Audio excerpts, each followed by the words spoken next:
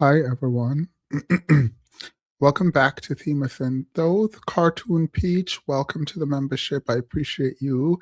I will be posting on the book club in a moment. I needed some time to reacclimate, and I was a bit sick. I don't know how to explain it. Do you have your body ever kind of like shut down? Not fully, obviously, but like it's hard to get out of bed, it's hard to move, it's hard to do everything. And even at the gym, like had to go down in weights, which is an interesting thing, but I'm back now, I think. Um, I'm back now. So I will be, for all the members, I've made two or three, maybe two live streams this week for members only. So hopefully you guys are still on board and loving the experience. I will try to be more active with members because I do actually appreciate you all taking it a step further and being a part of the community in that way. So I want to thank you. Uh, I did not want to talk about this, but I'm going to. And I saw, like most of you, Donald Trump posting on Truth Social, his personal account, that video of Michelle Obama and Barack Obama as apes of sorts. And how racist that is. Like, I am not about to engage in a back and forth about racism. It's not going to happen. It is racist. And then to watch Caroline Levitt from the White House come out and say that it was about the Lion King and Trump was portraying himself as the king of the jungle and other people as sort of animals within the jungle is insane, right? Because the first kind of pushback was that it's racist, right? And the White House comes out and say, no, we posted it. Trump posted it because it was about Trump being the king of the jungle and everyone else being a part of the jungle, which itself is weird. And then Trump comes out and says that he didn't post it and that instead a staffer posted it at midnight. And so this is obviously inconsistent. And I don't want you all to worry about this and use a lot of mental space to address this because it's all a distraction from the Epstein files. And I think one of the interesting thing that I found as soon as I forgot what website it was that made the Epstein files searchable, I should find it and post it. But like there is a website that made the Epstein files, the ones that have been released, searchable. And one of the first thing I went on there to do was search Obama's name. And Obama name pops up a lot in the Epstein files, like a lot, like weirdly, like I was just because I kept hitting find and I kept seeing Obama's name without reading any of it. I just wanted to see if there were, and I lost count. Like after the 20th time, I was like, oh, wait, I lost count. And then I started looking what was being said. And they were hating on Obama. Like these people, the billionaires hated Obama. Like they were it almost this is my feeling. And if anything comes out about Obama, I will be the first to drag him. Let's be very clear. But it almost felt like they didn't have anything on him and that made them upset. And because he did not play around in the kind of pond, the PDF file pond that they were playing in, that like drove them up a wall. And I am because like I have this in the back of my mind. I believe that people aren't all stand-up people. Like if you made it that far in politics and wealth, there is a part of your humanity that you give up. And so while I think Obama is suave and charismatic and a good role model for just being a human, generally, I always had in the back of my mind, but what is behind the curtain? Like, what are you really doing? And reading these Epstein files, it feels like he could potentially be the same person behind the scenes where he's not like a bad degenerate. And I think that's insane. Like, if you go back there, you will see Bannon, you will see all of them just like kind of disrespecting Obama. And it felt like, from my perspective, that they were just mad they didn't have dirt on him. So that's something. If you're going to go through the Epstein files, I would implore you to go look up what is happening with Obama in the Epstein file, because his name comes up a lot, and it's just them, a bunch of degenerates disrespecting him. And when you are getting disrespected by a bunch of degenerates, you've done well. You've done something well. Um, so I just wanted to point that out. Happy Black History Month to my favorite YouTube community. Thank you. Happy Black History Month to you all.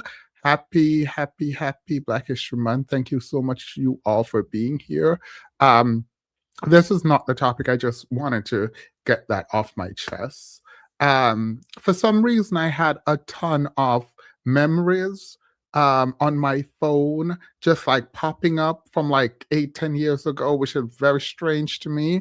And so, if you're in school, good luck to you all. I wish I could give you all advice on what it took to get me out of school. But I literally looked at my phone and I saw those pictures, and I did not recognize, honest to God, I did not recognize the person. I All I saw was someone who was exhausted. My skin was dull. I was falling asleep everywhere.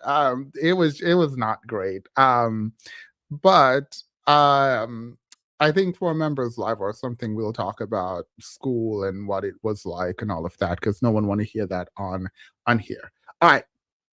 I have something that I wanted to show you all before we get started. So let's watch this together. Let's watch this together.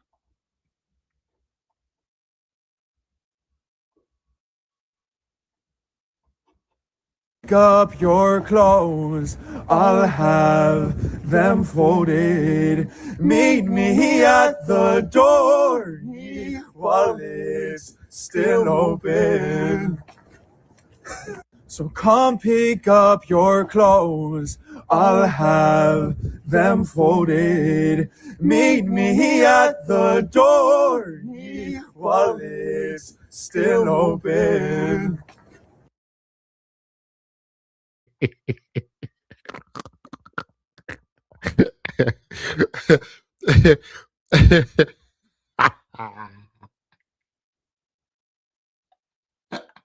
wait, wait. It's the he part. Like they just added a random run somewhere. You want to know something very strange?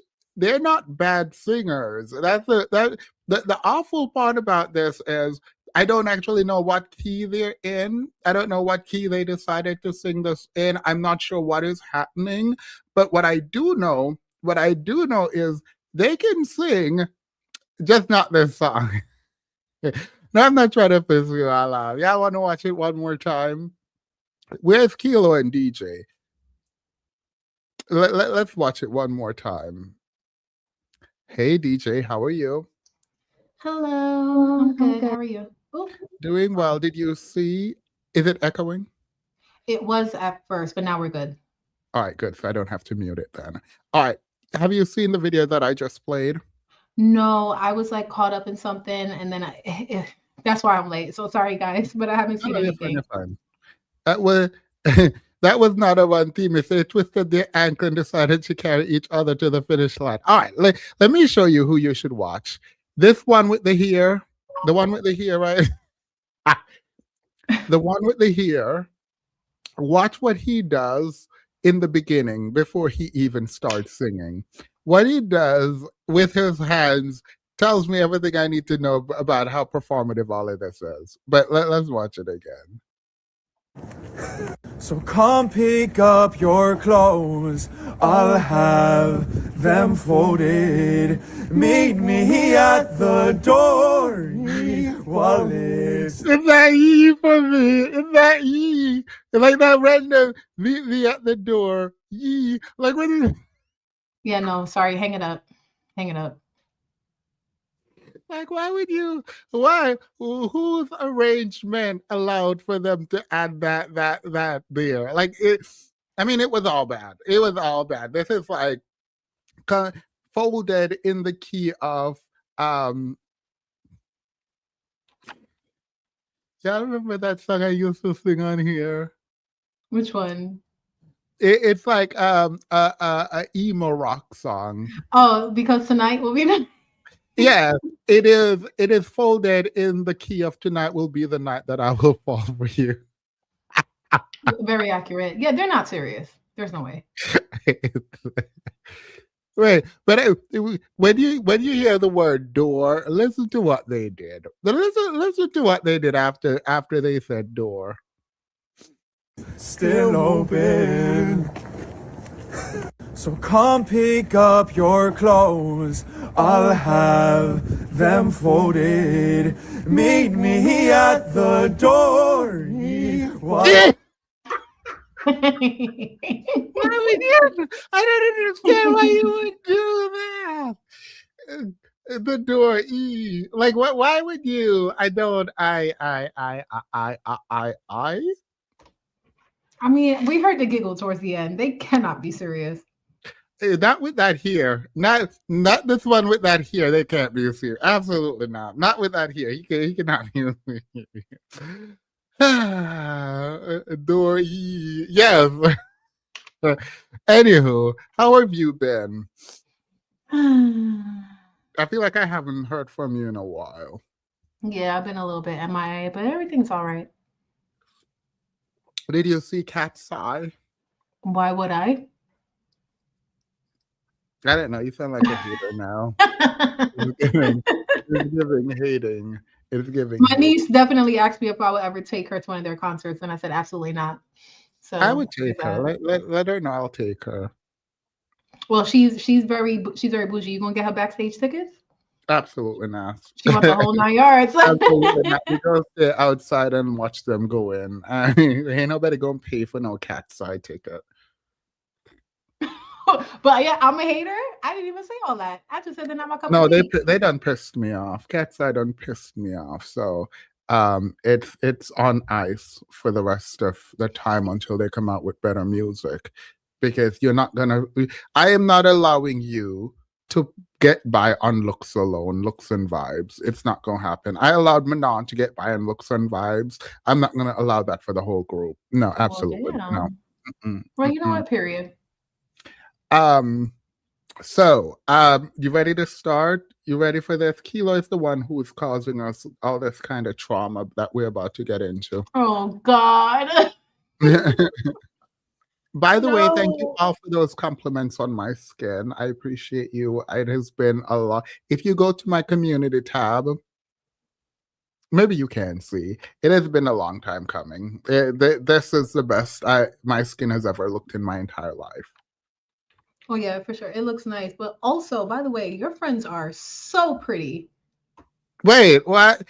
Girl, tell me why. But first of all, they're not my friends. Oh. That's the first thing.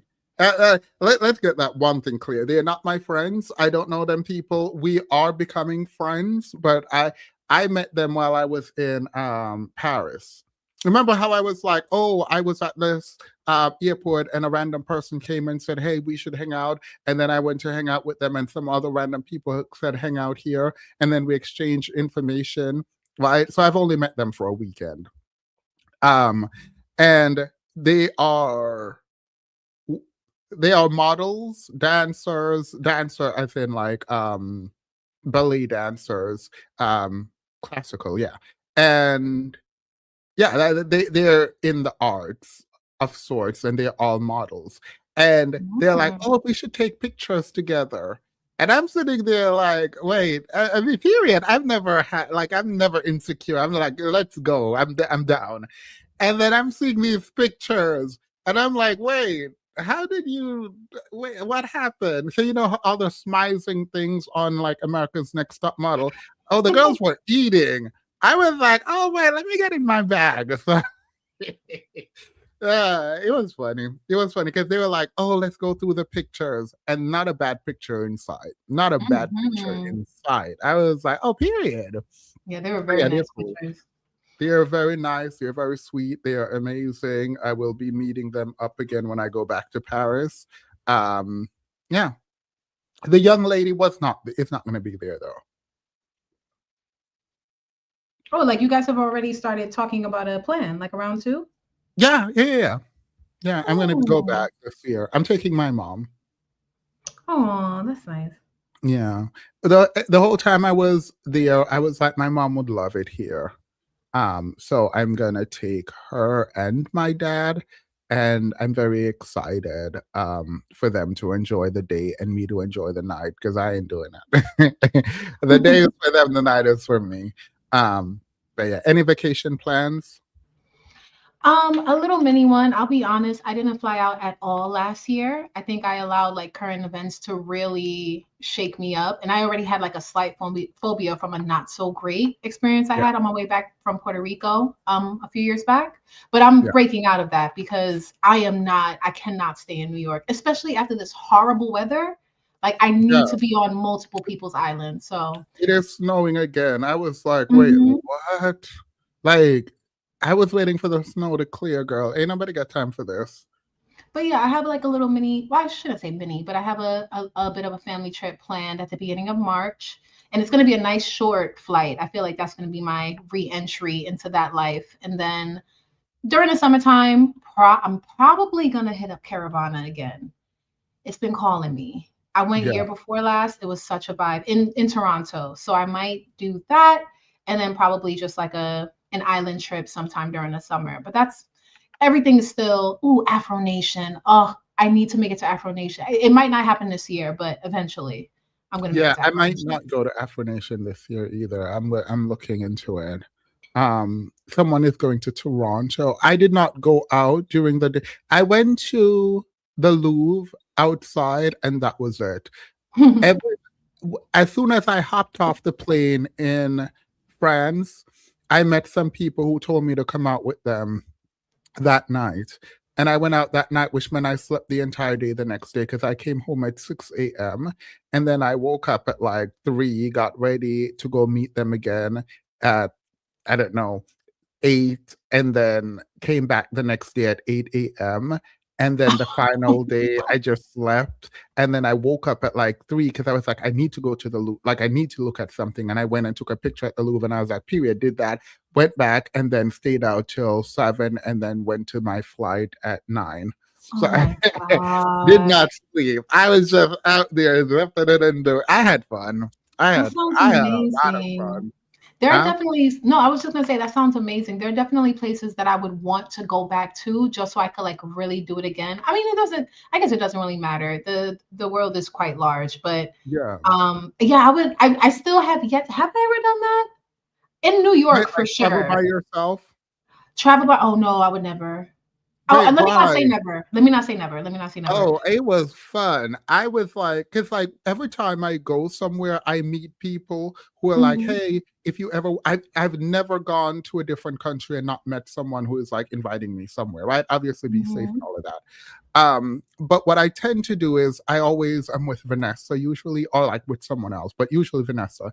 And she is not keen on like meeting new people and doing new things. So Mm.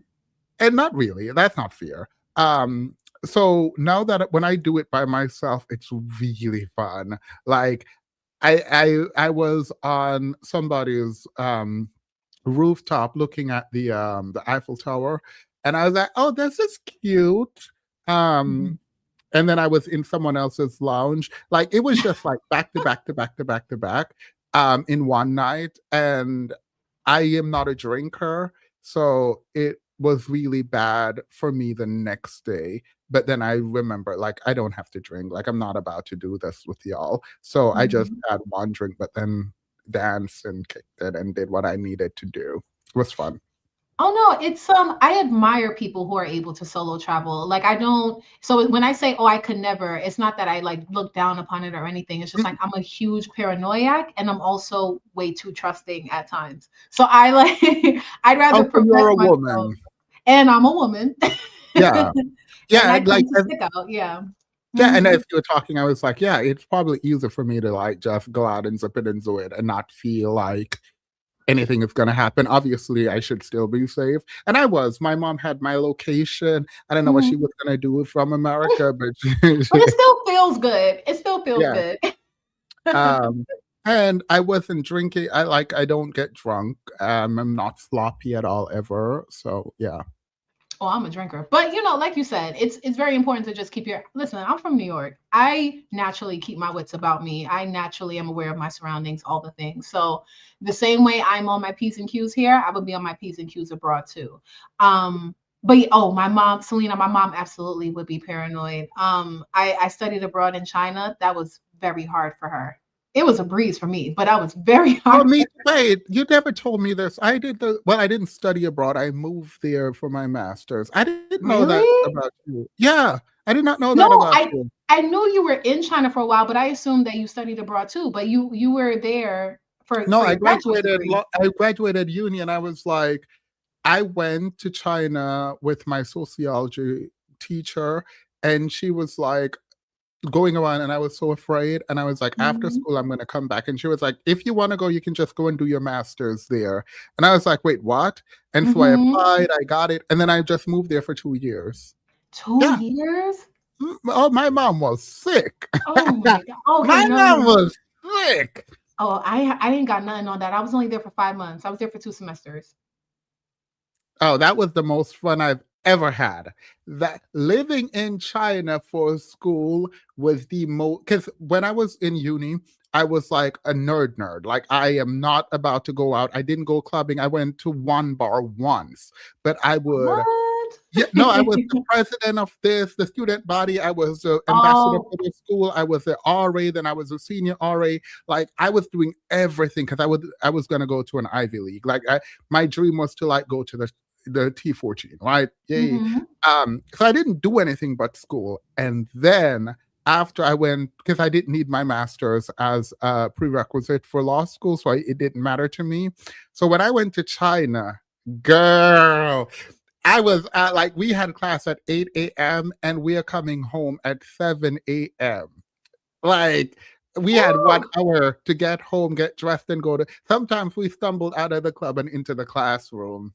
I know that's right. Yeah, Oh, that China, sounds China ate down. that I that sounds like that sounds kind of similar to my experience because my roommate, she was on that type of time. She came to have a ball and she would just bring me with her.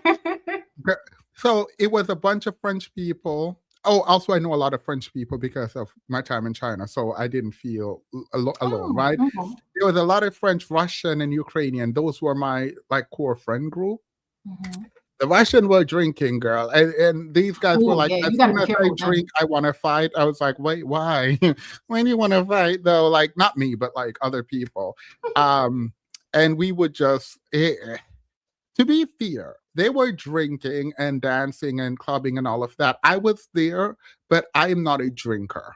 But as soon as the music hit, I'm on the floor. I'm on the dance floor. It was fun. Ah, we even went to Inner Mongolia and lived in a hut, a herd hut, or whatever it's called, for like a weekend.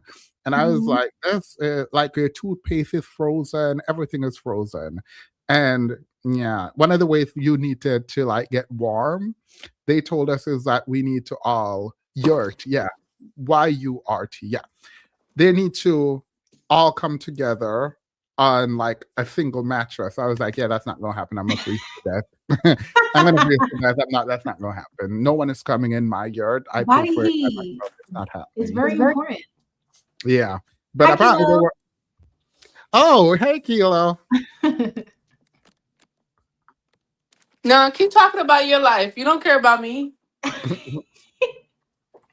How is the snow? First of all, I'm calling from downtown Philly. It's shitty out here, y'all. Don't drive around. The ice is about, listen, the ice was 10 inches. I got stuck in a parking space. I had to dig my way out with a spoon and a fork. All my life, I had to fight boots on the ground journalism. Don't come here. Period. Stay in your house. Stay in your Sounds house. like you're having fun, girl. Period. Sounds like And it's you're like living. negative 60 degrees outside. I just can't. Yeah, it's really I just bad. can't. It's really bad. It's really, really bad. It's not even funny. And my car is not made for snow. Oh, I'm just not that girl. It's not I made wish for I snow. was there. You need a man to come help you push the car and drive the car and lift the car and snow the car. Exactly. On some cutesy, dirty shit. I'm trying to be in the front seat watching you push. For reals. I gotta be out here all independent and whatnot. That's crazy. That is crazy. Like, why is the snow still here? What's happening? It is not It going is anywhere. I think it's disgusting. fake, like the people are saying. It is actually quite disgusting. I'm Like like, it what is. is, it's still here. Like it is still very tall. Like I don't understand. Demas, Demas, you do the car stuff. LOL. Absolutely not. I don't even know how to drive. I've been in too many car accidents where I am not the driver. Like I'm never the driver. And now when I'm around the steering wheel, I get anxiety. So now, but Keela a driver. If I were with Keela, I would be out there lifting and pushing and things. Right. As you should. As you should. As I should. As you should. Like it's really bad. Like I don't understand. It's really bad. I'm gonna switch over to my iPad and then I'll be ready. Okay. All right. Wait, Themis, I didn't mean to cut you off. No, you Still didn't. talking I've about been China. talking nonstop. 2 years. Wow. Yeah. Yeah, my mom would have lost her mind. Niche was young one. Don't put me on the spot. All Let right. me tell you what I know how to say. Dao Bao, which is Shanghaiese for takeout. I remember the things that matter, like food related stuff and all the things. Did you? I know you had this experience because I definitely did. The people coming up to you, touching your Yes. hair, all the things. Mhm. Yeah. I mean, Yes. thankfully, one of my professors was Black and his wife was Chinese. So he was there for like well over 10 years at that point. And he was, sorry, go ahead. No. I'm cutting you No, I off. was just going to say that he was the one that warned us like head on, particularly the Black students. He said, like, listen, they're going to be coming up to you. They're going to assume that you can't speak the language. They're going to like touch you. They're going to touch your hair. They're going to do all those things. Obviously, don't allow anything that you're uncomfortable with. But at the same time, like just try to be kind and remember that they've never seen anybody like you. Because prior to that point, I figured Shanghai, oh, please. But the vast majority of them have never seen a Black person in person before. And they made it crystal clear. It got real annoying towards the end. I'm not going to lie. Demas, your tones are terrible. What is your one? You're muted, I think. Demons. Who? No, I can hear him. Oh, could you? Oh, I can't hear him. Let me come out and come back. Look at the Lord.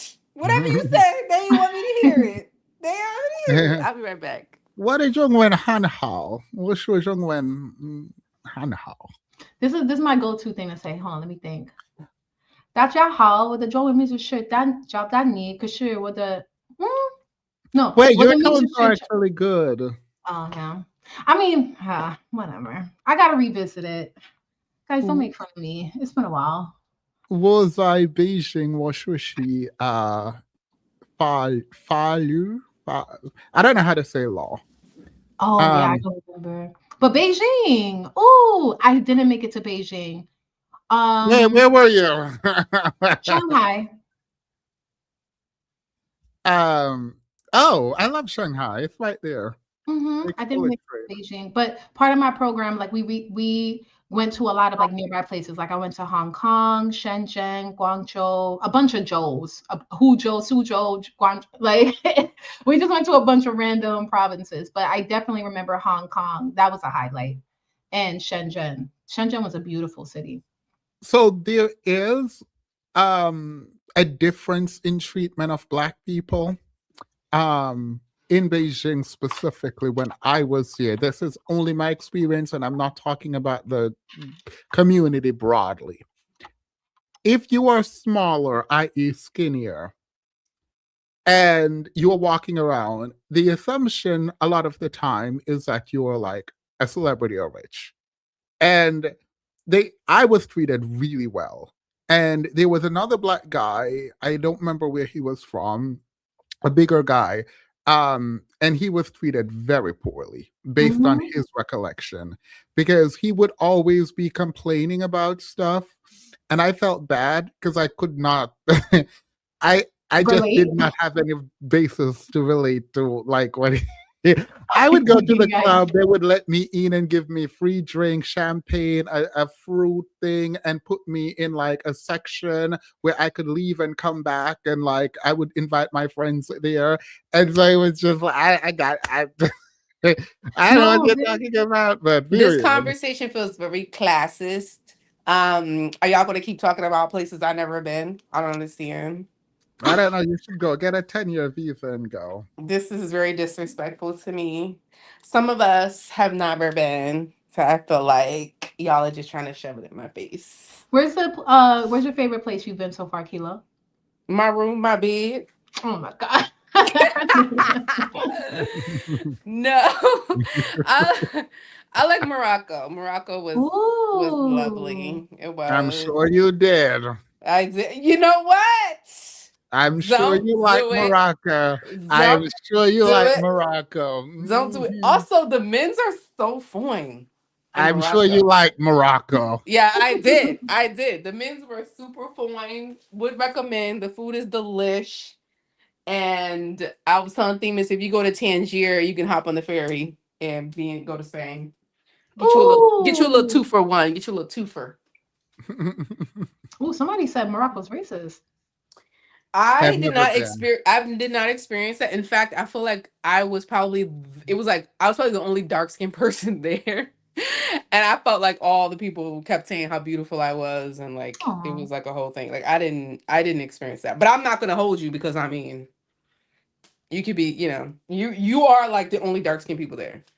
Oh, actually, that's a lie. I remember the first 6 months of being in Beijing, something did happen to me that was really trash. Um, when I went to the zoo, actually, the Beijing Mm. Zoo, it might have not have been trash, actually, but it was like instead of looking at the animals, I was the thing on Mm. display. It felt like, Taking and pictures. yeah, and Mm-hmm. people were touching me and taking pictures of me and taking pictures with me and hugging me and like all up Mm-hmm. in my space. And I remember my Chinese friend was telling me that, oh, they're from the country, so they don't see a lot of Black people. And so Yeah. they're visiting. And so that might be an issue. I do remember that. And I really hated it. I hated Yes. it. I was disgusted because I could not be abrasive because they didn't speak English, and so and part of it felt like they were being happy and like trying to like be nice, but like it was just too aggressive. Because they Yeah, were overstepping boundaries, even yeah, though yeah. I know that that wasn't their intention. But yeah, pictures taken of me, pictures taken with me. I remember actually, was it at a zoo or it was probably just at a really popular public park.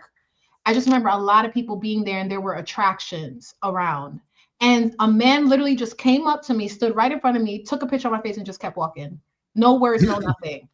At I was least they like, I'm didn't ready touch to you. go. I'm ready to go. At least they did not touch you.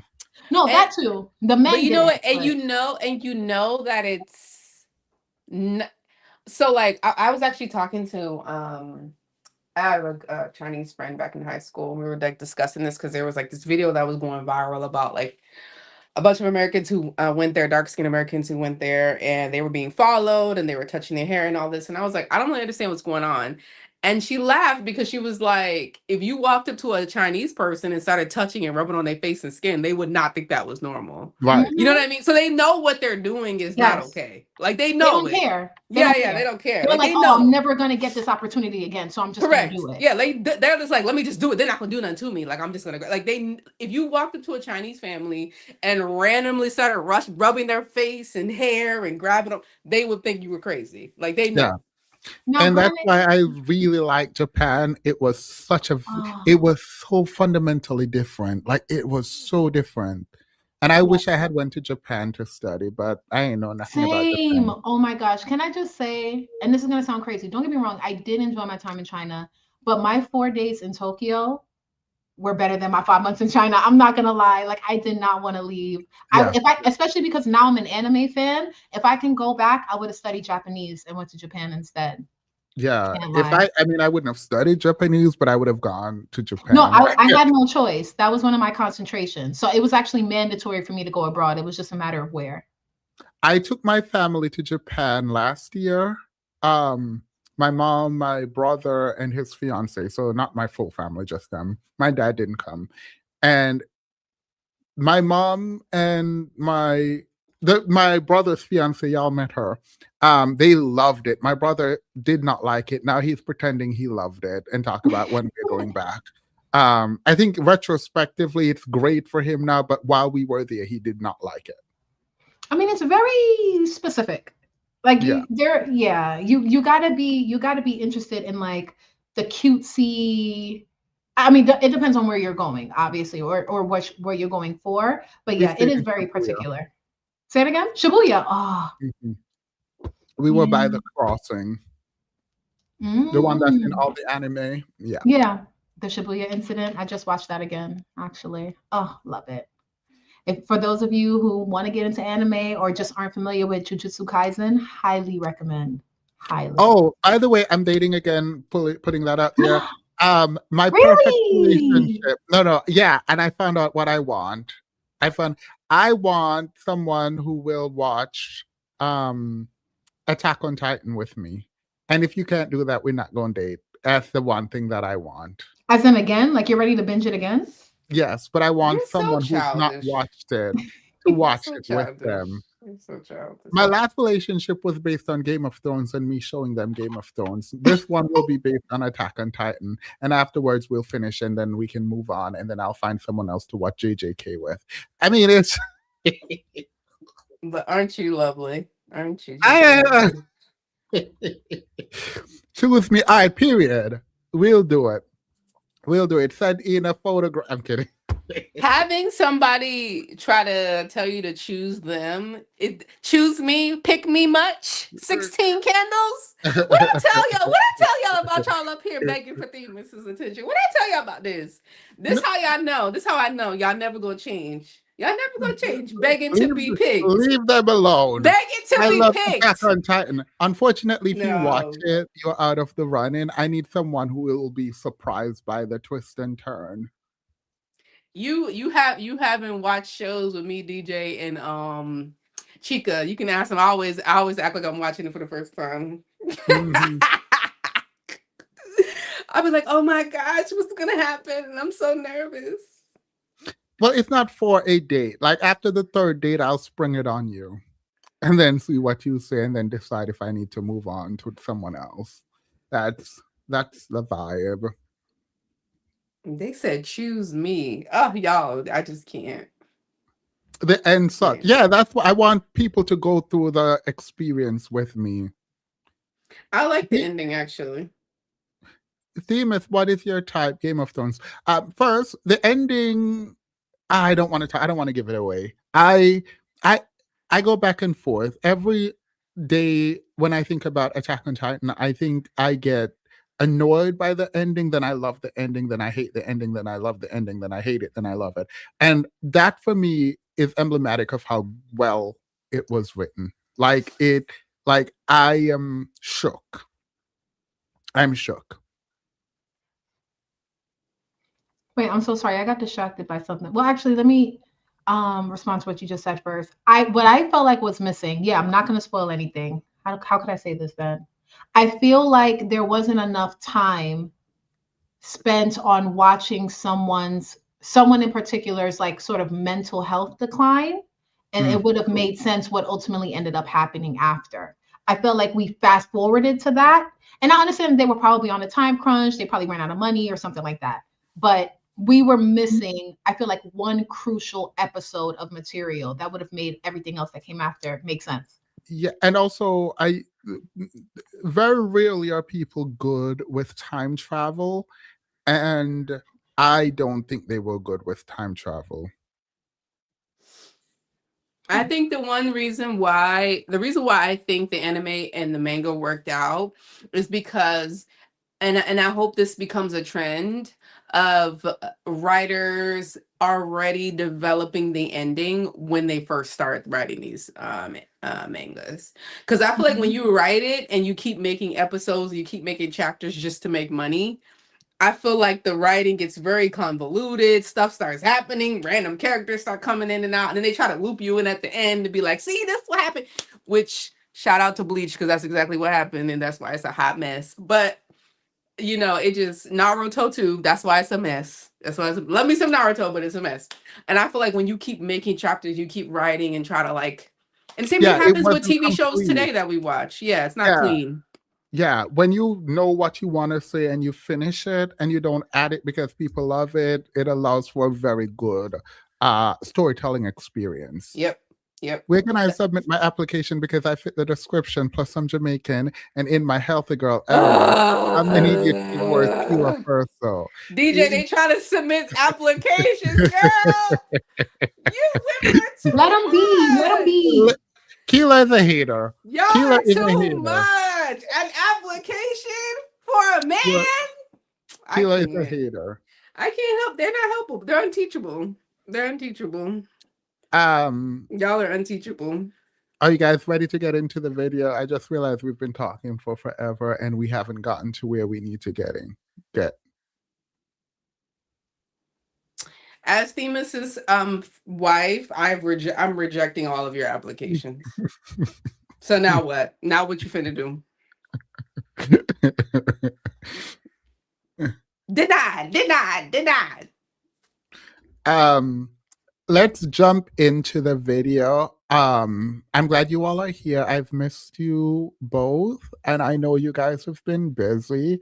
I will reach out to Keelo to ask to come on, but for some reason I'm afraid to reach out to DJ because I feel like I don't want to ask and you could be obligated to come on and then hate it, and then I don't know. If Keelo hate it, I don't care. I was just about to say, oh, you don't care, huh? But if DJ hates it, I'm like, well, I shouldn't have pulled her into it. I mean nothing to you.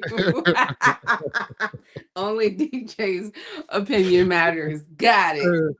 Period. Got it.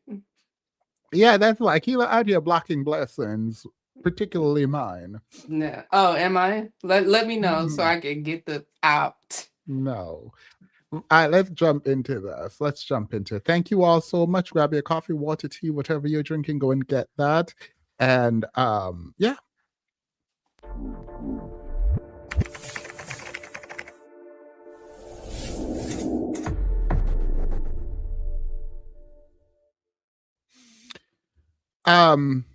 So I wanted to show a video before we go into the video you sent me, Keelo, because I wanted your thoughts on this. Been through infidelity. That could be around money. That could be around other people. The first phase is transparency. All right. Let's sit and talk about how much transparency we're going to have so that you're not traumatized thinking about where I am if I'm out of town. Let's talk about what transparency looks like. And that might look like call me, FaceTime. All right. And with couples, they might FaceTime 4 or 5 times. I know I call you the first time, but she might have been in the bathroom. Right? If you ever been traumatized, and we're talking about women, but it's men that go nuts, right? Go crazy, right? You know, you might have you'd have known I was gonna call. I told you I was gonna call, and then you call back at 11 o'clock, and they sleep. I'm like, just walk around the room for me. Like, oh my goodness, walking around the room. Call back at 12. Right? Maybe they were coming later. Maybe you knew I was gonna do this. Right. There comes a point where they no longer need to do that because they're able to see that what they think is happening is not, and then their nervous system calms down. Couples have been through infidelity. That could be all right. So he's saying that there is a level of transparency you have to give to your spouse after you cheat because it allows them to acclimate their nervous system. And I'm not here to say he's right or wrong. I that's not my ministry. What I am here to point out is the fact that y'all worried about a nervous system. If your man cheats on you and you trust them again, it's on you. Ain't nobody got time for that. That's all I had to say because we're about to go into a video about cheating. LOL at you giggling a little bit. I saw that. You. Why? Because I know you ain't taking this man seriously. I'm not. The people are like, someone said he's right technically. Okay, so I have a different opinion than he's right. I think this is all degenerate. I think it's degenerate. I think that if you are at a place with someone where they broke your trust and your nervous system is always on high alert, and so you're asking them to turn their phone around to see their hotel room, I think at that point, just hang it up. Like, if I'm asking you to walk around and stuff, just know I'm in a sunken place. Yeah, and if I've never done that, I've never done that. But if I were to do that, just know you will never have a night of peace either. Yeah, if I'm doing all of that, it's broken. We're broken. Yeah. I'm broken. You're broken. I'm in a sunken place. Like I'm not in a healthy state of mind if I'm doing all this. It's a no. And I'm not going to be in that unhealthy state of mind by myself. So you're not about to cheat on me and have me stressed out. Like, no, it's not going. No. I feel like you should be terrified. Yeah. I would never take anyone back, but I don't know how men sleep at night with a woman that took them back after cheating. Like, that's how you know they're too comfortable. Like, we really let these men get too comfortable because I feel like you should be terrified. Your eyelids should always be a little bit cracked if you sleeping and I took you back after you cheated. Like, you should be scared. Like, a man who is going to cheat is not going to know how to get around you telling him to show the room. Exactly. Like, he go show the room, then go get the woman after you. Hang up. Like, that's what I'm saying. I'm like, if a man, the thing is, what people don't understand that like cheating is a character flaw. There is a flaw in his character. That means he thinks cheating is okay. So that doesn't matter the circumstance. It doesn't matter if you flip the camera around. Doesn't matter if you hiding outside behind the trash bin. Doesn't matter if you slink yourself hide inside the dishwasher so you can pop out when one of his hoes try to wash a dish. It doesn't matter. He will cheat on you if he wants to cheat on you because he's not a good person. Right. So let's get into these men of God talking about cheating. Keelo sent me this video. Why you gotta say I sent it to you? No, because anytime we get into degeneracy, they think it's me, and it's usually never me. It's usually never me. And like, anytime I see men wear these hats unironically, I just know what is up. Like, dead giveaway. Yeah, dead giveaway. Dead giveaway. And if it's in Atlanta, if he's in Atlanta, it's a chop. And I'm not going to tell you why, but if he's in Atlanta, girl, it's a chop. Y'all ain't trying to feel me. Y'all ain't trying to feel me. Y'all ain't trying to feel me. Next on the Love You More show. How did you forgive her? Forgive who? Your ex-wife when she went on to a public stage. Yeah. I mean, fully aware of who you are in the earth. Yeah, you have to have in context. I forgive her for exposing what I did to her. Mm-hmm. That's the arrogance of me. Mm-hmm. Yeah. Wait. Keelo, come to the front. You're out of pocket. This gonna piss me off, and my blood pressure is way too high. I'm actually gonna make chamomile tea instead of what I'm drinking with a ginger. I need to calm down. Wait, I thought wait. So he cheated. That is Pastor Dusty Bryant, right? Mm-hmm. Right. He cheated on his wife.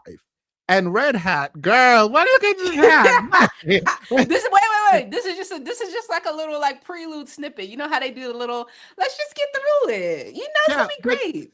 The question he's asking is, how did you forgive her for exposing you? The host is gonna make you very angry. Girl, let me go get my chamomile tea because nobody got time. Oh, the how host did you forgive her for exposing you for cheating on her? And watch Pastor Brian pretend to take accountability without pointing out why the question is degenerate and why the question makes him a degenerate. This question makes him a degenerate. I don't know who this man is, never seen him in my life. He probably, if he does not cheat, if it's not known that he's been cheating on his wife, he got away with it. He's a cheater. Point is that simple. He's a degenerate. He's a degenerate cheater. And the pastor is not about to tell him. The pastor is not about to tell him that your question is out of pocket and you're a degenerate. Yeah, she'd have no story if I didn't give her the storyline. My ex-wife said she didn't divorce me because of infidelity. She divorced me because of my arrogance after the infidelity. That I had no attrition. I had like, hey, I said, I'm sorry. Why are you still mad? Yeah. Like, we still talking about that. I owe it to God and I owe it to my children for them to see me in a healthy relationship because I have failed in front of them. I am 70% of who I'm supposed to be single. Jeez. 70%. And you doing it like this? I'm telling you, I'm at 70%. Well, listen to me. I am operating as a runway model for grace. The Bible says you don't get favor till you have a wife. Love you more. Hey family, Willie Mo Jr. here, and welcome to another edition of the Love You More. I don't like him. I hate it. I just hate it. I just hate everything about this. Speed it up. 3 point. Go to 3 point. I hate the idea, and women come to the front. Why women always got to get smoke? No, this content is for women. This content is for women. If you look at his analytics, it's for women. I hate the fact that men are able to create content around how degenerate they have been and how they have disrespected and used and abused women and somehow pretend that they've come back from that and make that into content and sell that to women. It is actually kind of insane. There is a kind of insidious nature around it that is disgusting. Like if I were doing bad things to women, right? If I'm coming out here to talk about it, it's about my accountability and penance. Like I'm not here to build a brand on women's back when I've been degenerate and mistreated women. Like that's weird. It is weird, but it's women's fault, mind you. Like it's completely women's fault because women like to sit there and watch their project onto these men, the man that is cheating on them currently, and hope that these men will become like these other men. Like it's weird. Yeah, at this point, it's if men like this are doing anything, you just have to assume that there's some hidden benefit. Like they're not just doing it like you said to pay penance or anything, or to quote unquote take accountability. They don't know what that means. So this is clearly for a specific reason, and it is for the money, it is for the audience, it is for the, oh yeah, I'm like those other men, but you see how I'm different? I'm like willing to talk about my faults and I'm willing to face them head on. As if like, do you want a cookie? Right. You're still trash. I also think, just to mix what you guys both said, I think whether consciously or subconsciously, this campaign to convince women to accept men as they quote unquote are, right? Yeah. So they're saying, hey, listen, if your man cheats, he can change. Right. That you don't need to break up with him. You don't need to divorce him. He can change. And then that's, they're putting this out there so that you can be okay with your man cheating. They've been doing this. How long have men told us that they're okay to cheat? It's allowed. It's okay for men to cheat. It's biological. It's sociological. It's whatever. It's okay for them to cheat. They've been trying to convince women since the dawn of time that cheating is okay.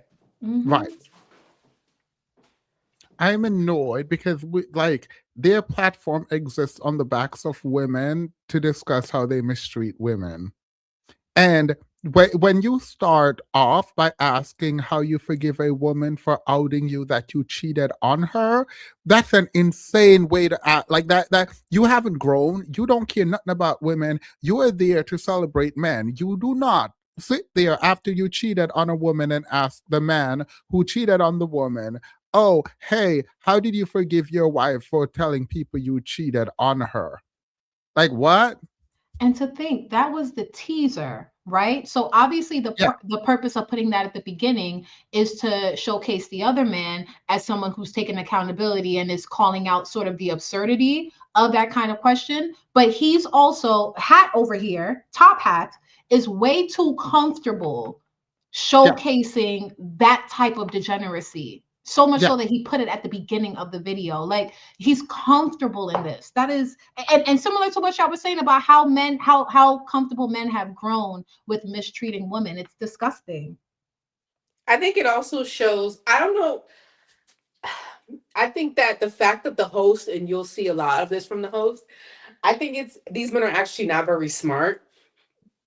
And I think it's very hard for him to hide his true, what I feel like is a manispherian talking points. Right. You know what I mean? No, on that note, why do they not have other talents? Why can't they go plow some lawn or something? I don't know, go farm some tobacco. I don't know. Go do something with your life, because all these men making platforms instead of going to work is starting to annoy me. Like, it feels like these men are like, oh, we can speak in complete sentences, poorly, mind you. It means we need to be a podcaster. I don't know. Go to school and do something. Be a teacher or something. I don't know. Let me tell you why they can't do any of that. Because they're focusing on their greatest assets, and that's Black women. Right. Women in general, but they're focusing on where their money is at. They know they're not going to make money in going to school. They're not going to make money in building nothing. Their money is keeping these Black women with them, accepting them, taking care of them, and investing their money in them in time. They know that. That's their biggest asset. They're focusing on where they know they can make their money. And Please don't be a teacher. Well, true. True. Or show. Now listen, if this is your first time watching the show, I want to encourage you to click that little notification bell so you can be updated whenever a new show comes out. And of course, I want to give you the opportunity to subscribe to this channel, because at the end, neighborhoods and people who are not being impacted with love, mainly because we don't love ourselves the way we should. If you can be honest, there's so many different things that you get lost in, whether it's social media, your children, your... I do like his nail polish though. I need to get like a shiny nail polish too. I just noticed that. Period, girl. Sorry. That was not an underhanded comment. I actually do. I've never done my nails, unless I'm like painting it black for a joke. I've never, so I need to get into it. It's giving Metro. Husband, your wife, your career. If you're in ATL, DC, LA, traffic, come on, you lose yourself there too. But the truth is, it's time for you to be found again, because I believe the best version of you is the best version that God requires. And it takes you loving yourself more. And that's what this platform is all about. Today, I get the esteemed privilege to hang out with a gentleman who literally loves himself. And the reason why I know that is because he's helping neighborhoods all across the country. He's helping seniors all across the country. And I'll tell you what, he's helping people like me watch him navigate from a distance with all of the ups and downs, and doing it gracefully. And so here's the thing. I'm excited right now that I get an opportunity to hang out with your pastor's favorite pastor. Jamal Bryant's hanging out with me now. What's going on, champ? Man, I am so glad. I was in my feelings. So I'm like, how is it taking me so long to get on this show? No, I I'm had saying called people you. after people. I said I'm supposed to have next. So thank you, because you absolved the stuff I was harboring in my heart. No, listen, I wanted to have you on the first show, but getting on your schedule, man, God, they pulling you all Yeah, that's across because you the called world. the office. Call me. Hallelujah. Call me. Next You time. know how we roll. Come Absolutely. on. Man, so Jamal Bryant, I'm just grateful to have you. Of course, I'm saying that not just for the camera, but I always say it publicly that there's never been a time, if it has been in your power, that if I called you for anything, you always show up. So I always say, man, listen, that is my brother from another mother. So I publicly want to thank you on this platform, because the last time I came to do something at the church, time before last, it was for me. You came, and I was just on faith. I was going through a whole lot. A lot of people was feeling a certain type of way about me, and just to know that. The tone of this all wrong. Yeah. White in the baby powder, blue no sock, skinny ankle, Amish hat wearing. Look, I go and say it. I am here for Black men experimenting with their style and sexual presentation of self. His hat is very period. I called you and you had just got finished with a funeral, but you still made time for me. Absolutely. Yeah. So before we even get to any icebreakers, I just want to say thank you, brother. Man, I love you. Yeah. I mean, I don't even know why.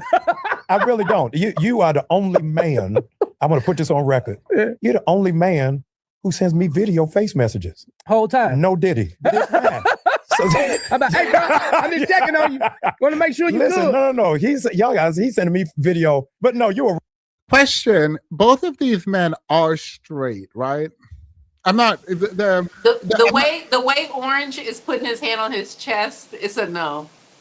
Stop. It's a no. That's not why I'm asking. I'm asking because I know he's a pastor, and I don't know what he is, but like I do think their sexuality matter insofar as to like contextualize what they're talking about. But I'm pretty sure the ex-wife was on reality show, and he cheated with another woman. I'm pretty sure. I don't know who this man is. Yeah. Can we agree though that the orange blouse is eating with a little low neckline? Ooh, that would eat down. It's disgusting on him. Cute.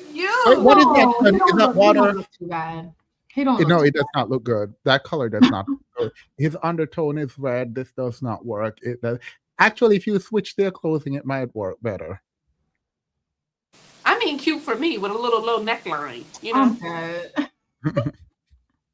Real brother, man, Yeah. and I appreciate you, my brother, twice. Yeah. So I'm grateful for who you are and your authenticity away from the mic. Yeah. You're consistent. Yeah, no doubt. So I appreciate that. The way we do it here on the Love You More show, we have an icebreaker. Okay. And our icebreaker is music. Okay. And so this particular song, it's actually called Believer. And you being a man of faith, stepping out on faith in so many arenas. I wanna start off with that, KD. Bring our attentions to the screen. Yep. After that little counseling session, wifey and I had a time that night.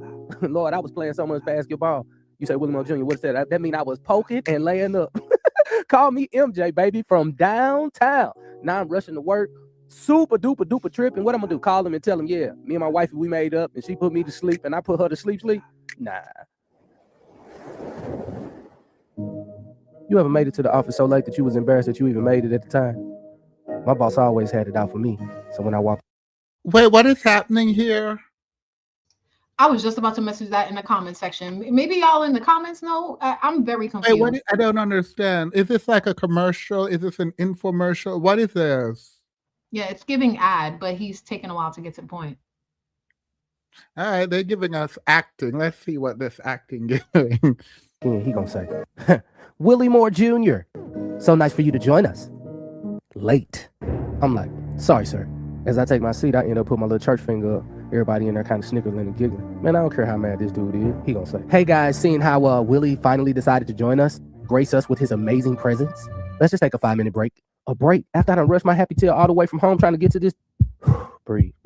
He lucky I'm a believer. Believer. Woke up this morning with a headache all night with my baby made it to work. Please. Absolutely not. Absolutely not. You then lost your mind. Absolutely not. Name of the song is Believer. The series is Love You More series coming really, really soon. So in that song, there is a lot of parts in there, but I'm an entrepreneur and I also have a job. Yeah, they forget it. Like, I don't understand why everything has to be so ratchet and ghetto and useless. I don't understand why.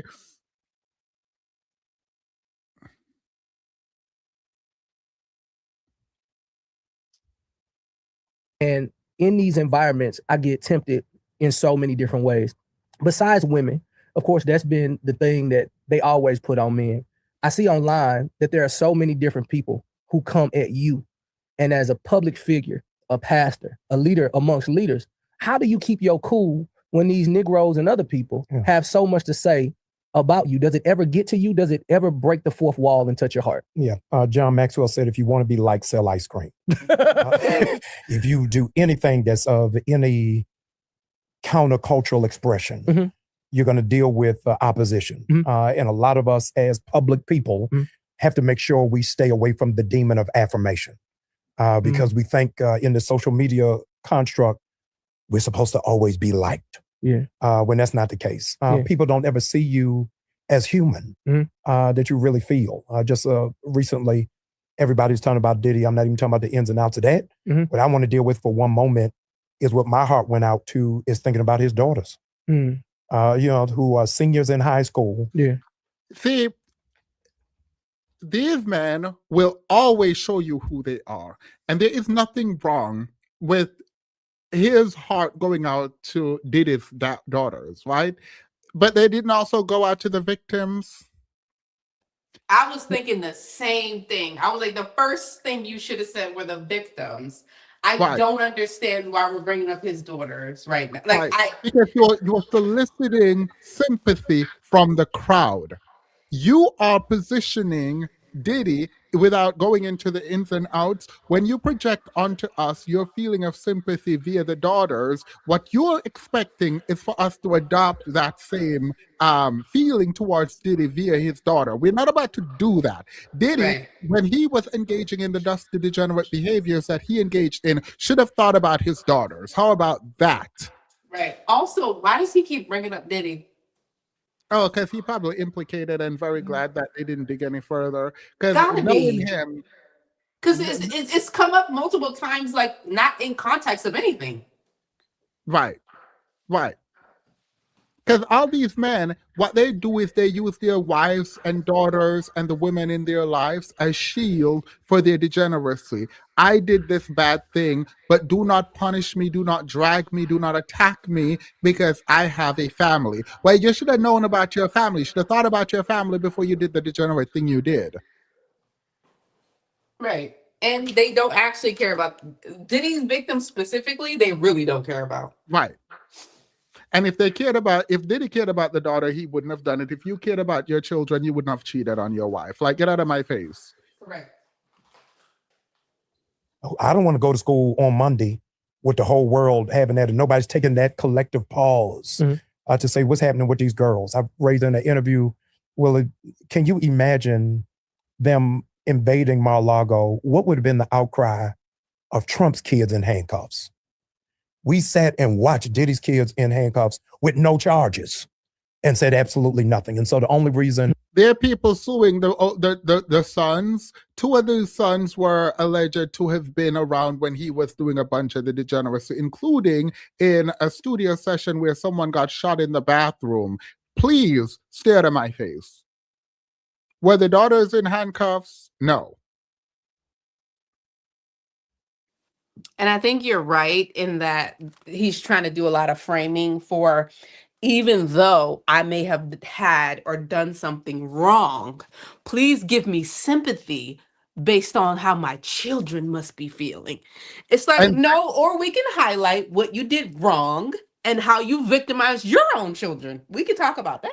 And then he's shoehorning into that explicit ask for grace and forgiveness and care for degenerate behavior using the daughters. He's shoehorning into that blackness and the difference between white people and black people. And so he's trying to convince the black community that there is a kind of war on black men who have done the bad thing. And so layering of his message is actually quite good.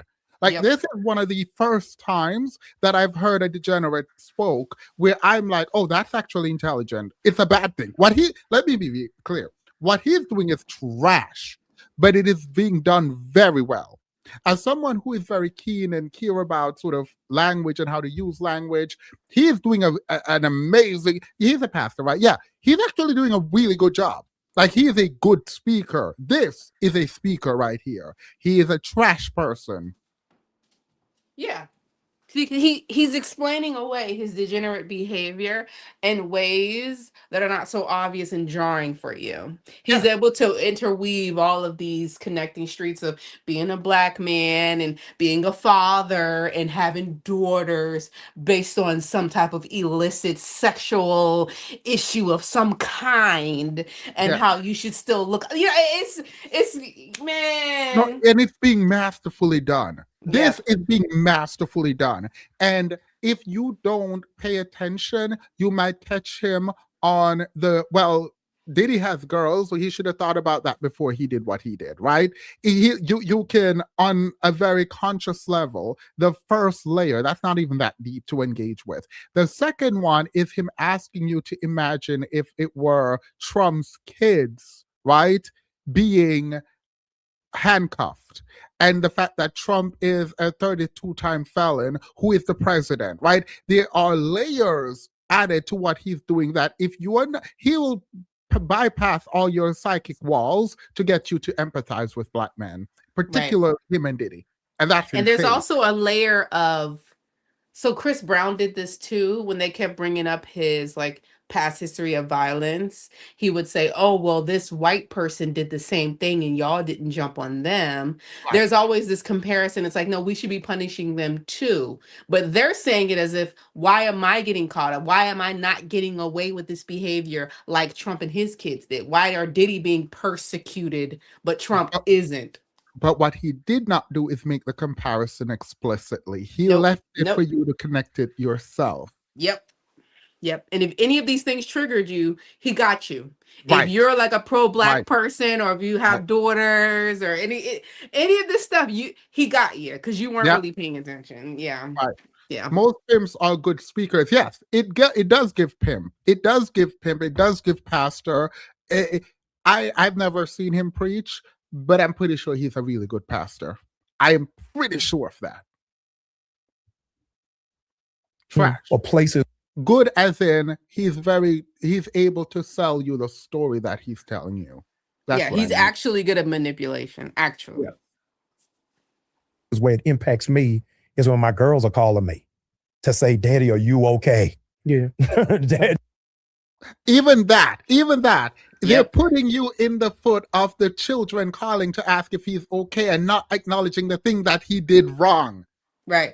When you are in that frame, it's very difficult to hold someone accountable, at least verbally, when you're thinking about, oh, the daughter is so sad. Yeah, the daughter is sad. You cheated. And he's framing it in that way, when you can look at it another way and go, how effed up is it that your children have to reach out to you at all? Why are they even involved in such a horrible situation that the children are reaching out? Why are y'all being the adults? Right. Again, they're using the women in their lives as shields. Daddy, one of the parents in the pickup line asked me about it. I didn't even see it. I was in school today. So it doesn't impact me until it impacts my kids. Indeed. So, throughout life, throughout this ministerial call that you've had, like you had several public things that have gone public. Yeah. How do you speak to your daughters about some of the things that have happened? Like, how do you, when they were a lot younger, like, do you prepare your children? You're not prepared for it. You don't know. The thing that comes with anointing is exposure, whether good or bad. The reality is we still have no idea who told on Moses killing that guy. Wasn't nobody there. Well, nobody there. Somebody was there. Yes. So it comes with it. And so the way that my oil is constructed. Wait, can you pause? My grace is. Why does it feel like you're trying to blame the snitch and not the person who actually committed the devil's act. It's like, well, they will never know who told Moses kill it. Why are we killing people? If you had not killed someone, nobody would have been able to see you, and nobody would have been able to say that you did that. That, what you just said, is exactly why I know they wanted to frame this interview as forgiveness to the woman for outing you, right? Yep. Even though he rejects this outwardly, the entire framing is about the people coming out and speaking about your bad behavior being wrong, right? And what he does masterfully is he extract himself from that narrative, even though you are supposed to accept that narrative and say, well, no, it's because I gave her the story, right? In the beginning, he was like, it's because I gave her the story. She wouldn't have any story if I didn't do what I did, right? So it looks from our perspective like he's taking accountability, while the other guy is pushing onto him this notion that there is something for him to forgive his wife for, who came out and told the public that he cheated. So it is it's happening on like multiple different levels. And I know for a fact he's the one who orchestrated this interview based on how he's talking. He's using the interviewer because the interviewer is a degenerate. Please remember to like the video. There's over 300 of y'all in here and only 100 likes, and 90% of y'all said you like the video. That don't make sense to me. Somebody lying. Connected to my accountability. And so if I don't hold myself accountable, God will pull the sheets off of me. Yeah. And say, I'm gonna make you live this out loud, because humility is not one of my fruits of the spirit. So he got to make me live through it, so that you are mindful that as gifted as you are, you still need mercy. The discipline has got to be something you aspire towards, not just in private place, but in public space as well. So I see you. So we laugh. Yeah. Because I went through my little stint, a lot of public everything. Yeah. And I remember my accountability partner, he said, you and Jamal Bryant have a very unique anointing. You're going to always land on your feet. Yeah. He said, I want you to get a little closer to him, because maybe he can help you navigate through some of the emotions that you feel, because I'm a neighborhood guy. Yeah. Like, what anointing you have? Oh my gosh, we're on the same wavelength. I hate when people use the word anoint. I hate it. Yeah, because what he does is he's saying God ordained me in this way. So nothing I do here on earth you can hold me accountable for. Yep. If you believe that he's ordained by God, you are going to allow this man to run amok. Mm-hmm. Mm-hmm. The thing is, he's not as good a speaker as Glasses. Pat is not as good a speaker as Glasses. And so he lacks the charisma to sell that he's ordained by anybody. Right? If he's ordained, it's the devil. Ain't no God ordaining him. Well, I also hate when normal people use this type of language to elevate themselves above other normal people. Because at the end of the day, what is a pastor exactly? But a human being reading from the Bible. Like I hate when they use that language, because they're trying to situate themselves in a hierarchy in which you're supposed to be looking up to them. I am in the direct connection with God, and we know how dangerous that is based off all the horrific things that happens within the church, and all these people just allow, like you said, these leaders, quote unquote, to run an absolute muck. Yeah, and when you are ordained by God, aren't you supposed to be expected to live at the highest in terms of your willingness to adhere to the principles of God? Like, it's wild to be like out here running amok, cheating, and then saying, "Oh, I'm ordained." Get out of my face. Right, and instead of using the word anointed to elevate yourself to the level of I'm Christ-like, it's more that I am a degenerate, and I just need you to forgive everything I do because I'm anointed. I don't actually deserve to be anointed. I haven't done anything. I grew up in church, but we was something that we do on Sunday. Yeah. Some people like, I was in church on Monday, and then on Tuesday, it was Sunday, and they was smoking Cool Filter King as soon as you walk out. Right. Holy Ghost gonna hit you in the church, and then that Cool Filter King smoke gonna hit you when you come out. Yeah. That's just what's gonna happen. Yeah. So you grew up with a father who's a pastor. Yes. And your mother and father, they're together, and that's what you grew up in. Yeah. Do you think that helped you a lot with all of the public issues on how to handle it? It ill prepared me. My parents have been married for 53 years. My grandparents were married for 62 on my mother's side, 64 on my father's side. Jeez. You want to know why it ill prepared him? All the men in their family cheated. Funny enough, I don't know this is a fact. I'm just assuming based on him that it's a generational dust. I would have asked him there when he said it ill prepared me. Cool. Why? Right. It ill prepared me because most of the women of the past, when you cheated and played in their face, they didn't say nothing about it. Right. Yep. Buckle up. And that's why we know it's a different generation here. Please like the video. Thank you. There's only 191 likes and there are 380 people here and 94% of you said you like the video. That's insane. Y'all playing my face. Let me find out you hiring bots in the live chat. Right.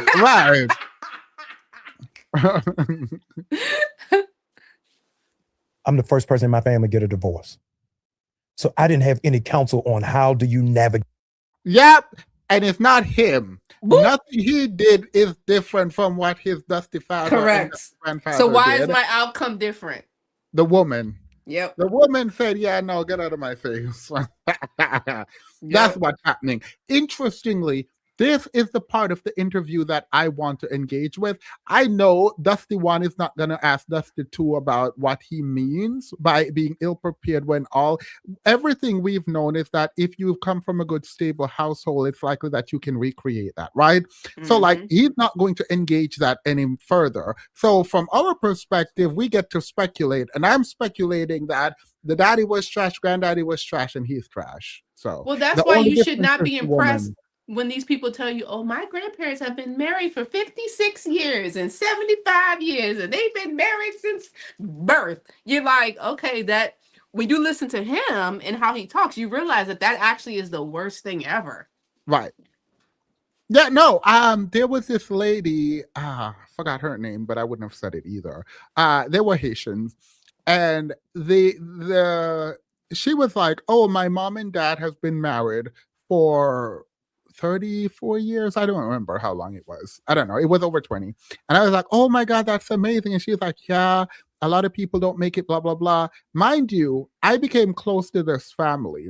The man has a family in Haiti, a separate family, a separate woman with separate children, and another woman in Miami, in Florida somewhere, right? And then they were in Atlanta. So it is wild to me that I sat there and you were bragging about your dusty daddy when he had a family all over the place. The wife, mind you, it looked stressed.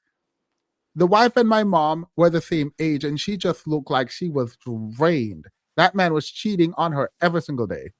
Not every day, but yeah. Yeah, no, that's why this whole, my grandparents or the women are so different these days. Our grandparents used to be together for 75 years. Yeah. This is what he's describing, a relationship in which the women sat around and the men cheated on them. Right.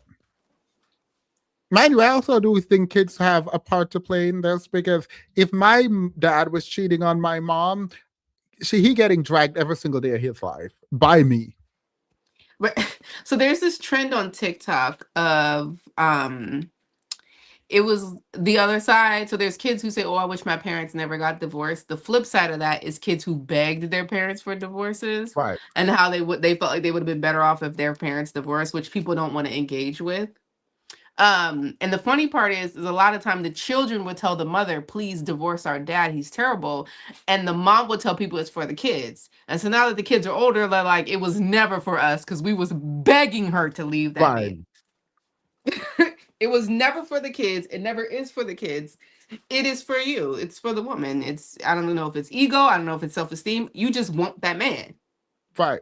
I think a lot of women won't admit that they just don't want to be alone. And so they'll let the man run amok in their lives. Yep. And no one, they won't protect the daughters. They won't protect the cousins. They won't protect anyone in their family as long as they got a man. And that is annoying. And I will never forgive you if you caused harm to me. And I'm saying you caused harm to me by allowing some degenerate to live in the household. I'm very happy my mom had a high dose of self-esteem, girl. Okay, ain't nobody got time for that. Yeah, and I mean, even some people in the chat are saying that they were the ones who they're part of that group of kids who wanted their parents to divorce. Like, it's a thing. It's a whole thing. People, it does not get engagement. People will not engage with that material, and it's because of the whole, you know, we want marriage to continue to look like it's something that's attractive. We want to keep saying that it's that you should be together, stay together for the kids. Right. And other people say it too. Oh, the children need a happy home. And these children are telling you that they went to their mother and begged her to leave the husband, their father, mind you. Right. And then some of the women who leave lie to their kids. This is the most diabolical thing that I've seen come out, and women should be accountable for this. Women generally should be accountable for this. If you are not gonna tell the truth about a dusty daddy, do not talk about the daddy. Do not lie to your child about how good. I have a friend for everything, who went out of their way to go try to be friends and be close to their father, and they realized their father was trash. The Superman that the mom built up in the child's head was an absolute lie. Why would you do that? Because now you look like the bad person who ended the relationship. I don't know why people do that. Anybody Well, keep also, I feel in my mind, you're responsible for your child being re-traumatized by their father. right. Because they ran over there because you said that the father was this and the father was that. And when they got over there, they realized themselves that father was a liar, or they were violent, or whatever the case was. So now they've been exposed because you're over there trying to paint this whatever. Because I think we were talking about, there was a story of like a girl whose mom told her the father was great and all this. She was lying. The mother passed. The daughter went to go seek out the father, and then terrible things happened. So it's like, you should have told her. Gate this space. My parents write books on healthy marriage. My parents do ministerial retreats for pastors and their wives on how to keep it together. And so when I had my marriage dissolve out of my, and I bet you the dusty daddy and mommy didn't have at all. They didn't lose any money. You have a whole ministry about keeping families together and whatever, fidelity, whatever. And your dusty son was out here cheating. How good were those lessons? Well, because the lessons were for the women. Right. How to stay. Yeah, the lessons. I feel like a lot of this, like, be chaste and be this and that. All that Infidelity is a whole series on YouTube where women come out and tell their story about how they overcame. Yeah, these women out here fighting, cheating, demon, and Jezebel. Yeah, fidelity is only for the women. Only. Where's DJ? No, I'm here. Y'all are just saying everything that I agree with. I don't have anything to add. Oh. DJ said no notes.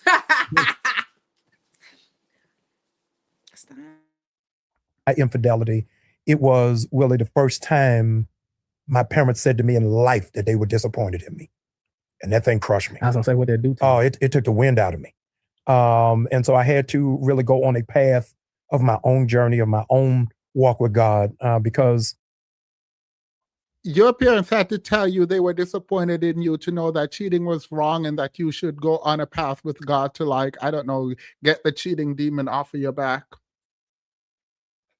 That to me is insane. Mind you, he is mining right now for sympathy. But he does it in a very slick way, where he does not ask explicitly. He's telling you things that he wants you to project onto him, and he's doing the action of you already projecting sympathy onto him. So, like, he doesn't have to do the work for it.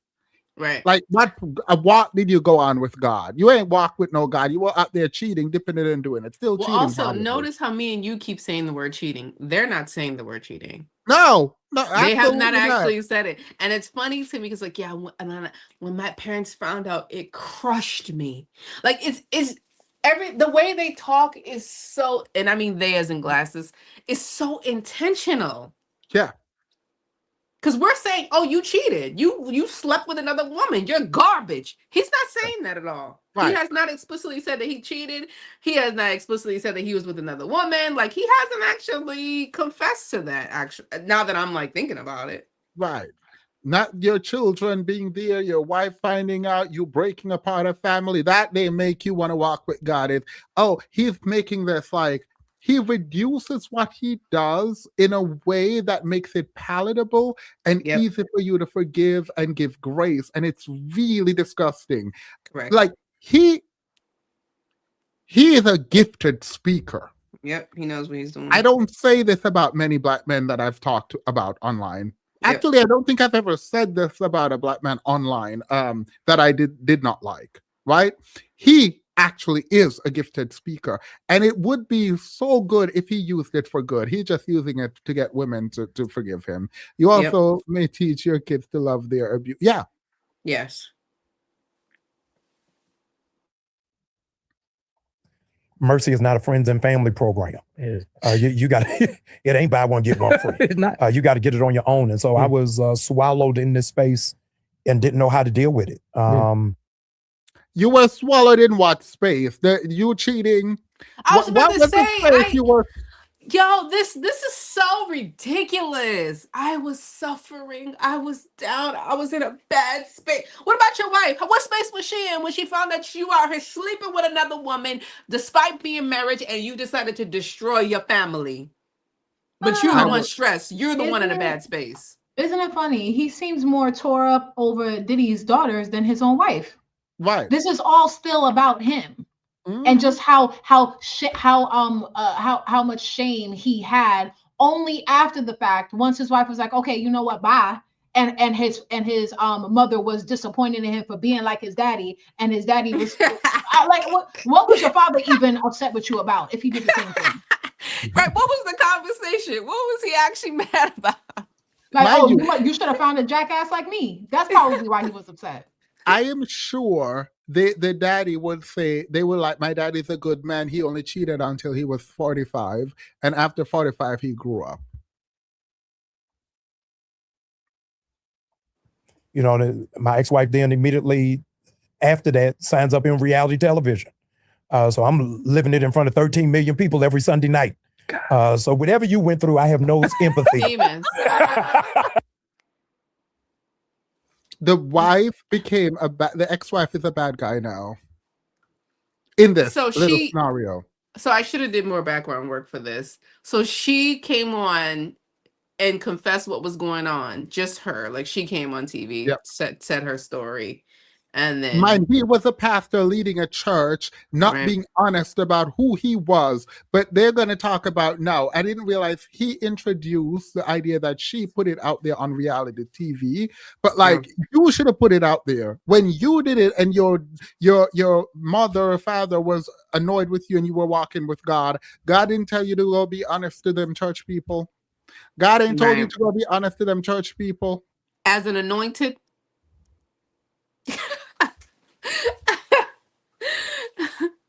As an anointed. No, these people make me sick. Like, these people actually make me sick.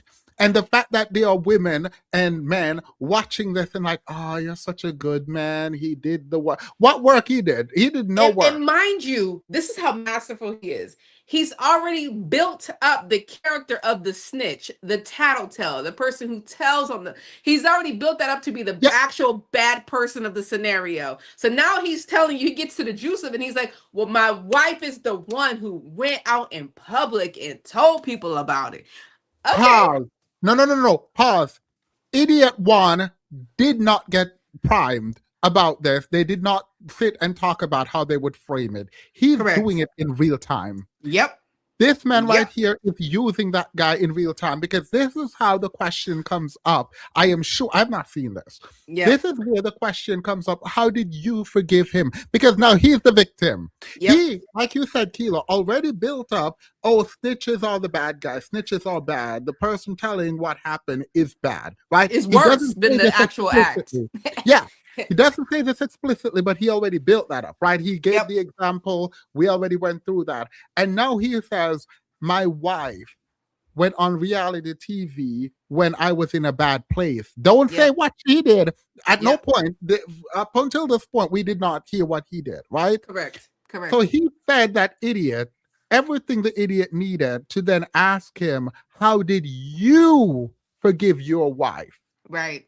we, the public, have already accepted now that he has something to forgive his wife for. Yep. And then he takes that, and instead of saying, oh, I forgive her by blah, he then pretends to take ownership of his action. So you see him as even that much more of a better man, right? Yep. He's not even talking about forgiving his wife because he doesn't need to, because he was wrong, even though his wife needed to be the one who was given some forgiveness for outing their stuff. This is actually like on a different level of planning without the interviewer. Idiot one does not know what he's doing. And let me tell you how the women are going to look at this. Yeah, it's messed up that he did what he did, but she ain't have to out him like that. Yes. Yep. That's it. He did all of that for that narrative to be implanted in these women's head, and also for him to look even more like as a better man, in that he doesn't think he needs to forgive her for that because he was so wrong. And the women response psychologically is going to be, well, I mean, you did it wrong, but she ain't even have to do that. So like, she ain't have to tell everybody. She ain't have to let everybody know. That's what they're gonna think. That's what the women reality TV, right? Like it's his narrative is very well done. Yeah, he ate that. Yeah. No. Oh yeah. Oh yeah. No, he ate that. Because idiot one is so much, he's so dumb that he doesn't see how he's getting played. And I didn't, if I had watched this before, the first part would not have made me drag the interviewer so much, because the interviewer is just an idiot, right? The interviewer is an idiot who looks up to this guy. And so when this guy, Glasses, is talking, idiot one is just trying to follow the breadcrumb. And this is where Glasses led Hat. Like, that's what happened. Glasses led Hat there to make himself look like a better guy. And I don't think they talked about the show. Not at all. Because Hat is just a misogynist. Like he's just doing his what he do. He don't know what's going on. He don't know how to. He doesn't know this guy here on the couch is every bit of horrible and just as terrible, if not worse than Hat. But he knows how to build a character. Yeah. He knows how to tell a story. Yep.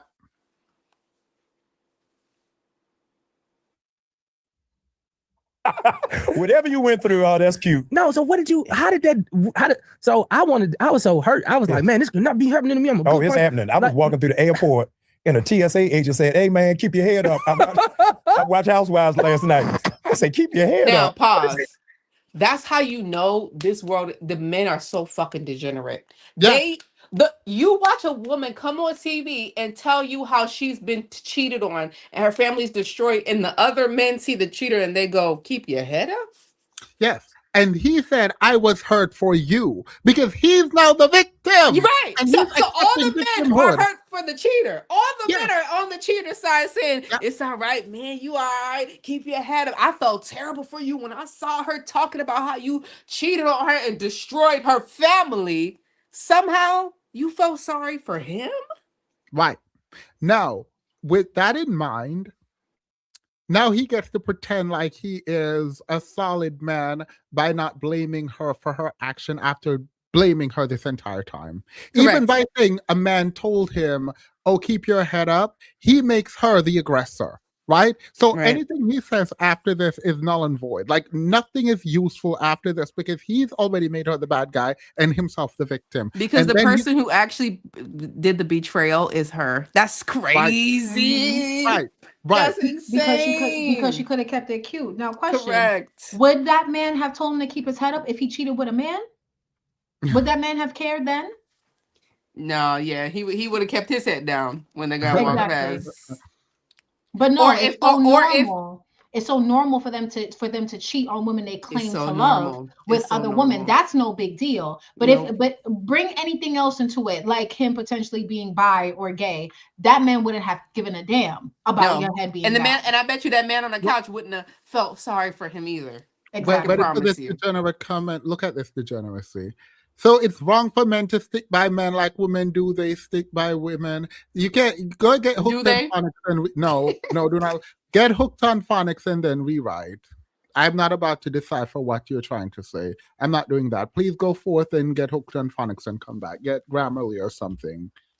You can literally read into ChatGPT what you want to say and they'll write it for you. So you can make a coherent sentence and put it in the chat box.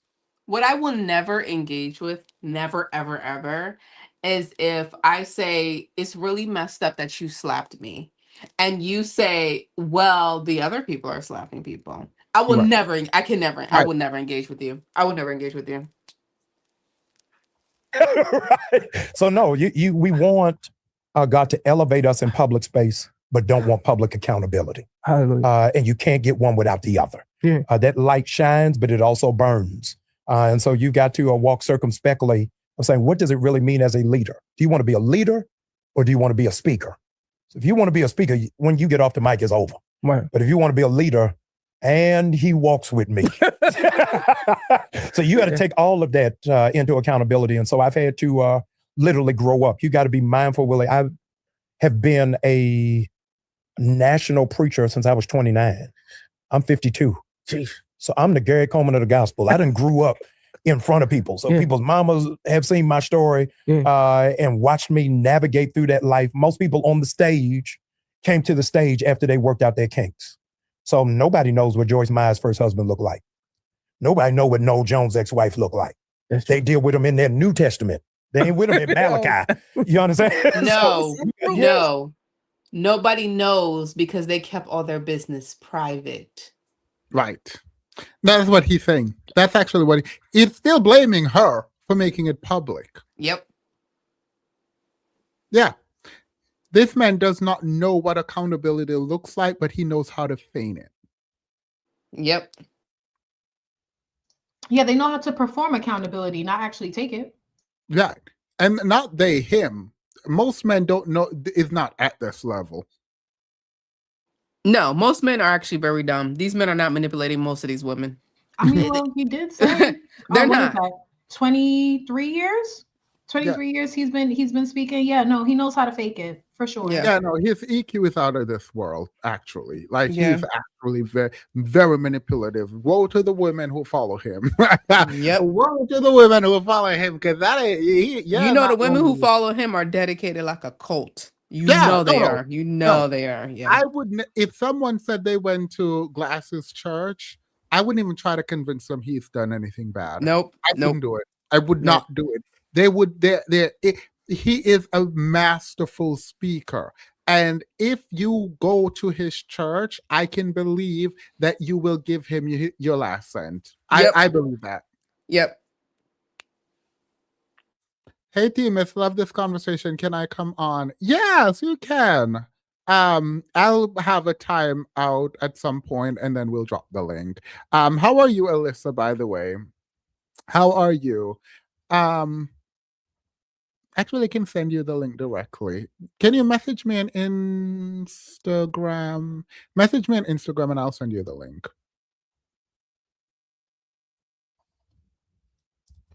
Wait, I'm sorry. I just pieced it together because people in the comments. This is Jesse Wu's pastor.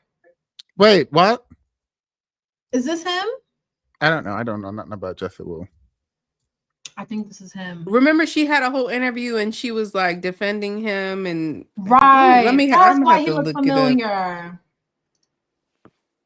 gonna have to look it up. Wait, is that who? Oh, girl. I take that back. There are people who go to his church that might not be taken by the cult of his personality.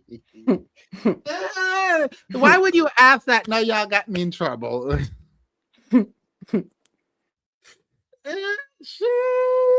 No, to clarify, I only asked because he looked familiar and I couldn't really place him. I just they're all starting to blend together for me. I ain't listening to you because you're gonna get me in trouble. So I'm just going. No, I'll continue dragging like you've been doing. This is a good man, Savannah. I ain't scared. Do you remember why Jesse Wu was defending him? Because people were talking about how trash she is, right? Sounds about right. Yeah. Like I was about to say, was it based on this scenario? Or was there another something that I didn't know about? Yeah, I think she was either just responding to negative commentary or it was probably about the infidelity. But no, because he keeps saying ex-wife. Did he remarry? Yeah. Of course he did. That I heard. Got it. Oh, he got options for days. for days. So you got to navigate that space and be able to walk in humility and say, I've fallen, but I got to get back up. So I don't land on my feet. I land on my knees. Hallelujah. You know what I mean? You know, I am of the mind. Period. Anywho. And that anybody who is authentically anointed fights depression every 3 months. Expound on that. Yeah. Because you have to traffic in the supernatural while dealing with humans. That don't make no sense. Please explain some more. That doesn't make any sense at all. It almost sounds a little scary, like devil worshiping for real, for real. What you mean you got to take in the supernatural? Isn't God supposed to be natural, all the things? What? Is he talking about fighting demons and he's trying to lead a flock? Absolutely not. No, absolutely not. No. Yeah, so you're fighting demons every 3 months, but also anointed, also leading your group. I don't. Because that's the thing that irritates me too about these men. Like, could y'all just actually put just effort into being men? Stop trying to lead somebody. The vast majority of y'all are not good leaders. Most people are not good leaders. It's just so irritating to me that they like make manhood and leadership synonymous when the vast majority of y'all are struggling to even lead yourself. I'm sorry. It's just so irritating to me. Like, it's like, if you want to be a God-fearing person, be a God-fearing person. If you want to be a good person, be a good person. Y'all can't even do that. But yet y'all trying to lead a flock. And you notice that every time they do something bad, they forgive themselves. And then they say, this is what makes me a good leader. But shouldn't you be disqualified because of these things that you're doing? This should disqualify you from being a leader. This right here, this behavior. Agreed. Fully agreed.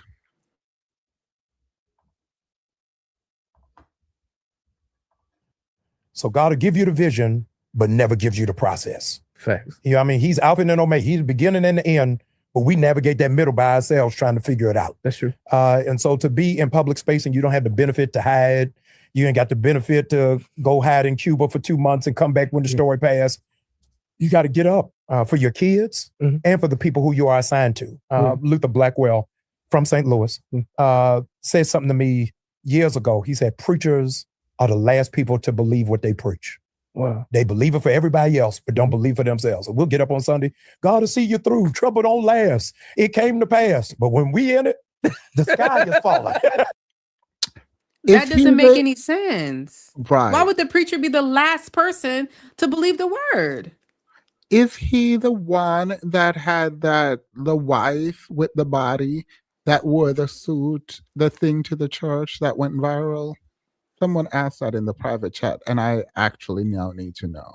Was it him? Because it feels like he's one of those people who's still in the flesh. Like, I'm not saying you shouldn't look for a wife that looks good, right? But there's something specific about. Anyway, let's just move on. Let's just no, but thing is, let's talk about listen, it. That is him. But not only that, the preacher is the last person to believe the word. There's no way we can let that go. That doesn't make any sense. That means you have a person up there who's preaching who do not believe in God. This is a problem. Yes. They are extra comfortable. But what? Okay, yeah, I'm not gonna lie. No disrespect, but she definitely gives second wife and trophy wife. Yeah, and you're a Christian man. Well, why couldn't you find a what do they call the girls that are not a good Christian woman who covers up and they're up there confessing to being atheist. We have a problem. Right. We have a problem. Like, no offense, definitely with y'all on the curvy wife, but these men just sat up here and said that they was atheists. Preachers are the last people to believe what they preach. That's the problem. I agree. This is huge. They're not religious. These people have just told you that this man they don't believe in this religion. I mean, I've been told you that these leaders in the church are what if you believe in God, if you would not be doing what these people do. Like, you would not be this transactional and exploitative and cheating and useless. You would not be all that, right? So they don't believe none of it. Correct. They literally just confess to being atheist. I don't know what to tell. I don't know what more. There's nothing more that I can do here. like these men just told y'all they don't really believe in the word. Like I don't. Right. Some women gonna be like, that's not what he means. It's you like actually hard bring it to back? internalize. And also, let me look up what this wife looked like that you was talking about. Oh, she a baddie, but like, She a baddie. She and according to the comments, so was his first wife, and it's like, Of so the course. writing was on the wall from the very beginning. I'm not saying he should be with somebody ugly, but I mean, but the way he talking, the way he acting, he's been in the church for however many years. He got his pick of the litter. True. He can pick the baddie as bad as whatever. Like he got options, a lot of options. I'm sure. Pastors of Waverly Place know they are full of crap. That is why they don't believe what they preach. Yeah. But to say it out loud and be very this audacious, comfortable, it is. yes, playing in your face. Yeah. No, but again, I guess it's not supposed to be a big deal because he believes now. He probably didn't believe when he started at 29, but as a 52-year-old man, he believes now, and that should be all that matters. And the fact that another preacher told him that, and it's a saying that preachers, but yeah, no, this is You guys they both don't. met They don't believe in God, y'all. These men just told y'all they're atheists and they lead in the church. They're sick. This is sick. I think it is sick. I agree. The people who you are assigned to. Luther Blackwell from St. Louis said something to me years ago. He said, preachers are the last people to believe what they preach. Wow. They believe it for everybody else, but don't believe for themselves. So we'll get up on Sunday. God will see you through. Trouble don't last. It came to pass. But when we in it, the sky is falling. You understand? So yeah, that's in my mind. That's them being atheists. And, yeah, they literally just said that for you, oh, God will help you, but for me, I don't. What he's saying, the quiet part, the loud part is, I believe for you, I'm gonna say whatever I'm gonna say all this BS, but deep down, I don't believe it. When it happens to me, I don't believe in God. I don't believe God has me. I don't believe God is protecting me. These men just confessed that they was atheist. Which also means that they were quote unquote called to lead a flock without actually believing in the things that they were saying. The belief came later. So what brought you to becoming a pastor? Selfish reasons. Money, power, right? notoriety. Exactly. You gotta be able to take your own medicine and get high on your own supply. You got to, and say that this gospel really works. Yeah. You now will have a different sensitivity of preaching to people who going through divorce. Yeah. You know, I was triggered watching this video. I'm like, man, this is a country Wayne skit that got sanctified. It was too much. But for you to have that level of transparency 3 years ago, you wouldn't have had. That's true. And so the reality is there are more people who have gone through a divorce, more people who have gone through a breakup than people who are happily married. Yeah. And so we paint this picture of the Cosby Show that everybody is together and don't know that while the Cosby Show is being taped, Dr. Huxtable drugging people. So you got to deal with all of it, not just what's on the episode, but what happens behind the scenes. More Love You More podcast after this. I forgot to love myself. I'd like to take you on a journey. So I want to go back to. Mind you, I don't know what that advertisement is about, but when he said he forgot to love himself, I do not believe him. This man with this hat, he does everything but forget to love himself. I think he loved himself probably too much with that hat. Your mom and dad. Yeah. So did they get an opportunity to meet your wife before? Did you all go through the whole church? Yeah, I did it all. The premarital counseling. Yeah. We kneeling in the living room. You anointing our head with oil. The cup gonna run over. We doing daily devotionals, praying. We did it all. Absolutely. Yeah. So you did everything that the church said you're supposed to do, and life still life. I did everything the church said I was supposed to do on paper. I didn't do what God mandated me to do before I signed the paper. Now, what is that? Which is for me to be a husband. Yeah, not of age, according to the state of Georgia. I had not matured in enough place. This man was well into his 30s. Grown man sitting up here talking about I was not matured. Wasn't he like 40-something when he cheated? I've seen people defend pastor in this shit. I never. The energy in the room is giving pimping. A pimping pastor. Also, what God is speaking to you if the pastor is allowed to unheard to the world. And how do I say this? That's not offensive. I think there's something fundamentally wrong with you if you're hearing voices. And ain't nobody gonna convince me God's speaking to them. There are zero people in the world. Well, these pastors just told you they don't even believe in God, so Right. they're not hearing anything. Like, Yeah. that is the most amazing and ridiculous thing I've ever heard them confess. Right. Honestly, I'm actually very taken aback by this. It actually, I feel like it's multifaceted for me, right? Because for starters, God, you're not hearing any voices. It's not a matter of schizophrenia or mental health. They're not hearing any voices. They're just using colorful language, similar to when they say that they're anointed, right? Right. So we already know that to be true, but putting that to the side, for you to imply that God is speaking directly to you and he's not speaking to the vast majority of the rest of us, like that is your arrogance. You deem yourself to be that much better than everybody else that God would choose you out of the billions and speak directly to you just for you to still end up cheating on your wife. What is God saying to you? Right. Like, make it make sense. But not only that, they're telling you that I know I'm not anointed. I know God's not speaking to me. It's all bullshit. I'm an atheist. Yeah, they literally don't believe in any of it. Like, it's a scam set up by Todd and them. Like, I am very taken aback by this. They're literally telling you, I know I'm not anointed. I don't even believe in God. Like, they don't believe. These are the pastors. And then in the same sentence talking about God talking to them after saying they don't believe. So They're God full of talking crap. to them, you don't believe it. Yep. This is the MLM scam. Right. Ain't nobody got time for this.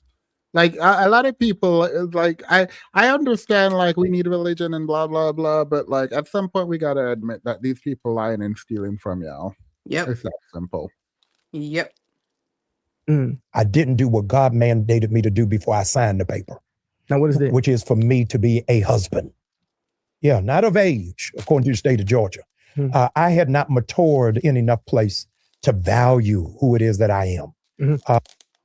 So his mistake was that he did not grow in God in a way to be a husband. He was married, but he wasn't a husband. It feels underhanded in a very obvious way. It's not that obvious. What he's doing is he's hijacking you psychologically to make you think that there is something you become before you get married and then you're a husband. Now you got married, you're a husband, and you should not have cheated. I don't care nothing about what you matured into. You're just a degenerate, useless, old, weak, useless.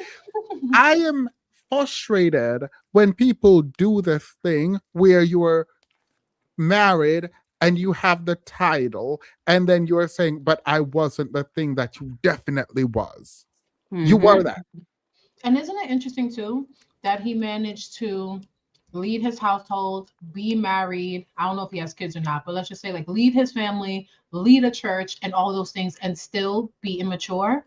Like that he was able to achieve all of that, but still being that type of person that would do what he did to his wife. Like it's just very telling. Like the bar is set so low for these men. Right. And that's why you have to know it's a character flaw. It's not a level of maturity. These are just bad people. You've been called and God has been speaking to you, blah, blah, blah, since you were doing it for like 30 years or whatever. And you weren't mature enough to be a husband. How'd that work? You've been preaching over people's marriage. You've been helping people with their marriage. You've been marrying people off. Like, how are you not ready for marriage and you were married? How are you a preacher and you don't believe in God? It's a lot of things not working here. It's a lot of things not working here. It's giving scam. It's giving scam artists. Because also, what am I to do? If my husband, when we married, is not really my husband, what am I to do? Right. Right. And how you gonna know that before they cheat? And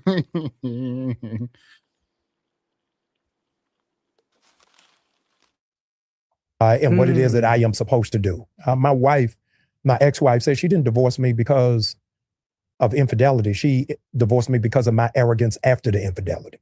that I had no attrition. I had like, hey, I said, I'm sorry. Why are you still mad? Yeah.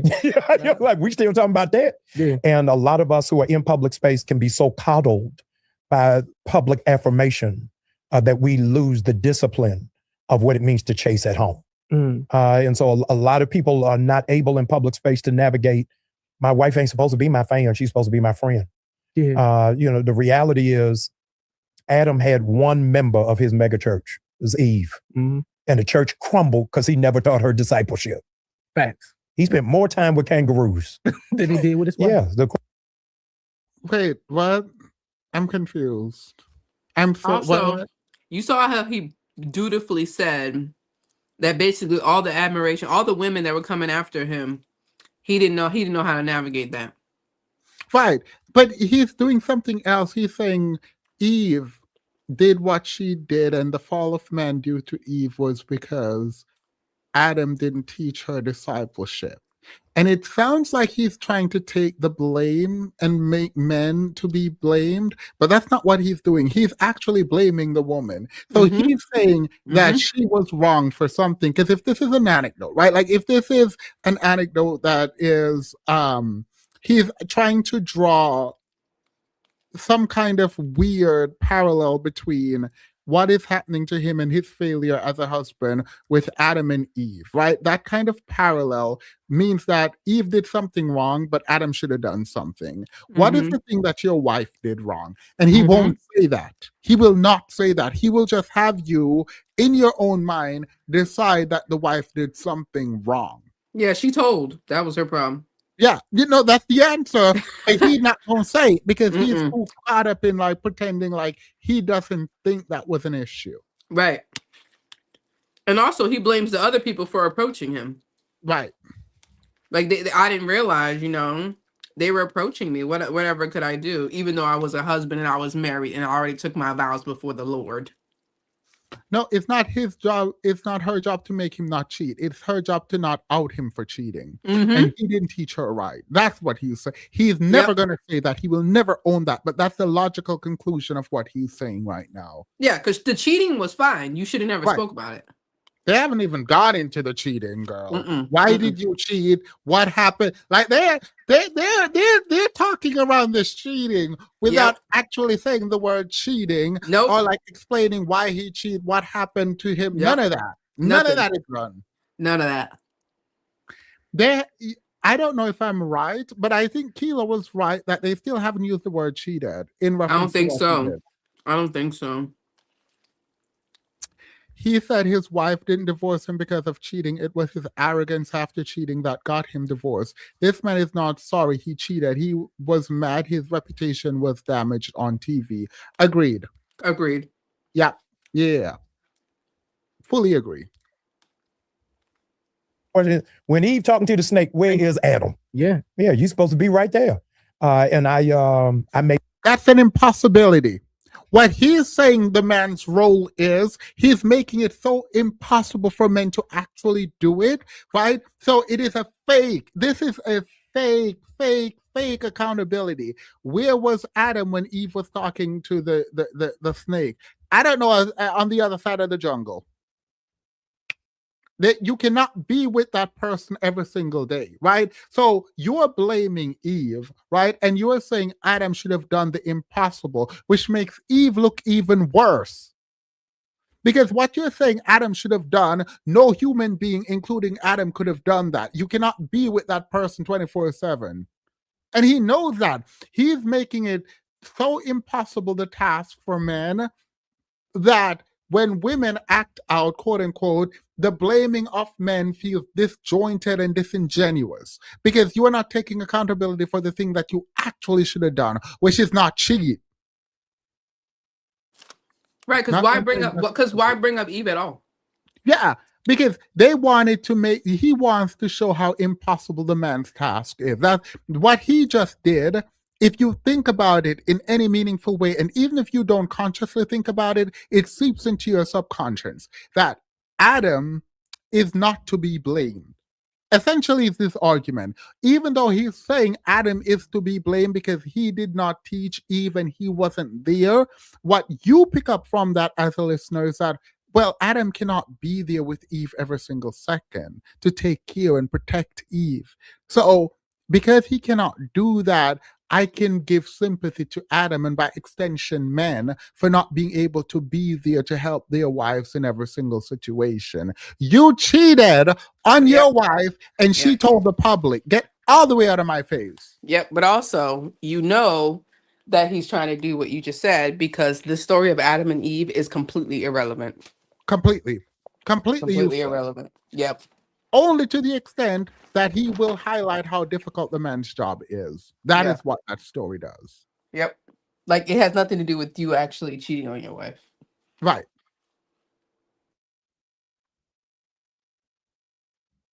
Married my mistress and my church my bride.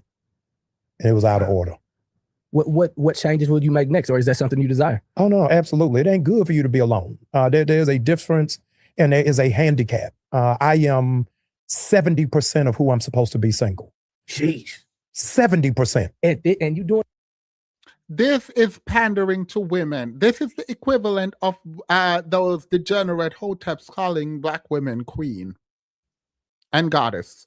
That's what that is. He is 70% of who he needs to be without a woman. He is elevating you in a way to use you and have you come to him pretending that he thinks more of you. I promise you, a man who is cheating on his wife do not think highly of women.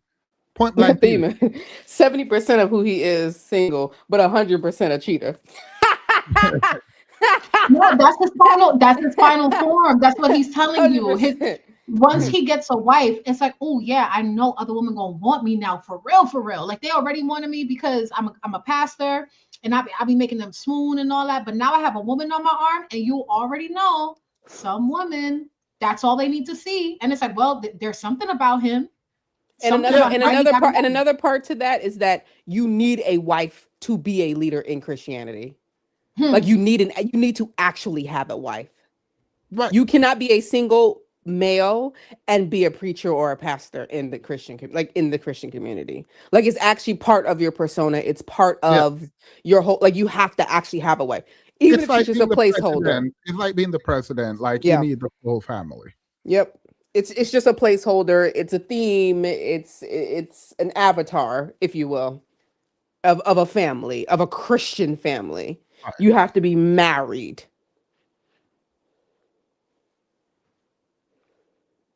Like this. I'm telling you, I'm at 70%. Well, listen to me. I am operating as a runway model for grace. The Bible says you don't get favor till you have a wife. So I am not operating under the favor of God. I'm operating under the grace of God. With the favor of God, I'd have to be at 2 services at New Birth right now. Under grace, I'm feeling it. Jeez. You understand? so talk to me a little bit like about that. Because it says, he who finds a wife findeth a good thing and obtaineth favor from the Lord. Yes. I'm under the thought process of you're going to have favor from the Lord because you're not going to be solely focused on God. Yes. You're going to be focused on your mate. So favor has to propel you into your destiny. Yes, but the favor's coming from her. It ain't coming from you. That's why it's important. The most critical decision after getting saved is who you marry. And you will go as far or not as far based off of who you are connected to. The reality is, nobody's going to say it. Pause, please.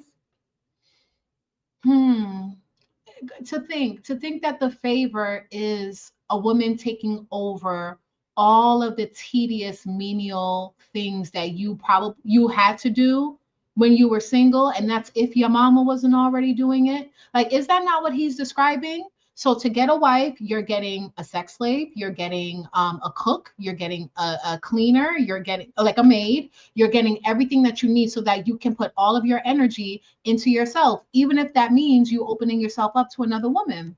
Right. That's I'm the hoping favor. these women are running him ragged in the pockets. I doubt it. No, that new wife. The new. If this is the one, Balenciaga out. She went in them pockets red as she should. But to be fair, it's because he's running the congregation's pockets. So it's not his his money. In people's pockets. Yes. I was about to say also the ex-wife, if she is with it enough to break tradition to divorce him, she might have random pockets post-divorce. Hopefully. Yeah, because she's obviously not, she in the sauce, but she ain't that deep in the sauce, obviously. Argue. Let's kick the table aside.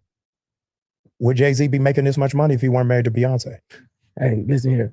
Y'all don't want to fight. Hey, we don't want to Boom. fight. Yeah. Boom. I mean, Just proved my point that the wife is a placeholder. She's part of the avatar of what a man Yeah. is. And without a woman, the man cannot be whole. The man Yeah. needs the woman. Yep. And she can be replaced. Yep. For him, women are interchangeable. They serve Correct. a purpose, like Keelo just articulated, and that's that on that. That's that. They He just don't need to be respect a woman. useful. That is That's it. Yeah. A useful mattress made and mule. The continuity matters. It matters of who it is that you connect, and are you in divine partnership for where you want to go? Yeah, and a lot of preachers make the wrong mistake because they marry based off of where they are and not where they're going. Yeah. And then once they get there, they realize this wasn't it. Yeah. So as you now know that you I would operate in the disagree. 70%. I Yes. think a lot of men marry off of where they're going and not where they are. I think a lot of these men try to marry these women that would never have been with them prior to where they are. A lot of these women would not respect them without the money, would not respect them without the fame, would not respect them without this position. Yeah, and they leave the women where they actually are, the women who actually match them, love them for who they are, for these women that they think that they deserve. Yeah, Oh, if yeah, you look at that's- all these coaches in the league, I dropped a picture in the Discord earlier today. That's a perfect example of that. That woman would not look in that man's direction twice. Not at all. Not at all. She's definitely clutching her purse if he gets too close. Yep. None of those women will look at any of the, because a lot of them players, when they take them helmets off and they turn around, it's not giving. And a lot of these women, especially these white women, would never, ever, they wouldn't even be in the same neighborhood, they wouldn't be at the same party, they wouldn't shop at the same grocery store, they would never give these men two looks. Yeah, I don't talk about it too often because I like to see their pockets get ran up. I do. Yeah. I mean, but I mainly enjoy Black women running people's pockets, so I'm indifferent to that. Like, Oh no, I'm I not, love it. I see them over there, and I'm like, period. And if at the divorce, she gonna get half. Yeah, I My just think that problem is when it's they just, come back to Black women after their pockets get run. I'm like, Exactly. girl, please Well, get some also, self-esteem. you realize that the grip, the money has to be worth it, because these men finna treat you, they finna bring you, they finna bring you through it. yeah, They the gonna put men- hands, feet on you, disrespect you, deceive you, all of the Hands, things. TV, everything. Yep. So yeah, you gonna run them pockets, but it's gonna be at a cost. It's 100% gonna be at a cost. But yeah, Kilo, based on what you said first, I feel like I'm in between because I'm thinking about the man in question and what he is and is not able to achieve. We all know, like the vast majority of these men want women that they know they really should have no chance with. Yeah. But that doesn't remove the desire, right? But their choices will be based on who's actually willing to give them the time of day, and that would be somebody who is okay. Yeah, like some broke dusty man dating a woman generally is a woman he doesn't like and would not have dated if he had money. Like she wouldn't be, she's not his first choice, but she is his only real You want to choice. know something really disgusting? I believe, based on what these women are doing on TikTok, TikTok is literally hell. TikTok is hell. Yeah. What women are doing on TikTok with their partners highlight for me something deeply, deeply pathological in women who are doing it. A lot of these women know these men don't want them and are only here for their resources. And they know this and they still engage. And that's the kind of self-esteem that I do not fully understand. Because ain't no way, even if I believe I'm the ugliest person in the world, if I know you are only using me, why would I continue to pour into a cup with the bottom cut off? Why would you do that? The last thing I'm going to give you is more of the thing you said you don't want, which is me. I'm not... It is degenerate. I hate it. I hate seeing it. This woman is on vacation with her boyfriend, fiance, husband, I don't know. And he's like looking at other people, and now she's back crying, talking about, oh, he said he wanted big girls and I thought he was into me, but he cheated before. He cheated before is where you need to stop. Well, that's why we don't That's what that's what I'm saying. 2026, y'all just gonna have to get to the bag. I don't have time to keep talking this through. I don't have time to keep saying the same stuff over and over. These men are not actually manipulating these women. When you go back and check, these men are not manipulating these women. You Most met him, he cheated on you. You met him, he disrespected you. When you first met him, he was not on shit. You already knew that. He wasn't on shit, ain't never gonna be shit, ain't never even made his own shit. When you Right. met him, there was no manipulation. Like that's something. Yeah, get to the back. We You know don't. what I think? And that's why when I think get to the bag, the history of Black women in America in particular is that of a group of women who have found a way to stand on their own 2 feet, right? And it's not because they wanted to, it's not because of feminism, it is because there was no choice. Right. And the beauty in that currently is the ability to provide for oneself. So you are not getting TV, feed, hands, everything thrown on you for access to a man's money. Correct. The problem, though, is that hyper independence have these women providing for these men. Correct. There is a part of me that believes that a lot of the ways that Black men gets babied by Black women is a fear that if the Black man becomes more successful, they won't be chosen. I know this, or rather, I believe this because there is a pro-Black woman that is my friend, who is a woman who is my friend, and we went to a coffee shop, and she looked at a guy well dressed, whatever, obviously lunch break, and she goes, "Oh, he's so cute." I was like, "Oh, Peter, do you want me to go make an intro?" And she goes, "No, he probably into white women." You just said that you would never date anyone outside of the race. The men you're attracted to, the men you think you like, this is not verified, is you believe is attracted to white women. What does that say about your psychology? You had no proof this man was interested in white women. You're probably right. That's the messed up part. You're probably right that this man is into white women, but you will not date anyone outside of a Black man. But the Black men you like, you already assume they're into white women. That to me is insane. But I do think there is something deeply psychological there that probably needs to be studied about the inability to force men to be better, because if they are, then you won't have access. Well, I also think that. So for me, I didn't actually say bag at BAG. I said back, like To the the back of back. the line. Yeah, but they should get a bag too. I feel like in 2026, if you are still being stay-at-home moms with no access to credit cards and signing prenups, and you spiraling on TikTok, or you're on your 7th child with your 5th baby daddy, and or whatever it is, or you stole your man from another woman and now he disrespecting you, or this man been talking to you crazy since you met him and now you want to get online, to the back. And I don't want you posting. I don't want you to talk about it. Go through what you need to go through by yourself in silence. The rest of us women will step to the front and we'll keep defending. We'll keep fighting. We'll keep making a place for y'all. But we want y'all to stop talking. We want y'all to get to the back and be quiet. I'm tired of hearing about it. I don't want to see you post your husband disrespecting you or your boyfriend disrespecting you. And all. We don't want to see it anymore. Stop it. Get to the back and be quiet. Honestly, I say 2 things to that. First of all, completely agree. So let me say 3 things. Number 1, completely agree. Number 2, and this is not, I don't want anybody to confuse my words. I am not trying to justify this behavior at all, because I'm in complete agreement with Keelo that this is incredibly problematic. It's just something I've been thinking a lot about, like the why. Like I've been trying to figure out why do women do this, right?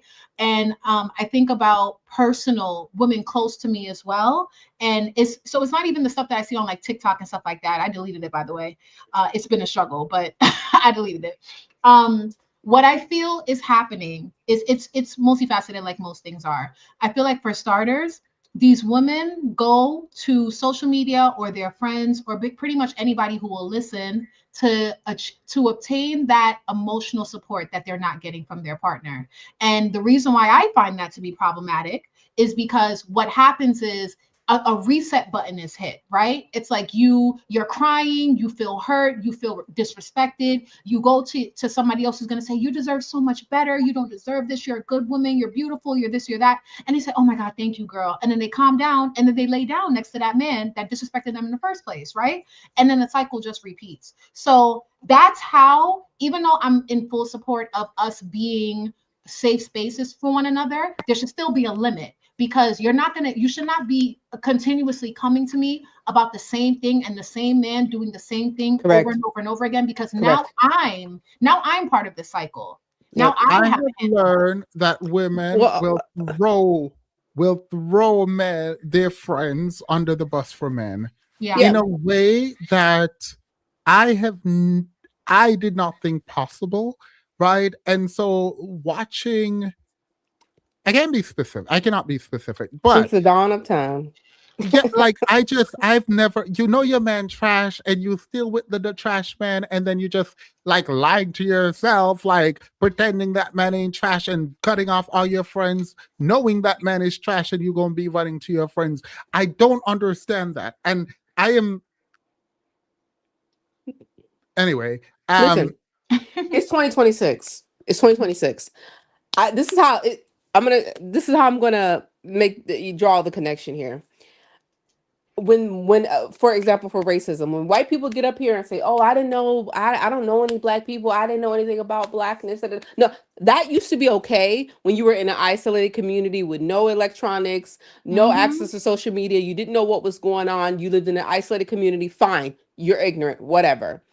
Now that we are in 2026, with not only social media, entertainment, even homeless people got iPhones. We're not doing this. The level of access to information has been upgraded to a level that even the lowest form, the cheapest form of access is still incredible, right? It's still incredible. I will not be accepting bullshit in 2026. I don't care. I just don't want to hear about it. Step to the back and be quiet.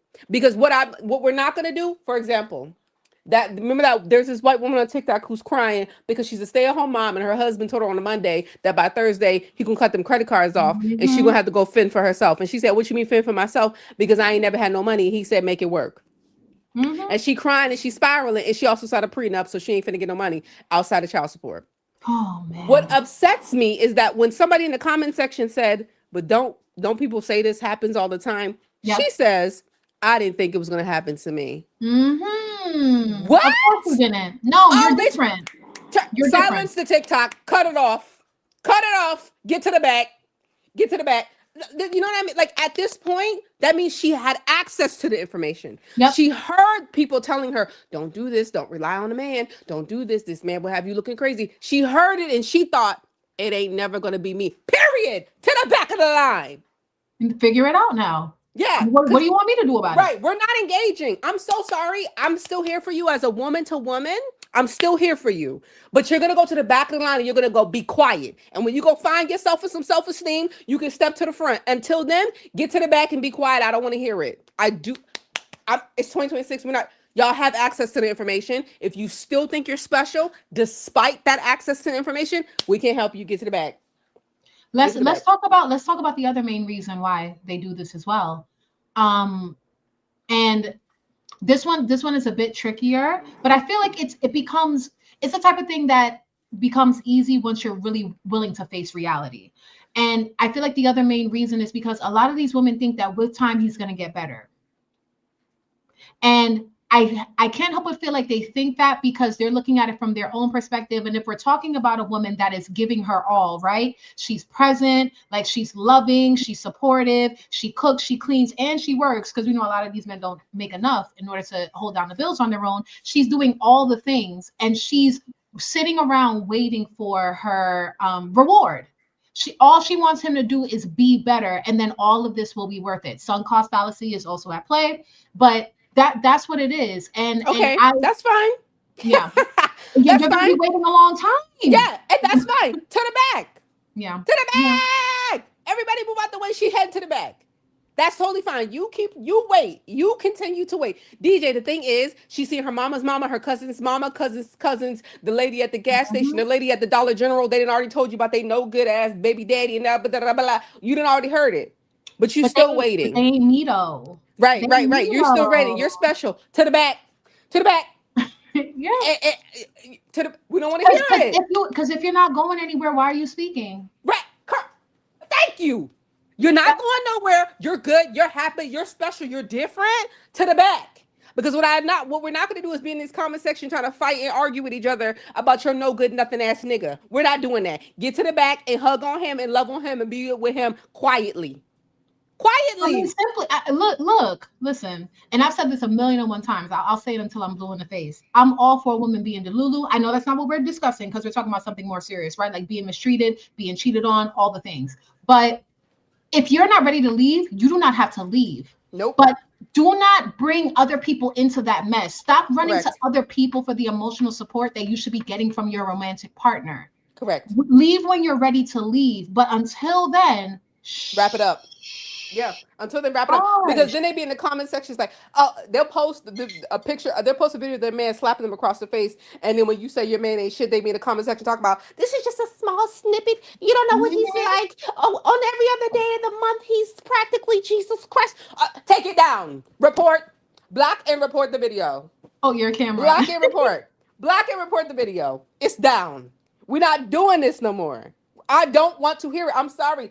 I am a girl's girl, and that I love me some women. I will support you, but you're going to be quiet. Mm-hmm. No, something I realized about myself a while ago is that I'm the friend that you should come to when you're ready to like figure out an action plan. Like when you've had enough and you want to figure out what's next, because it's not easy. It's not as easy to leave for all of us, right? It really depends on the specifics of the situation. Right. So I'm the person you come to when you're like, I've had enough. How do I get myself out of this situation? Don't come to me to vent. I'm not the person to vent to. I'm not going to victim blame you. I'm not going to say you're asking for it. I'm not going to say anything. I'm going to let you stay and do whatever you think you need to do. You're just going to do it in the back. You know what I mean? I'm not mad at you. I'm not saying you setting feminism back 100, none of that. You can do whatever you need to do. Some of you need to go through it. Some of you need to be on your lowest of your lowest. Some of y'all need to be whatever y'all need to do. Some of y'all need to be at the lowest you've ever been in your whole entire life. And then some of y'all want to go lower than that. Totally fine. It's just going to be in the back. That's all I'm saying. That's fine.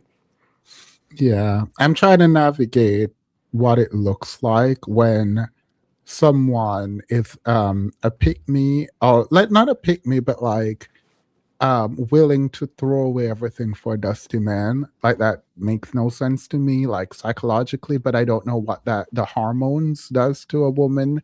It ain't no hormones. It's not hormones.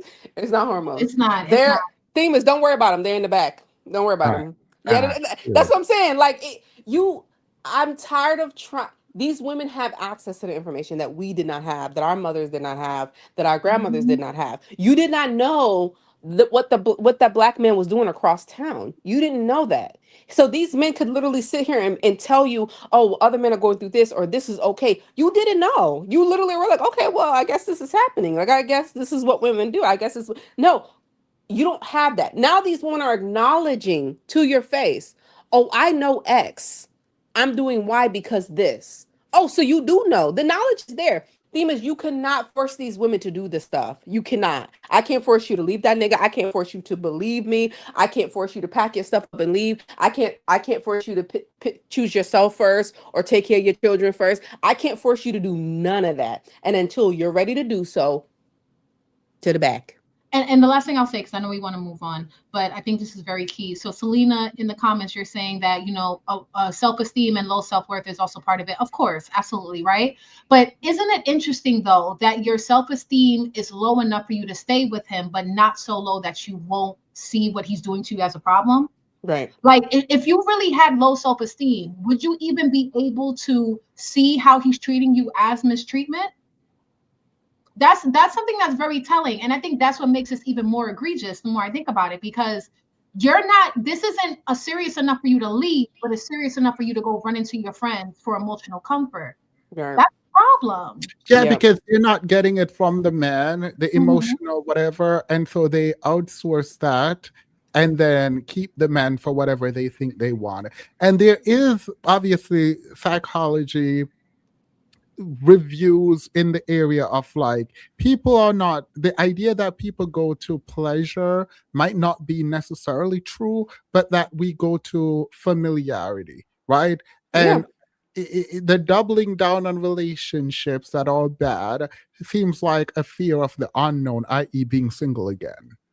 Yeah. Or I mean, and I think that's a big part of it. I think being alone is a big part of it. And I think another part of it is that these women, plain and simple, want these niggas. They want these men. Whatever it is about them, I don't know what he's giving you. I don't know what he's validating for you. I don't know if it's a childhood thing. I don't know if it's a low self-esteem thing, but they want them despite everything in the world, despite their kids, despite them, despite anything. They want them. You And want to know something you and I differ on? Maybe I don't actually care if they want them. I just want you to be honest with me. And so let they're not me going to know you're be. about to do it for the plot. And Yeah, I know. look, I'm not saying But that level of I'm with awareness, you. Themis, is ain't no way those type of women have it. That's the problem. Yeah, no, when you're Yeah. honest about what it is, like if you call me and you're like, yo, my man is not good. I know he not good, but I'm not leaving. Anyway, do you want me to drag him for you quickly? Let me tell you what he did and how disgusting it is, but I'm not leaving. I know the the mindset that I need to be in for a person like that, right? I can Right. deal with a person like that. It is the person who comes to me and say, I don't know what to do. That's the person that I have a problem with. Because I'm going to tell you, I'm going to be emotional with you, I'm going to care for you, and then you're going to go and do the same. No. Because deep down they do, because the problem is deep down they do know. They do know. That's my issue with this entire situation. All of these women know. That's why they know. said something. Yes. That's Listen, why. In 2026, all of these women know. There is not a woman that comes on here and admittedly goes, I was locked in a basement for 25 years. I had no idea. It's not happening. They do know. They approach you. They will cry with you, lie with you, be sad, and do all this stuff. But they know, and they go right back to that man. Not to disrespect you. I'm sure those emotions were real for them. It was raw for them. But deep down, they know they want to go back with him. They know they want to be with him for whatever reason you want to say. It doesn't matter. That's why I stopped getting to the point where we're not gonna talk therapy speak anymore. I'm not gonna try to psychoanalyze these women anymore. I can't keep doing that in 2026 because it's the same shit over and over and over again. It's the same exact thing. And when you talk to the women, they all have the exact same reason. I didn't think it would be me. I thought it would be different. They keep saying that. And I'm like, okay, fine. It's going to be different in the back. It's some of the most intelligent, successful women on paper that, girl. Correct. Girl. Because the intelligence and because the intelligence and the success and all of that doesn't mean anything. It doesn't. In the lane of a man. That doesn't Like, somebody also said it's because of the D. It's not because of the D. It's not. Most of these men are not delivering any good peen. I can promise you. It's Let never me say that. this, and then we move on. Mm-hmm. It is some of the most successful, amazing women who do this foolishness, and I'm gonna move on. Correct. Well, I mean, how do you think these men are surviving? On this level, yes, it's got to be tough to date. It's got to be tough. I owe it to God. People were asking how we got here. I don't know. Rewind and look at it. If you don't want to be hear it, then I don't know what to tell you. But like that's weird and disrespectful. I do not like. The thing is, I try in my real life to not disrespect people. And I try online to not disrespect people. Please know that when you're making comments, we are reading them and you don't get a pass to be disrespectful. I don't care who you are. And I owe it to my children for them to see me in a healthy relationship because I have failed in front of them. So I have to model in front of them. And modeling it in front of them is not telling them, it's demonstrating it. And so I am intentional how it is that I treat my ex-wife, but I also want them to see what they should. Yes, but because a bunch of degrees don't make you fulfilled either. Yeah, they don't. Degrees don't make you fulfill. A man don't make you fulfill. A child don't make you fulfill. Like, what do you Right. mean? Oh, somebody also said not everyone can just pick up and leave without resources. There's that argument again. And what I want to say is that I don't want to hear it. I know I sound like a horrible person. I don't want to hear it. Get to the back and be quiet. If you need resources, we will help you. If you need someone to stand for you, we will help you. I will fight for your right to have resources to leave. But I will not force you to take those resources. I'm not going to shove it down your throat. I'm not going to yell at you. I'm not going to scream at you. We can't keep babying people. You will But stand in the also, no, back and no, get your shit together. I And when you're ready, I'm disagree. here. I disagree slightly in that I do have empathy for people who cannot leave because of lack of resources. I do. The issue is most of these men are dependent on these women. No, truth. But also, it's like if the resources are there and you don't want them because you want to stay with that man, there's nothing I can do. And There's nothing I can do. You know Okay, something so else that I is worth don't mentioning? know that the resources are there in the way that they should be. Right. And And that's what I while said. I will fight for your right to have them. I'm gonna stand in the front of the group and fight for your right to have resources, get access to groceries and food and shelters and childcare and daycare and healthcare, which some of these women don't even agree with, mind you. I will fight for your right to have access to all of these things. I want these women to have access to all of these things. Free therapy, free my my healthcare, all of that. analysis is similar to Keelo, but for the lack of resources. Well, let me Um, say this. Can I say this? I know we're primarily talking about financial resources because those are very important, but that triggered another thought for me, which is a lot of the times when we hear these stories, we're hearing women being abandoned by the men they were with after moving all the way to the middle of nowhere with this man, isolated from their family, isolated from their friends. Financial resources are not the only resources that a woman in that position would need. She would Right. also need like social resources, right? Like Correct. where are the women or the family members and the friends whose friendships and relationships you spent just as you put just as much effort in relative to your marriage, right? Like Right. usually not usually, but quite often, these women put so much into their marriages, everything else falls by the wayside. And then when the Yep. marriage ends, then now you're standing alone because you don't have anybody to go to. Right. yeah. That's a huge problem too. So the research around community is that the men generally adopts the wife's community, and the wife is the facilitator of interpersonal relationship for men as a general matter. Men need women in a way that women do not need men socially, right? And so while I agree with both Kilo and DJ, I create buckets for the kinds of situations. And the situation where there is a lack of resource, generally without specifying what those resources are, I will always have empathy for someone trapped. Right? Of course. The issue is, I do not believe this is the majority, but my belief is not, doesn't matter. What I have issue with is the group that are the provider, and specifically in the Black community, you're gonna be hard pressed to find the relationship where the man has provided so much financially that the woman would be losing a lot financially to Right. leave. In the Black community. Absolutely Yeah. not. Absolutely not.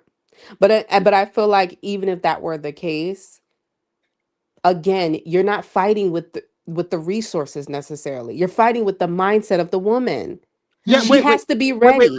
let me be clear. We're not talking about abuse in the way that we always talk about abuse. We're Right. talking about cheating. So people are like, "Oh, you don't we're not redebating the abuse conversation. No. Is a very different conversation. We're talking about women who want to be with dusty men. That's Right. what, Who that's what we're talking about. Despite of everything, despite yeah. of everything, they want to be with these men, and it's a mindset.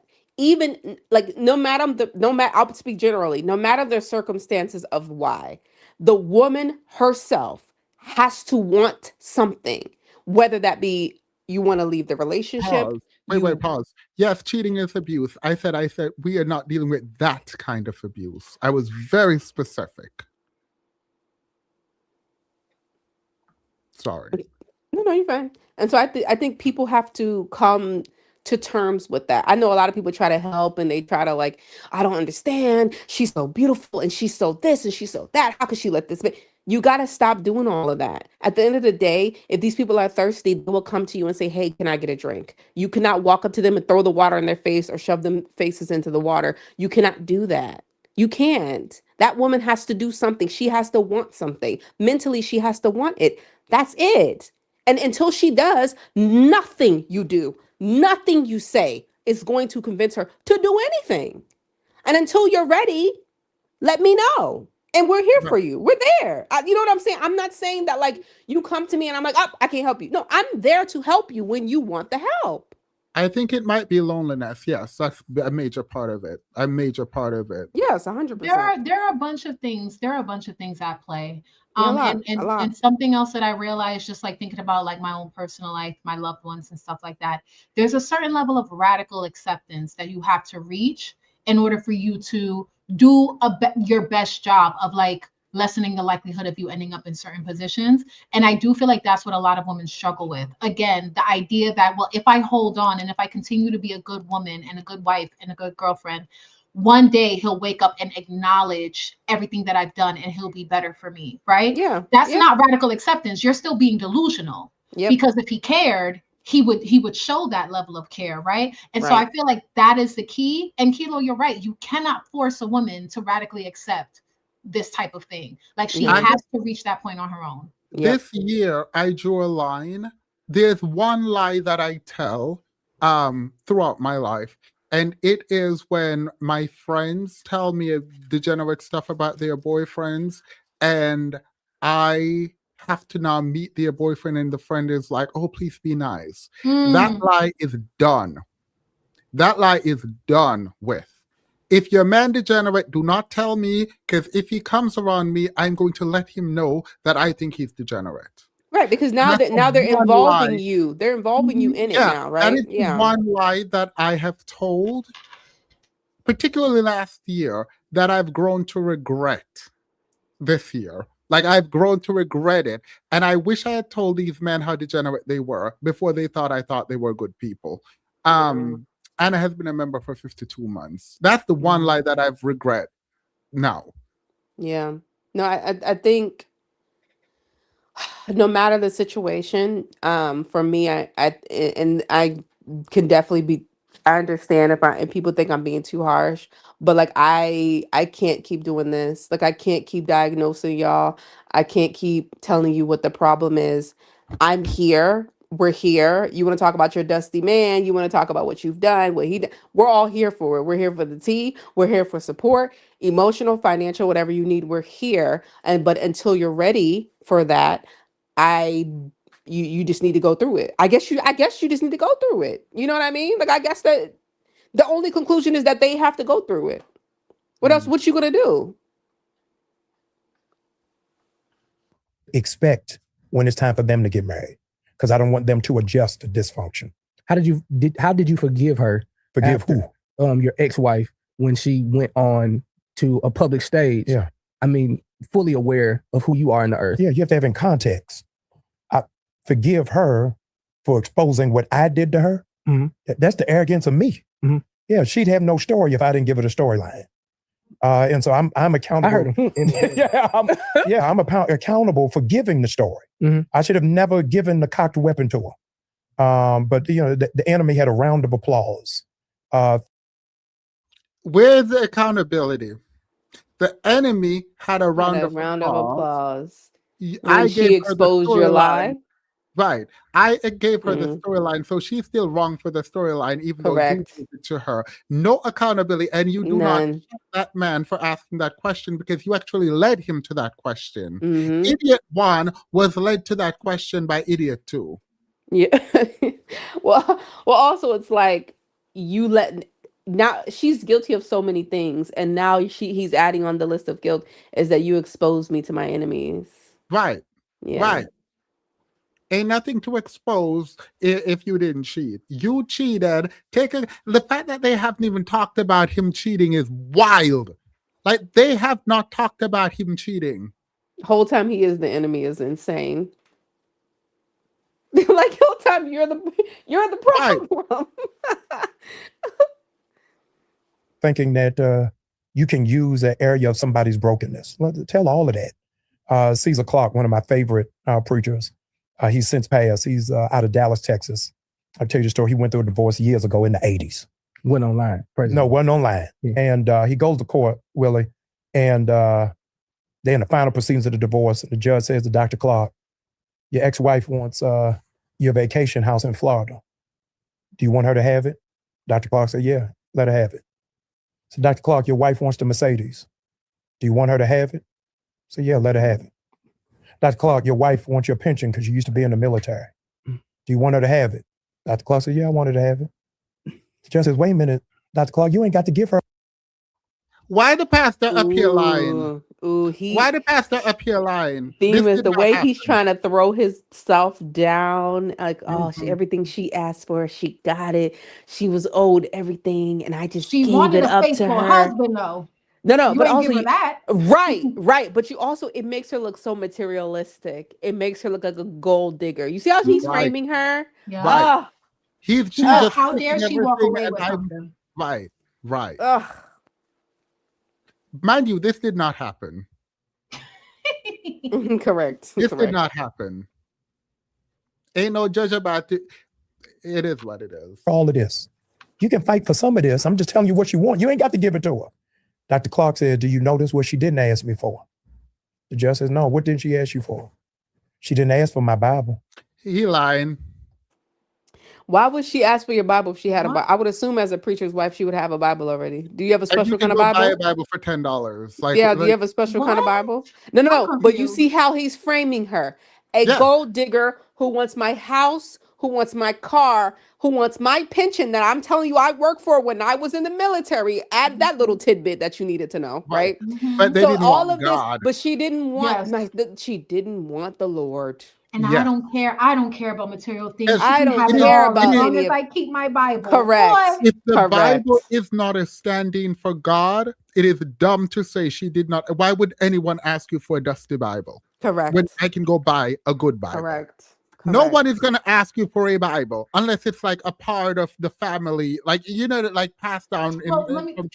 Maybe he's gonna clarify once we hit play. What I got from him saying that is like, all I need is my Bible, not that she's not as godly as me for asking for my Bible. Like, no, he's it's trying both. to, I think it's both. yeah, It's both. Like, he's it's definitely both. trying to pose this man as just, even though he was the one, he's most likely the reason why they're divorcing in the first place. I think that he even said it.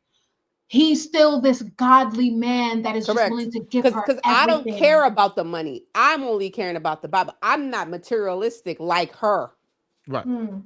And the Bible is a stand-in for God. Mind you, you realize he does not reflect on his relationship directly. He tells stories about other people's relationship as a stand-in for his own. So the moral of the story you should get from those relationships is what you should project onto his. And you know how that that's true? He said Dr. Clark, didn't he? That's how he described it. He didn't say me. He didn't say he asked me for the pension.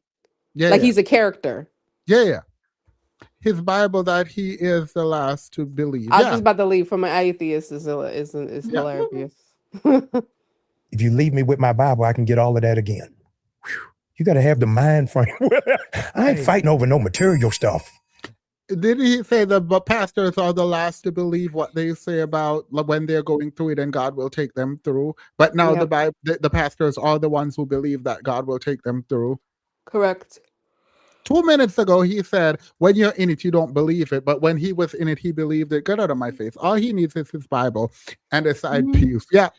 All he needs is his Bible, and he's going to make more money. That's what he said. All I need is the Bible. I'll make it all back. I'll give it. If you're not materialistic, why would you need a vacation home in Florida again? Why would you need a Mercedes again? Why would her taking your Bible mean you can't get another Bible?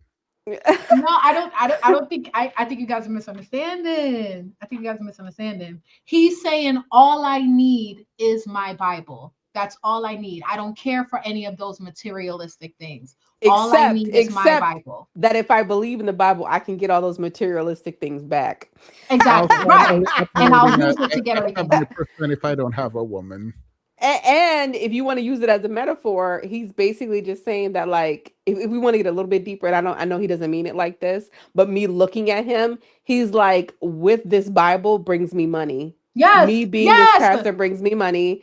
And he's not saying it like that, but that's what it is. I That's get what it money from this Bible, and as long as I'm pretending to be a pastor, I'll make that money back. It's no big deal. It'll be fine. If I'm claiming he's Jehovah Jireh, whatever it is that somebody can take, God can give it back to you. And so I'm at that level of peace. Someone can. Did you cheat on your wife, girl? Anybody got time for this? God blessing a cheating husband. Got it. Cool.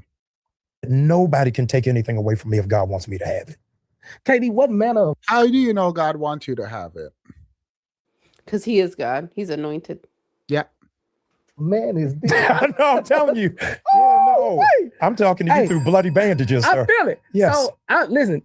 Hey, subscribe to this channel real quick. I'm sorry, all my cool done went off. This little suit ain't fitting like it's supposed to again. I feel like I just puffed up. But look here, I gotta ask you this: what type of studying does Jamal Bryant do? What does a regular Yes. week look like? Because I've stood on stages with you, and you tell me I go do my Wait a little second, pause. at home. Before he started glazing the glizzy, we just went through this whole thing. You're not gonna ask him who he cheated with, why he cheated. We're done. None of that. That's what I am waiting for. Because how you gonna have this man on talking about the cheatation in the marriagery generally without him talking about the cheatation? Like he cheated. Right. And now he's like, well, tell me how you've been able to cheat out the church and get all this money. What you studying? What? Fine. Room cry, and then you got to come up there and lift them back up. Yeah. Yeah, Willie did the little orphanage story. Everybody was crying. I had to bring him back in. But what type of studying are you doing? Like, is there a process for It is Jamal for Bryant? me. I read a book a week. My home pastor, shout out to Bishop Frank Madison Reed III, put me on a regimen when I was 19. Okay. That the first week of the month, I read a biography to read somebody's failures and success. Second week of the month, I read a book on theology. Third book of the month, I read something about Black culture. Fourth week of the month, I read a novel or a fiction book just so that I'm well-rounded. So is this audio or is this like? Demons. All this discipline, but you He can't be lying. faithful. All Yeah, this discipline. He lying. He's such a disciplined man, except for Maybe when he it don't comes read to a book a fidelity. week. No, He he don't. don't. He's full of shit. By Yeah. the way, I bet it was a full-blown affair. I bet it wasn't even. Obviously, Correct. it still doesn't matter, but there's still levels to this. I bet he Correct. was having a full-blown affair on his wife. Correct. Mhm. Mm-mm. I'm reading with Speed a pen. read. No, I'm Let's be very clear. He is well read. He does not read a book a week. He's lying. reading it and studying it. Sunday mornings, my pastor, every Sunday, I had to meet in his office at 7:30 and give him an oral book report on what I read. The catch, Willie, is he only gave me books he had already read. So he was testing me to make sure I wasn't just speed reading it. And so I am a student of life. So whether I'm speaking at a college or speaking at a church or speaking at a community association, I'm equipped for it. Will Smith said, if you stay ready, you ain't got to get ready. So wherever it is that I am, I'm prepared to do it. So how do you have a ready-made schedule? So what I'm Yes. noticing in my singleness Yes. is that I am now at peace with where I am. Don't get me Yes. wrong, grief comes in waves. I have these moments, Yes. but I'm really at peace with my systems, my regiments, and Mhm. all that. How does one not get so caught up in his own system that he doesn't have room to invite someone else in? Yeah, you're not at peace. You're comfortable, but you are not at peace. By virtue of the fact of going to pick up your kids, you are not at peace. You call and say, can you put them on the phone? You ain't on no peace.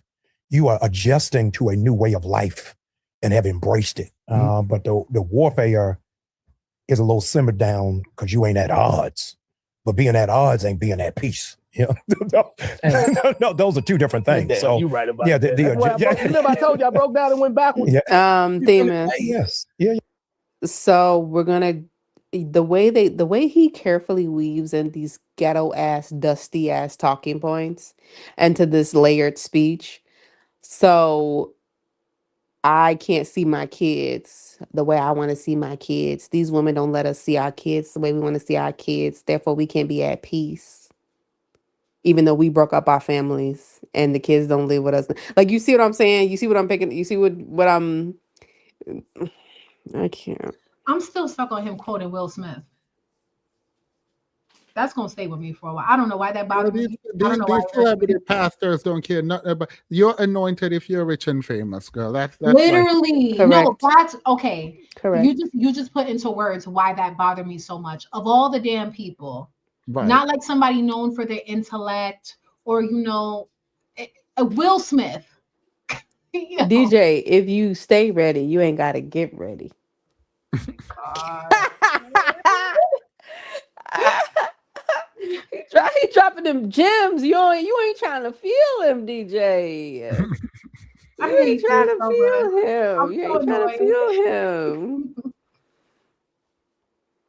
Yeah, I guess I ain't in peace. divorce is divorce is a different grief than a funeral, because in divorce, the body is still walking around. At a funeral, I know where the cemetery is. I ain't drive by there. But you got to walk by a living corpse. Mhm. And so that's a different level of grief that you at a funeral wearing lime green. Yeah, we know the uniform if there's an actual death. And so in going through that process, you relive the funeral every other weekend.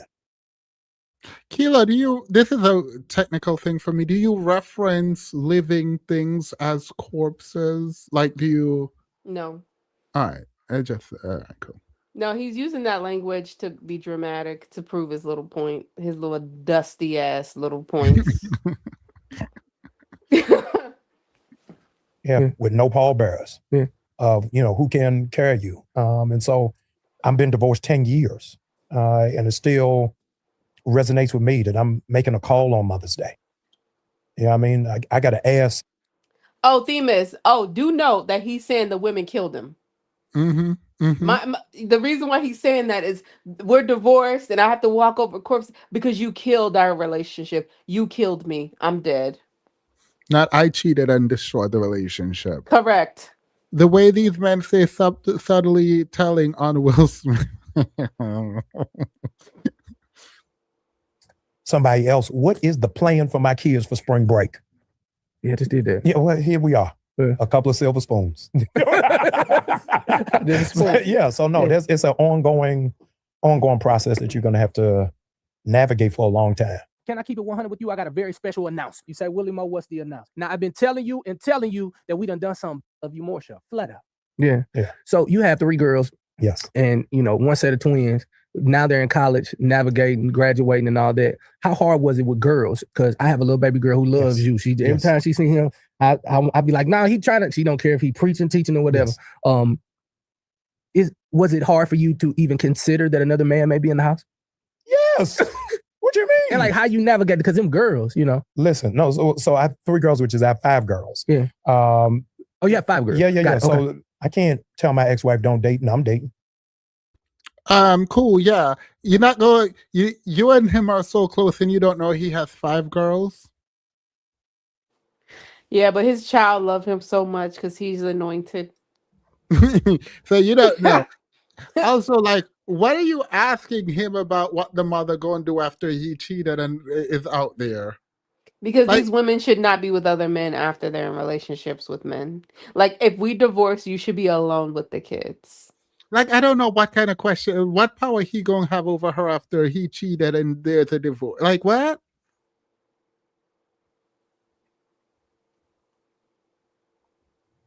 You know what I'm saying? So we came to agreement.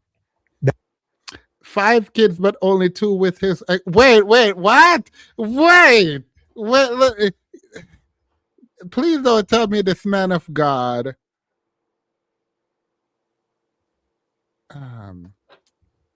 What's his name? Hold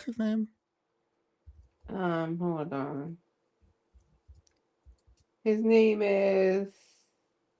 Oh shoot, I don't even know. Oh, Dr. Jamal Bryant or no? Is it Doctor? Is it Dr. Jamal Bryant or is that the one in the hat? Let me see. What's the name of the pastor, y'all? What's the They're name? saying Jamal Bryant. It is? Mhm. Okay.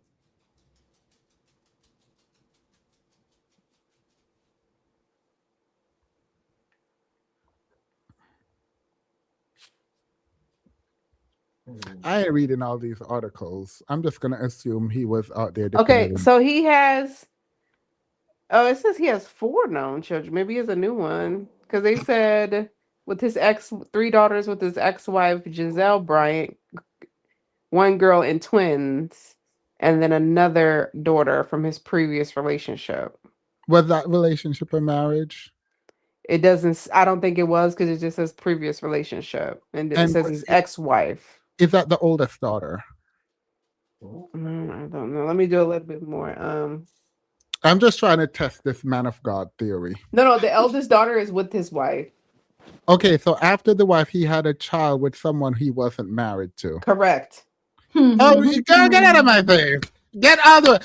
These men are degenerate. Like, these men are so degenerate. Like, it is wild to me that anyone goes to this man's church. His eldest is with his ex-wife. Yep. But he has kids that are not with his ex-wife, nor are they with his current. Whoa. That is so degenerate. The bar is in hell.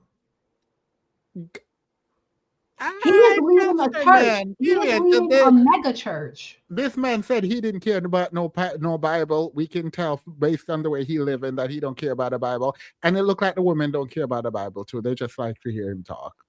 Correct. Wow. We only introduce people to our children when it's serious. Yeah, if it ain't going nowhere, don't even get them involved. But I can't project. Y'all did no homework. No, we didn't do any homework. This is the first watch. I don't know who this man is. No, we giving y'all that raw. No, I did not know who this person is. I ain't gonna do a research on him. I don't care nothing about this man. I'm reacting to what he's saying here. Yeah, we're reacting in real time. You can't find this shit nowhere else.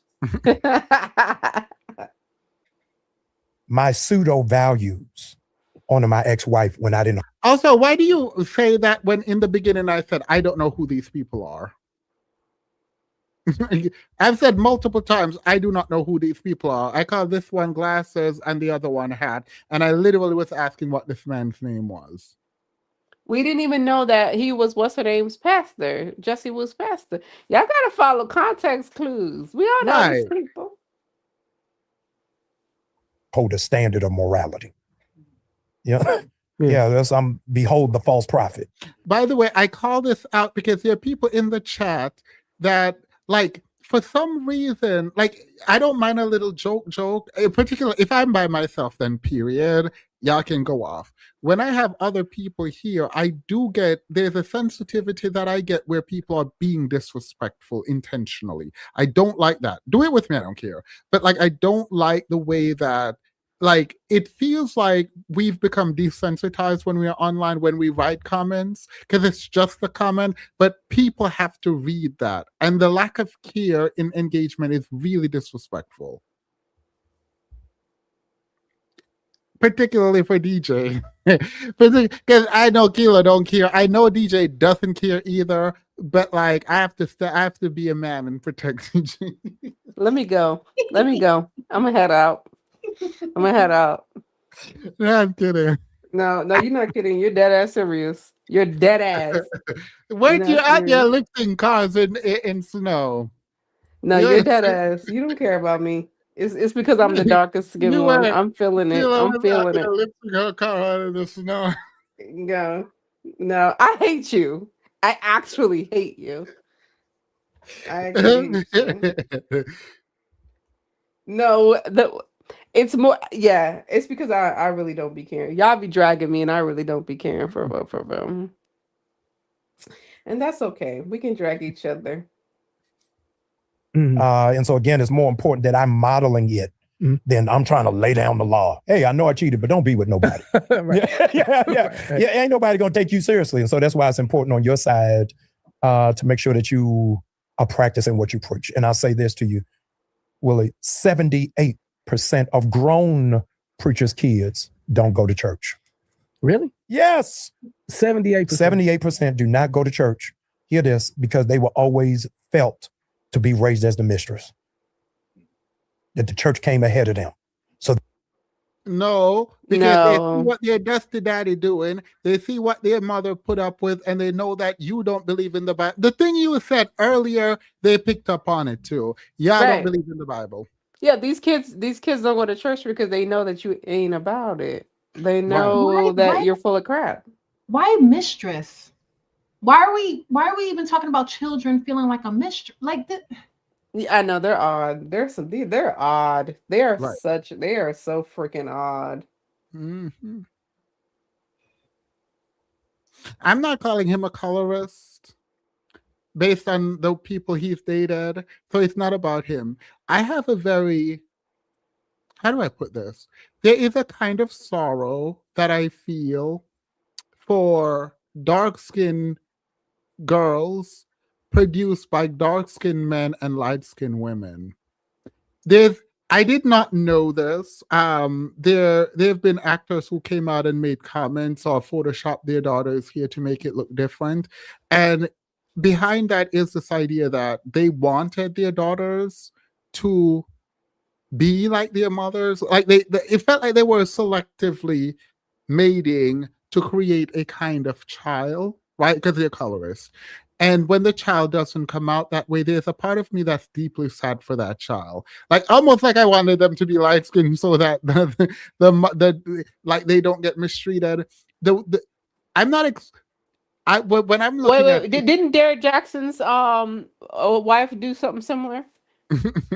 No, remember she was like, because she was lighter skinned, but she felt like he preferred darker skinned women. Do you remember that? Yeah. And he was cheating on her with darker skinned women, and then her daughter came out to be dark skinned, and we were like, wait, we're worried. Yeah. I'm not saying about him. Anyway. They resent the church. You can't have a conversation about church hurt till you talk to preachers' kids. And if you talk to preachers' kids, you don't have the benefit of pastoring. Mm-hmm. You just running around, preaching wherever. Mm-hmm. You don't have no little old lady. Where your mom at today? Yeah, she look cute. You understand? You don't have that to deal with. So imagine navigating that space with your kids, and on the way home from church, you having to have a debrief. Stuff you can't even entertain. Did anybody say anything to y'all today? Wow. Are y'all okay? Sitting on the front row for the first time without mama? Yeah. Your daughter's how old? 5. So you don't even understand putting in place for a 5-year-old to be the first lady. So at 5, they looking at what dress she got on, whether she young. Why? This is a They're weird so way odd. It's so a very strange to talk about your daughter. Why would your oldest daughter take? But you know what? I don't like this. It's But first lady is the position. Mm-hmm. Think about the position of a first lady, and for them to try to force their children, their daughters, their presumably young women, to model after being the first lady, even a 5-year-old, is very odd. But when you think about the fact that the eldest daughters are often placed in a very like motherly role in the household in the mother's absence, it tracks. Yeah. Like when mom's at work, the older sister is tending to the younger kids, cooking and cleaning and doing all the things that the mother does. I guess I never thought much about this also being the case in church, but this language is so incredibly disgusting to me. Yep. And I can't fully explain why, because I don't want to go there, but it is disgusting. Yep. On and on the front. Yeah, that's a lot of pressure. Yeah, no, that's a whole lot of different kind of pressure that you gotta try to maximize. So if 78% of those children don't go to church anymore, what building blocks did your father and mother who pastored? Yes. How did you become a part of that 22% that decided? Because they made sure I loved God more than I loved church. Okay. Yeah. So we didn't do church for public appearances. Yeah. So we had to have our own devotional life, our own prayer life.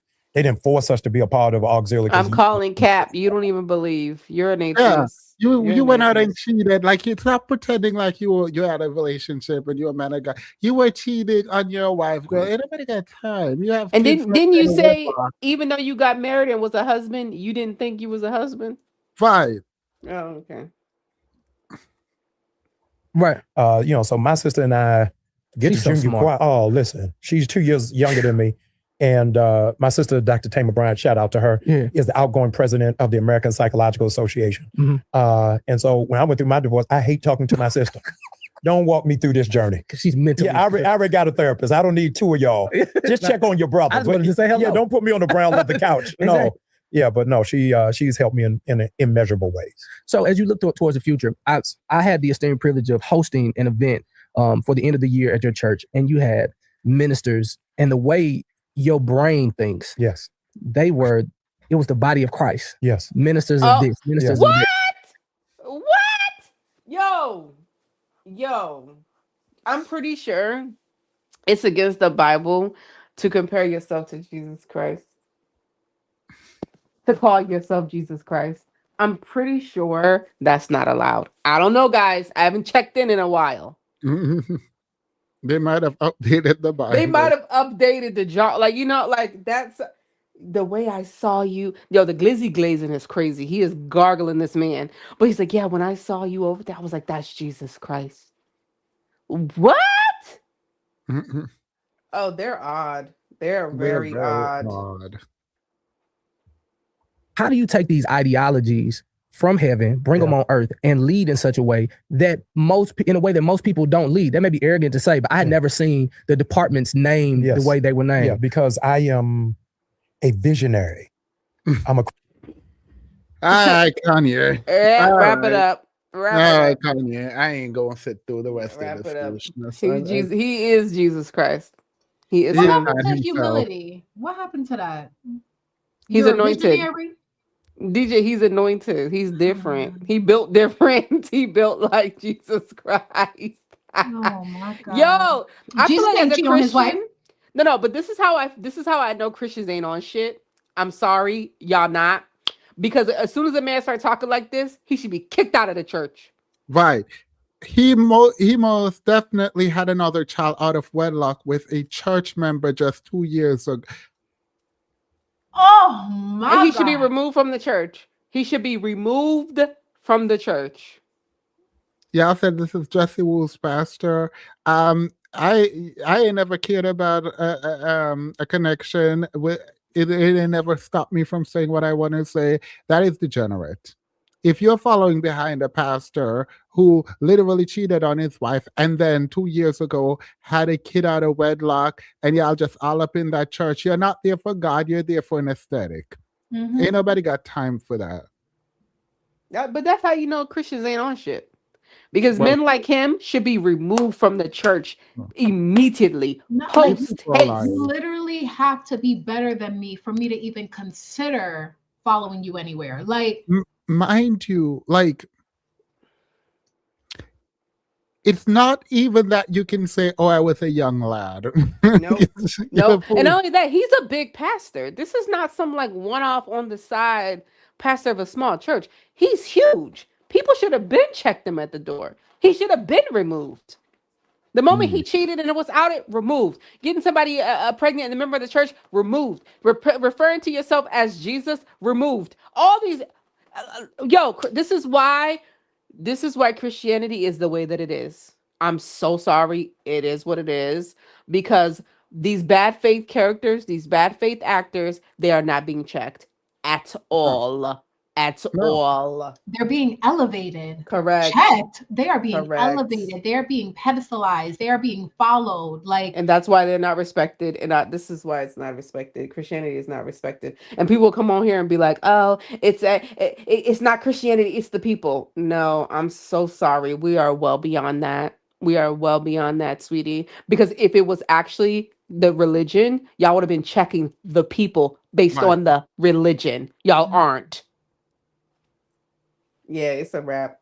It's very unserious. Because of my infidelity, not because of irreconcilable differences, but because I broke that covenant. And so I had to go through a healing process for myself on what is it that was in me that would go outside of the bounds of my covenant, my agreement, and to risk my family. Mind you, what it is that was in me feels like, again, he's detaching from the actions taken. You were a cheater. You planned to cheat. You went out there and cheat. It is who you are. Why are you trying to pretend like there was some demon in you? Now Right. people have labeled him civil rights leader to girl. But this is my thing. People should have checked him. People should have been checked him. I was just reading the comments. I wanted to be with. Yeah. So I say to men all the time, one of the mistakes I made is my first attempt at monogamy was marriage. No, one of the first mistake you made was cheating on your wife. So you should hold cheat. on. So you should cheat and practice with a couple women first. His first attempt at monogamy. So you That's so the you should pastor. practice. The pastor is saying, I should not have tried to be monogamous in a marriage. I should have tried to be monogamous before a marriage. How you gonna do that, Wait, girl? so was he cheating while they were engaged? What is Apparently he he saying was right now? Apparently he was not monogamous prior to the marriage, and he definitely wasn't monogamous in the marriage. Correct. He attempted monogamy in the marriage, but he wasn't monogamous. What in the And hell is apparently they going were on together before the marriage, so he wasn't monogamous then either. So this man just is a cheater. He ain't never cheater. been monogamous because cheating is a character flaw. It's not So- situational. It is Yeah. 100% not situational. So And by I'm a him sinner. admitting that he needed to not be monogamous, he had to be monogamous before he got married and not after, meant that he was not monogamous prior to the marriage. We know Right. he did not stay monogamous during the marriage. So this man has been cheating his whole life. This man is just the crease in his forehead is the cheating. Like Yep. it was just cheat. So I'm Yep. a sinner that needs guidance. And so I'm All going to them be holes in guided his by face. another sinner that's even worse than me. I'm not out here getting women pregnant. I'm not out here cheating on my Right. spouse. What would I have to go like? This is actually insane. Like he has way too much power for someone who has made the decisions that he's made, and they would never allow a Black woman to get even a fraction of the distance that this man has gotten. Oh yeah, because women can't preach anyway, not legally anyway. Yeah, no, if you're in his church, you're a degenerate too. I don't care. It Yep, is what it correct. is. Nah, If y'all complete haven't garbage. if y'all have Complete not garbage, sorry. tarred and feathered this man in the streets for how he goes against the word, y'all are not Right. serious. He Y'all Yeah, are went not on actually he went on a serious. press tour Yeah, y'all not showcasing his serious. degeneracy. So you can't say you're in the dark about it. Nope. No. This is why Christianity is not taken seriously. Each Wow. poor I can't looking take it like seriously. each of his poor looking like a crater. Ain't nobody got time. Correct. What does that mean? You know what? Hold on, wait. No, I know. Break that one I know down where for you're going. me. I think I know where you're going with it because we'll even have we got friends that have gotten married, Yeah. but Wait a god minute. What is this up here? Anyway, I said men should experiment on their look, so I'm just gonna leave the bug eye alone because I don't know. It's a signal, Themis. It's a signal. Very subtle signal, period. I mean, they're in Atlanta, so it is what this is an Atlanta straight. they've been a player for all their entire life, Their whole lives. their whole lives, and they think that hey, when I get married, it's all gonna change. Yeah, no. So I think that you have to practice. You gotta practice monogamy. Yes. Yeah.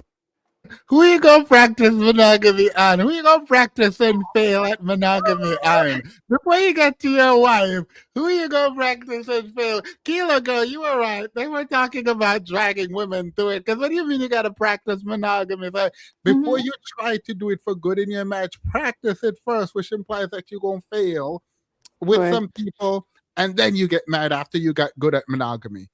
Correct. With members of the congregation who will let you, Weird. who would be happy to help you practice. Amen. Yeah. Yeah, practicing monogamy is wild. So I don't know how to do monogamy, so I'm going to practice on a bunch of people until I get it right. That's wild.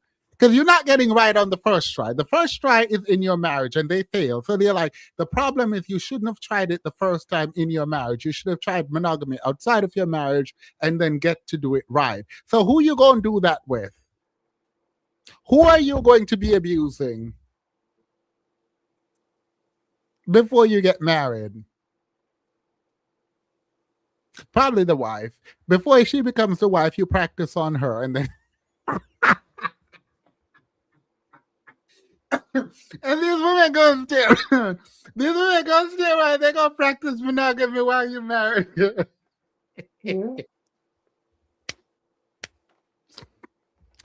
These men are so degenerate. And the funny thing is, I don't think they understand the implication of what they're saying.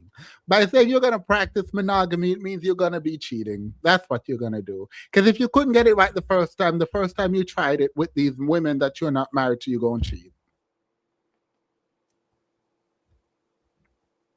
Yes. That'd be an STD test. Lord Jesus. Jesus be a condom.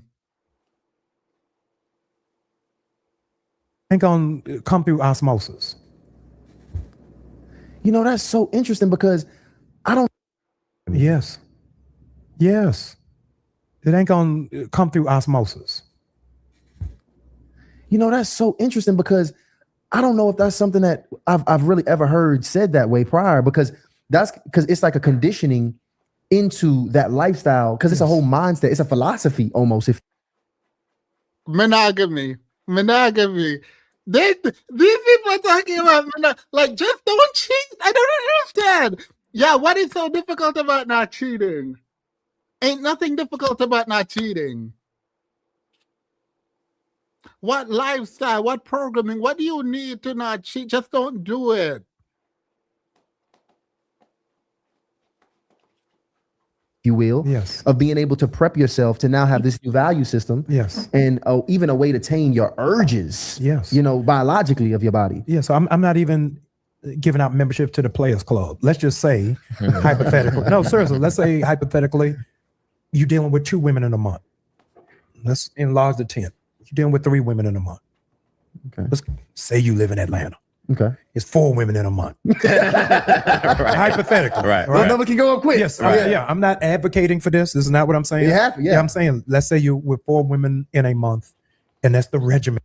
You're a pastor. The only thing you should be saying point blank is, wait, there's no monogamy until marriage because you're not sleeping with anyone until marriage. There's nothing else to add. Like, what are you doing? Oh, the Bible doesn't fit into today's world. Well, you're a pastor. Ain't nobody care about today's world. Your only message should be, ain't no having sex until marriage. That's your only message, pastor. Oh, you can't do it because you just impregnate your person in your church without being married to them. And you on. Yeah. It's natural. That's what you do. Yeah. You don't have no guilt about it. You don't have no conscience. None of them think that you committed. You were 4 months. That 4th one, you decide, you know, let me lock this down. You have not purged out your system of the 3. And the danger that we have. Wait, the pastor just said you have not purged. Wait a minute. So you should be sleeping around. The pastor. Let me reiterate. If you go to this man's church, if you believe this man, if you look up to this man, you are degenerate. It is that simple. No, there's no exception. It is wild for a pastor to sit up there and talk about purging, sleeping around out of your system. Maybe I misheard. Let's rewind and maybe whatever. You have not purged out your system of the 3. 4 months. That 4th one, you decide, you know, let me lock this down. 4th one. Purge out your system of the 3. 4th one, Jesus. Yeah, I don't know what he's saying here. He might be, I don't know. What do you mean purged your system of the 3? I don't know what he's talking about. And the danger that we have is that we have compartmentalized our sexuality to have sex without intimacy. So we have so reduced the standard for ourselves that you can sleep with 4 people and feel nothing for any of them. True. He said that. Put the camera, switch it, put that on here. Yeah. And so when we get to a dangerous place in our own ecosystem of our sexuality and the sanctity of that which is sacred, and we as men no longer value sexuality, then our defense is, oh, they didn't mean nothing. That is so true. I've at this point, I've embraced that. And that's just what you hear. That men. Well, we know you're a degenerate, sir. This is why his ex-wife didn't want his Bible. Right. he said, I've embraced sex not meaning anything. Mind you, he's a degenerate and he's trying to prove himself and pander to, I know Tweedledum. I know him, not in real life, online. So, like, he's just a degenerate child trying to prove himself to be a man. It doesn't matter. No teeth at the side, dumb, useless, ear pierced. Like, it don't matter. Just ignore him, please. Can have sex without It's our emotion. nature. Yeah, that is our nature. Yeah, and I think that it's a It is not your nature, and they're lying to you. You don't. Cheating is not your nature. You're just a trash human being. cop-out because the woman who we are intimate with can't understand that you're doing the exact same thing with me, with the person who you say you don't care about. So it's different as, oh, we just went to the movies. Oh, I just took them to Cheesecake Factory. No, they stayed at your house. They was in your shower. They wore your t-shirt. What then have you reserved sacred for me? Man, I hear it all the time. I remember we had guests come on here, Dr. Nicole and Crystal, and they made a statement. They said, you got to learn how to change your appetite. Yes. And I think you just really brought that glue there to, like, you just tied it all together, because when I'm thinking about it, it makes sense, because if your body is conditioned to even having a certain amount of meals a day, Yes. eating certain types of food, Yes. and all of a sudden you tell your body, I'm a cold turkey switch to now this type of diet, and you have not practiced that diet, you have not conditioned yourself into really slowly weaning in. I'm going to see your point and raise your point. Yeah. No, that's degenerate. I can literally just switch my diet immediately. And I've done that multiple times. Ain't nobody got time. Yes, it's hard. You can do it to get some discipline. I don't like these degenerate men trying to like pretend like monogamy is like eating food. Like, oh my God, if you want to go on a diet, you're going to crave this. Get some discipline. Get out of my face, you degenerate, useless, weak, ain't nothing a B word. Like, I don't even understand how people find these people enticing. Like, you are saying you cannot control yourselves. These are the men who are saying they should be leaders, and they're admitting that they don't know how to control themselves, whether it comes to their eating, their diet, or sleeping around. Just, Yeah, hang it up. Hang it up. And women are sitting up here listening to them. Like, their platform is filled with women trying to be. As a single man, 5 nights a week, you're getting food from drive-through. You don't know how to appreciate a home-cooked meal because you're used to now eating out of a bag. So you got somebody who's cooking for you at home. Your knee reflex is, why? You don't want to go out? Because you have adopted French fries and don't understand that mashed potatoes is a better choice. But because my palate is used to packets of ketchup, I don't know what Worcestershire sauce is. You got Right. Yeah, so you got to change your whole mind frame, your whole thought process of how I deal with all of it. The most And still you cheated. Right. And Right. still you cheated. You know what? Let's just they're pissing me off. I'm actually mad. I'm mad because I'm tired of people. I don't understand how your worldview can be so inconsistent. Like, you are the leader, you are the logical one, you built everything, men. And then these same men are saying I'm weak and useless. Like, it's also very telling that even though the average woman has way more options than the average man, right? That they want us to believe that they lack all of this self-control, that they lack this discipline. And not only that, it's one thing to want to sleep around. If you're grown and you're protecting yourselves, you can do whatever you want. But more often than not, what that comes with is a great deal of mistreatment of the woman you're sleeping around with. But yet, and lying. And the lying, right? All of that, like the mind games, the manipulation, all of that comes with that. Even if you really were unable to control yourselves, which we know that that's not the case, but even if that was the case, why is it that women have more options, women have the same sexual needs as men do, but yet there is no association between a woman sleeping around and how she treats men? Like, it's like it doesn't go hand in hand the way it does for these men. No, y'all are just horrible people. Your needs weren't being met. You stepped out. Her needs weren't being met, and she stayed loyal to you. Simply put, I don't get it. she tried to talk to you about meeting her needs. Meanwhile, you just tried to find another woman to fulfill yours. Correct. Yeah, you're right. It is a personality thing. It's not a matter of them lacking discipline or anything like that. No, Yeah, that's they genuinely think that type of behavior is okay. Like genuinely, like they feel like it's all right. Like you got cheated on. Like it's not a big deal. And unfortunately, one of the main reasons why is because a lot of them don't suffer actual consequences for it. Right. Because they know who they're picking, right? Like we talk about the women, whether they have low self-esteem or whatever, or how they were raised, like they were raised around a man who mistreated a woman, and so that's what they've come to expect, whatever the case may be, right? If we look at it from the man's perspective, it's like you knew you went for a woman who probably didn't have the highest self-esteem, who you knew loved you so much that she would not be adamant about like holding you to any standard, and you took advantage of that. Yeah. Wow. I don't know, man. I find this all annoying. Mind you, I'm not mad. I appreciated Keelo. I actually appreciate watching it. It's just like realizing that I can't just watch this and laugh. And I have to acknowledge that people are buying into it. And let's be clear, he's very good at what he's selling. But it's just like, at the bare minimum, you should be like, he's a cheater. I'm done. Like, I just feel like that's an easy analysis instead of buying into the rest of all of this foolishness. And I'm very annoyed by it.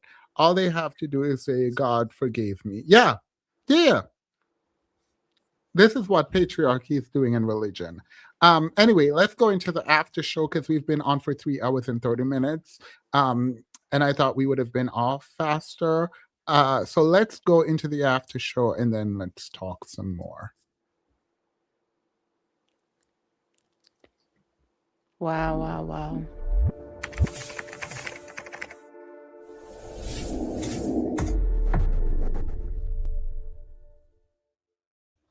Hi. Thank you for coming back, by the way. I appreciate you both, and I've missed you all of January. It's wild that it's been all of January since I was able to do a live stream with you both. Oh man, it has been a while. We back like we never left. Your girl And was now you out were here gonna working. be like, we back like a herpes sore. No, you know what? Absolutely not. Absolutely not. No, absolutely not. That's not something I would think to say. No, you're on your own. You're on your own. We're back like clips after the injectors wore out. We back after Dr. Bryant, like Dr. Bryant tried to come back after he played in his wife's face. I've been working like a crazy dog, and now I'm back to my normal schedule. Oh, good. So hopefully I will be back. We can come back and do a little bit more of a key. Period. Yes. We've been missing you in the Discord so we can watch shows together. Oh, yes. Oh, yeah, I forgot. Ah, what a life. You do all this, you be praising, going to church, doing all the right things for your husband to humiliate you. But they primed them for that. Like they literally groomed them for that. Like it's so crazy. I honestly, like, if I didn't have empathy, this would really be the type of thing that I would want to give props, because like the number these men have done on these women, it's like actually insane. It is insane, actually. And it's sad because like it just feels so simple to like be over it, and like I just don't understand. But I'm gonna give you a palate cleanser for 2 seconds. So it's less than a minute. It's like less than 20 seconds, Keelo and DJ. Ready? It's still open. So come pick up your clothes. I'll have them folded. Meet me at the door while it's still open. They can't be serious. Yeah, it's that E after door. Like it gets me every single time. Why though? Like I don't understand why they would. It's trash. I don't even know what key there is. It's just trash. But Jonah's cousins, the Jonah's step cousins. I don't know why they add the E after door. I feel like they thought they were doing something. I feel like they were like, "Oh, we're gonna hit them with this." Oh, they thought they ate. They thought they were doing that black like. Yay! They thought they was hitting that jump. They thought they were gonna give it. What's the king of R&B name again? Jacquees. Don't piss me off. Oh, he's so funny. You know what we didn't do, Themis? We didn't read the comments for the video we just watched. The one with let's look at that real quick because I actually am curious. Wait, which one? The first one, right? Yeah, the first one. Yeah. Camp Rock 3. Oh, period. Is the Demi Lovato gonna be there? Because I ain't watching that without my I want to say call her something, but listen, if the crack is there, she'll be there, or be square. I like me some Demi Lovato.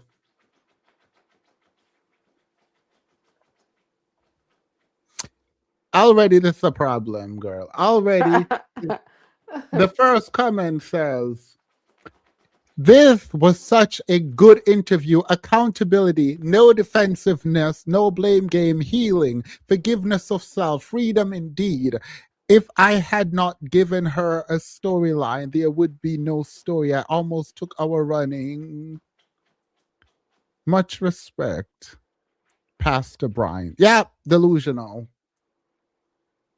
Regardless of how people feel about certain pastors, it doesn't mean you cannot learn from them via interviews.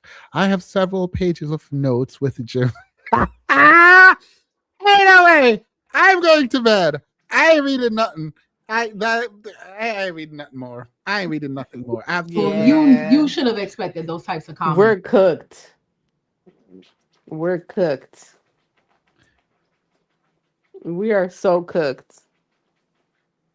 Yeah, this whole you can learn for everybody, but y'all don't like to listen to Black women, though. You can learn everything but to be faithful. Praise Jesus, amen. The Bible even told you still didn't learn it. Well, because he didn't believe it. Mm-hmm. Till it started making some money. That's so funny. That is. What's the so problem? funny to me. What's the problem? That is so funny. Whoa. Scroll down a little bit. The other direction. That a lot of people say pastors should know better, rightfully so. But what those people don't know is that warfare is 10 times stronger for the ones who speaks God's word. Jezebel was not only trying to seduce all God's prophets to fornicate, but she also killed a lot of them. The saints should be praying hard for these men / women of God. I'm done. I am so done. Warfare. He was fighting the Jezebel spirit. He was warring. He was at war. This woman is a liar. This woman is a Christian and she's a liar. Yep. I can't lie. I was never too big a fan of. You were not a fan of him, and you found out he cheated, and you became a fan of his. The Jezebel spirit is strong. All they need is the performance when it comes to these men. A woman has to be on her P's and Q's in every aspect, but a man, all he has to do is talk that talk. Right. She made him fornicate. Of how a man can evolve, evolution happening. What this girl talking about? I lost my mom while losing my marriage and going through a divorce, and I couldn't quite explain how much I was grieving both, but they both hurt in such a pastor said it perfectly. I bet your man cheated on you. I bet while you're down here praising this man, I bet your man cheated on you, which ended your marriage. Ain't no sympathy. I don't care. Like, wait, I lost my mom while losing my marriage and going through a divorce, and I couldn't quite explain how much I was grieving. Yes, your mom died, you're losing a marriage, but they both hurt in such different ways. Yes, pastor said it perfectly. Why is this man still your pastor? Right. That's what I'm saying. This is why Christianity can't be taken seriously. No standards, no gatekeepers. No. Anybody can come. In fact, the more degenerate you are, the more accepted you are. It looks like if these men act up, this is their story. Like it becomes Dr. Jamal, God is defiantly I think they meant definitely. Definitely. turning things around Isn't on it, your. DJ, this is an example of them taking Themis out. One letter gone, he gone. He I know out. that God is going to favor you even the more after you cheated on. Like, Why would God favor you more for being what? Oh look, You this was appreciate his no. honesty. He has not said cheated yet. You see, this was a strong one. Thank you, Pastor Brian, for being one black man that will stand flat-footed and tell the truth. Run before you take it back. He has not talked about him cheating. Nope. Hasn't said he cheated.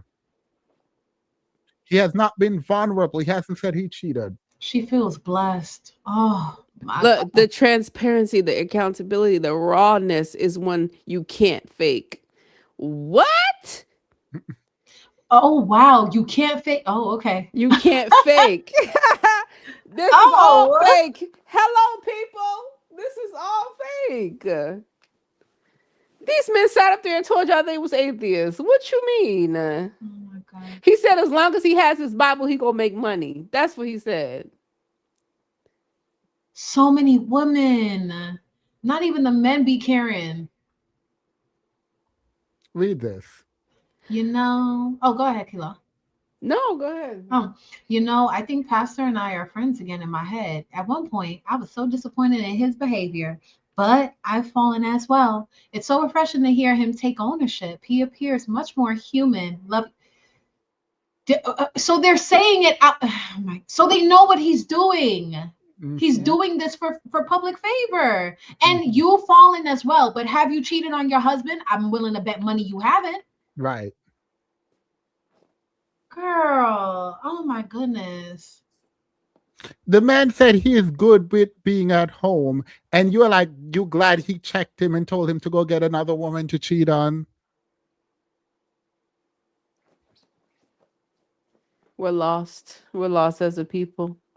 Behind Jake's, this is my favorite pastor. All three of us are Gemini.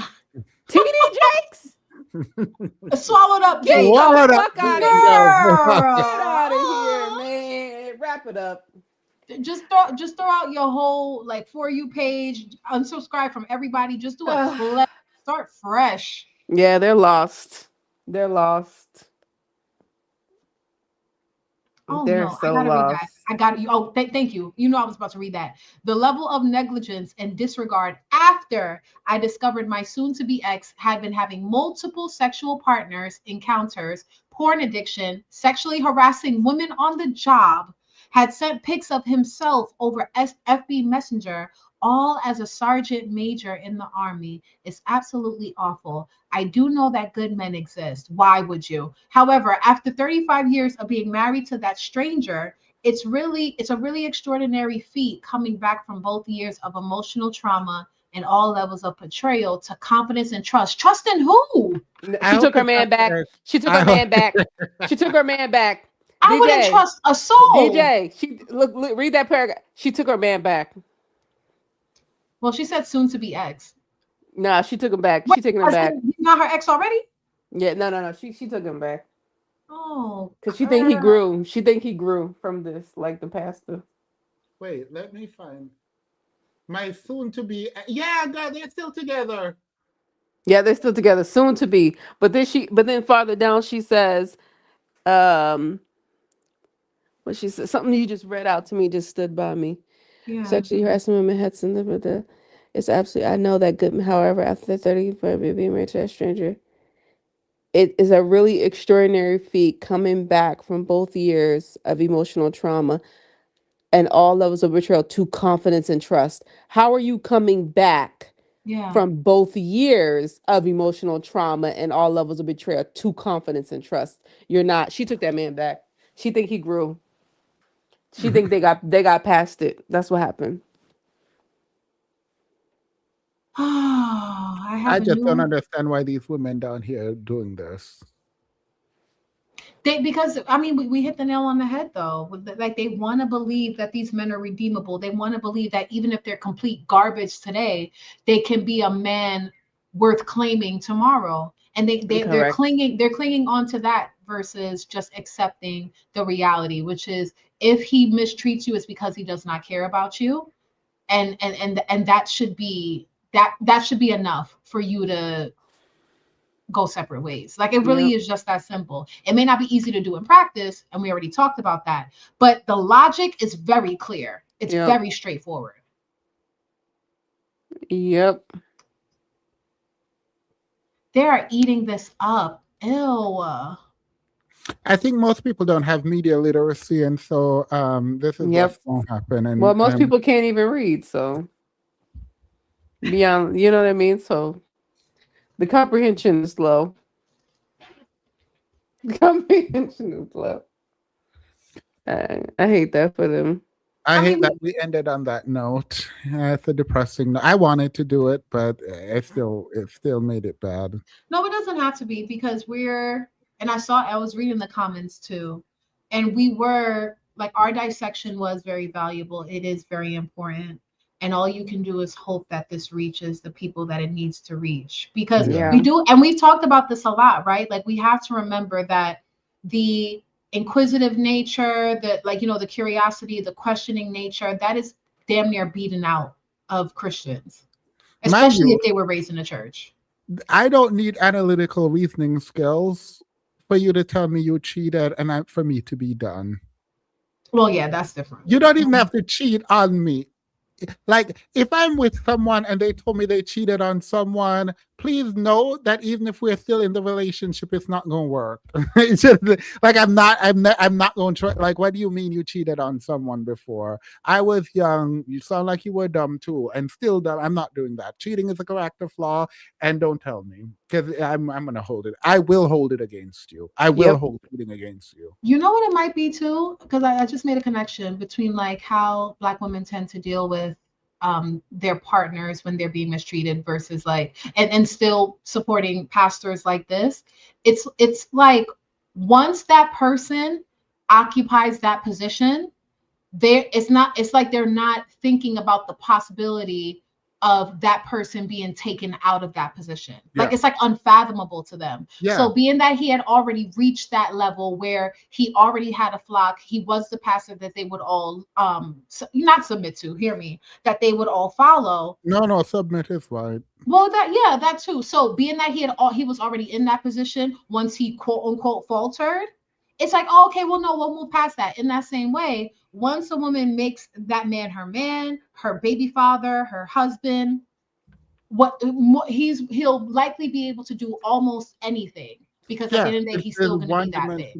Thinking. Yeah. Because there's no consequences. Christianity shows you that no matter what you do, you will be forgiven. There are no consequences. And if you're operating with that framework, I can't think of any other type of conclusion you would get. Unfortunately. Like if that's the value, if that's the framework, if that's how this works, unfortunately, this is the only conclusion of how the people within that religion will operate. I'm so sorry.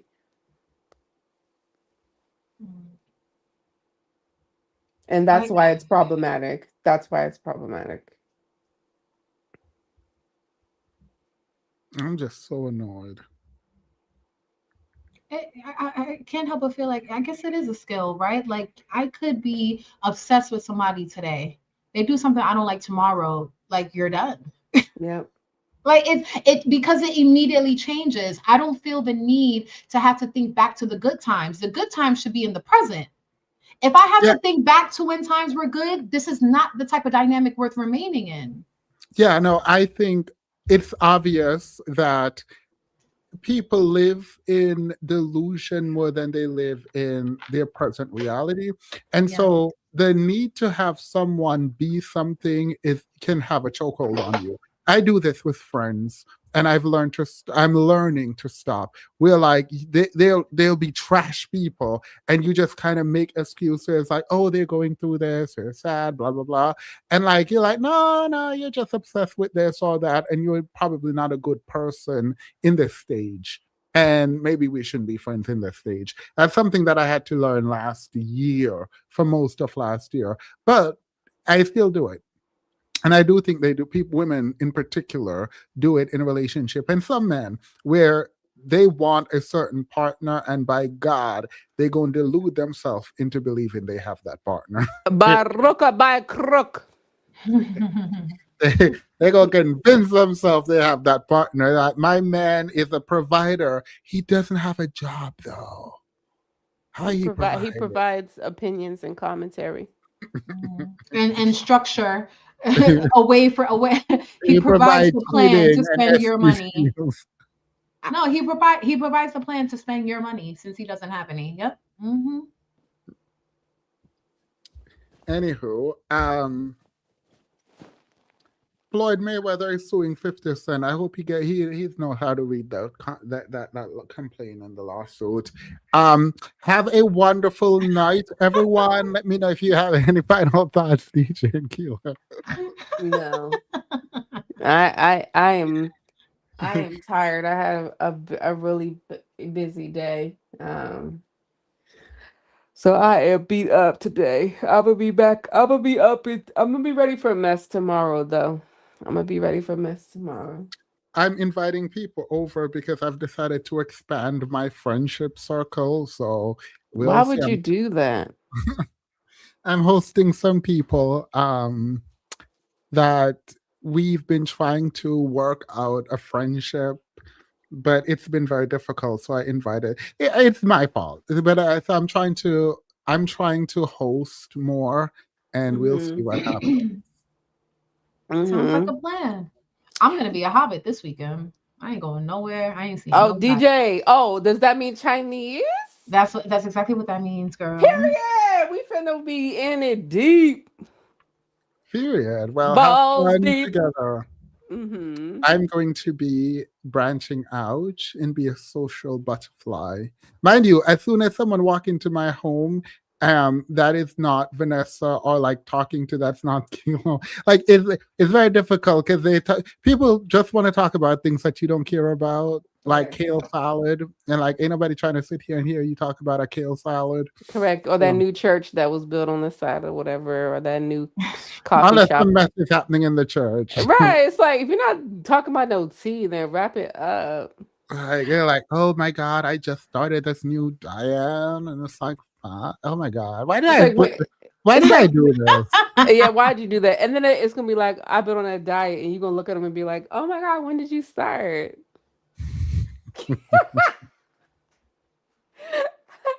Well, I would never do some foolishness like that. You are mean.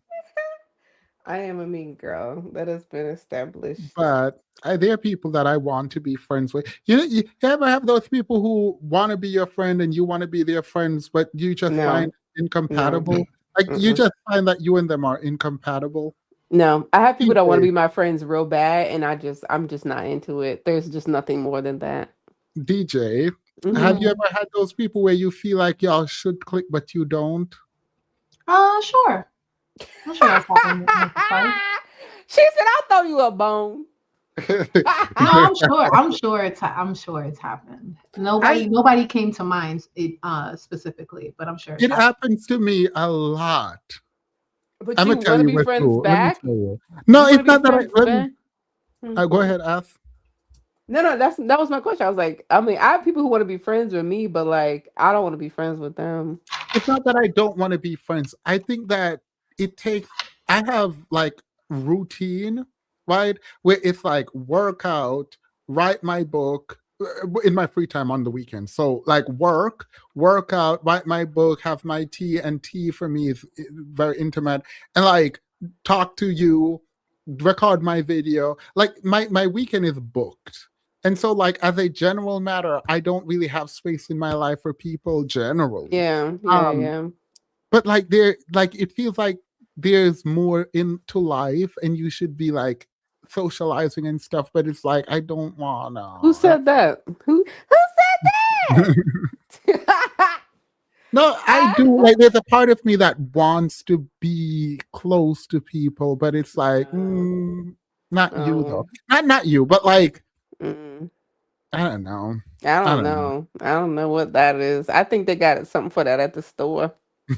I think they got If something you for leave that it at the to me, I will pharmacy. read and write all day.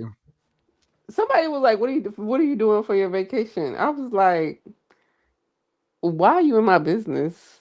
That's I was like, odd. I thought we never mind. We are. Oh, DJ, it's my birthday next week, girl. Oh, It is. Steven's finna take your girl out.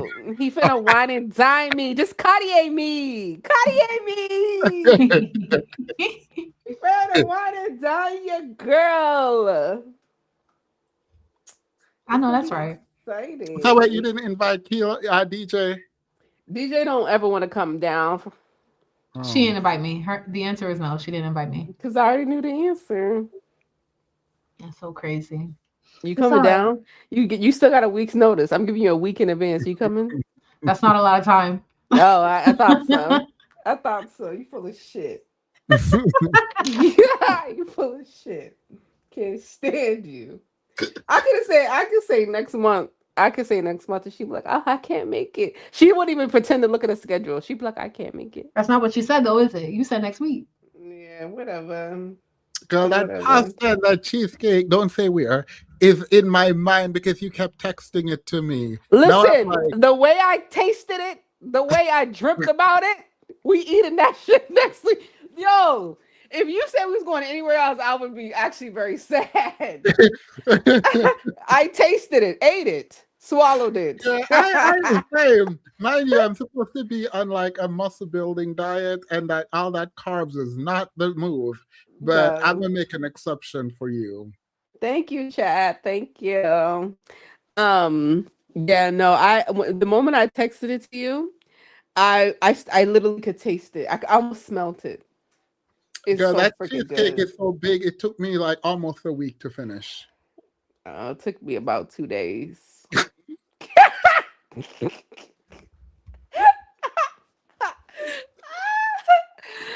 You teasing it. Absolutely not. Absolutely right. Swallowed. Gulped down. I don't play about no cheesecake. I don't play about no cheesecake. I'm actually excited. Thank you, Chad. Yes, I am an Aquarius. Y'all need to stop trying to find out my business. Stop doing calculations. Right, girl, the summer is right around the corner, and I have countries to fly to, Paris to be in, and girl, it's not. I gotta be out there doing it for the Black Americans. Well, womanish. What's gonna happen is my birthday is on Thursday. Is it? Yes. So that means Wednesday I'm gonna go on a 24-hour fast. So when I hit that joint on Thursday, gulp. Gulp it down. I'm not playing. Oh, the way I tasted the sauce, steamers. Once y'all don't be running from the camera when we start traveling together, we good. Oh no. I ain't running from the camera. I don't run from no cameras. DJ. I literally only said it for you to say that. I don't run from no cameras. Listen, when I say I don't have a bad angle, I'm so serious. I am so serious. I was telling Thebes, my friend was like, "What picture? Is there a certain picture you don't want me to post?" I was like, "I haven't taken a bad picture since we got here." So I don't know what you're referring to. Post it. Don't know what you're referring to, girl. Oh yeah, by the end of the month, we got to plan our trip. Yes. I can't wait. Not steak and scrimps. So it's the steak and scrimps. No, guys, pasta and lobster. Pasta and lobster. Pasta and lobster. We did not go to the matinee thing we wanted in New York for. Oh no, I know we didn't. Mm. We need to plan stuff better. We're too busy. Mhm. We have lives. I know. We have lives. DJ, you know every white person on my job. I was telling Themis, I asked them why they didn't say Happy Black History Month. I've been And making what white did- people uncomfortable all week. Don't do What would that. they say? They were like, oh my gosh, Happy Black History Month. Da, da, da, da. Or, I didn't know. Oh my gosh, girl, they would be so uncomfortable. That is sick. You have a I am problem. You're sick. the You're a way, sick, yo, sick Thee must be so hearing person. me. Thee evil. must be hearing me how I be talking to the people at work. I don't be hearing. You're a sick, sick person. That's hilarious. No, one of the girls was like, the guys was like, oh, you know what month it is? And she was like, what month is it? I was like, oh, I can't believe you. And she was like, no, it's Black History Month. I was like, it's too late. I knew you wasn't on shit. I knew you wasn't on shit. And literally she texted me on my way out. I was like, I'm really sorry. I didn't mean it. I hope you were not offended. And I text back, I am, with a sad face. I will be writing that ass up on Monday. Don't even play. Don't even play. Should I go back to my original mic? I don't mind this. I don't think I know this. Yeah, me neither. It sounds good. It does sound good. No, I love to make the people at work uncomfortable all the time. Don't own that. She's joking. No, I'm serious. What No, she's not. I am. I love making them uncomfortable. I love it when they ask me what I'm doing, what I did over the weekend, and I act offended. Like, why are you asking me about my life? Like, mind your business. Yeah, listen, DJ, I've gotten so good at it that when somebody asks me how my weekend was, another white person will be like, no, don't. I got this, Keelo. None of your business, right? Right? I'd be like, Pierre, exactly, William. Exactly, Mark. Get her. I'm so dead. Get her done. Get her done. Yeah, I am an agent of chaos every single time. And every time they didn't give me what I wanted, like I'll be like, oh, can I get this? And they'd be like, no. And I'll be like, on Black History Month? Go. They keep baking stuff and bringing it into the kitchen, talking about we should go get it. Yeah, absolutely not. At work? Mm-hmm. Yeah, no. I gotta stay away from the sweets and stuff. No, they'd be like, oh, let's do a potluck. I'm good. If we're doing a potluck, let's come do it at my place and we cook at my place. You're not bringing your food from your place. Because the last time I went to someone's house, a cat jumped on their table while they were cooking, and it just sat up there and chilled. And I was like, ooh. I know. It was too used to being up there. It was too comfortable. Yeah. And way too close to the pot. So I didn't even keep track of what was happening because I knew I wasn't eating anything. I immediately became full. I was like, yeah. We made rice and I'm allergic to rice, actually. I'm allergic to food. Sorry. No, I'm allergic to chicken. I literally forgot. We had chicken yesterday. It's a new diagnosis. I got it this morning. Actually, just now, I just realized my throat feels scratchy just talking about it. What I love about my job is that luckily we don't do potlucks. We just do catered like foods from places. Like they got rid of the potluck stuff. Thank gosh. Thank goodness. It's usually some expensive places too. It's nice. But your girl trying to get snatched, trying to look like a bag of bones. I look like a bag of bones. I'm not playing. Meanwhile, you need to get into the body positivity. Meanwhile, I'm trying to get bigger. No, not for me. I'm trying to be a bag of bones. I'm trying to be skinny. What do you mean body positivity? Keelo is fat phobic. I am. I am. I don't know why you would set her up like that. Especially on me. On somebody else, fat might be cute, but not on me. It's not cute on me. You ain't got no T on me. This whole thing she TMZ. You ain't got no T. He think he be trying to set me up. Little do he know, I be just confessing. Try Ozempic. No. All Ozempic do is make you stop eating. I can do that for free. Period. Period. Well, this is so toxic. And I'm trying to up my caloric intake. Ooh, I'm trying to decrease my caloric intake. Hashtag stay empty. We're done. Period. We're done. We're done. Everyone have a good night. Have a good night. I literally thought you were just going to be like, no, none of that. Let's move on. Ain't nobody got to.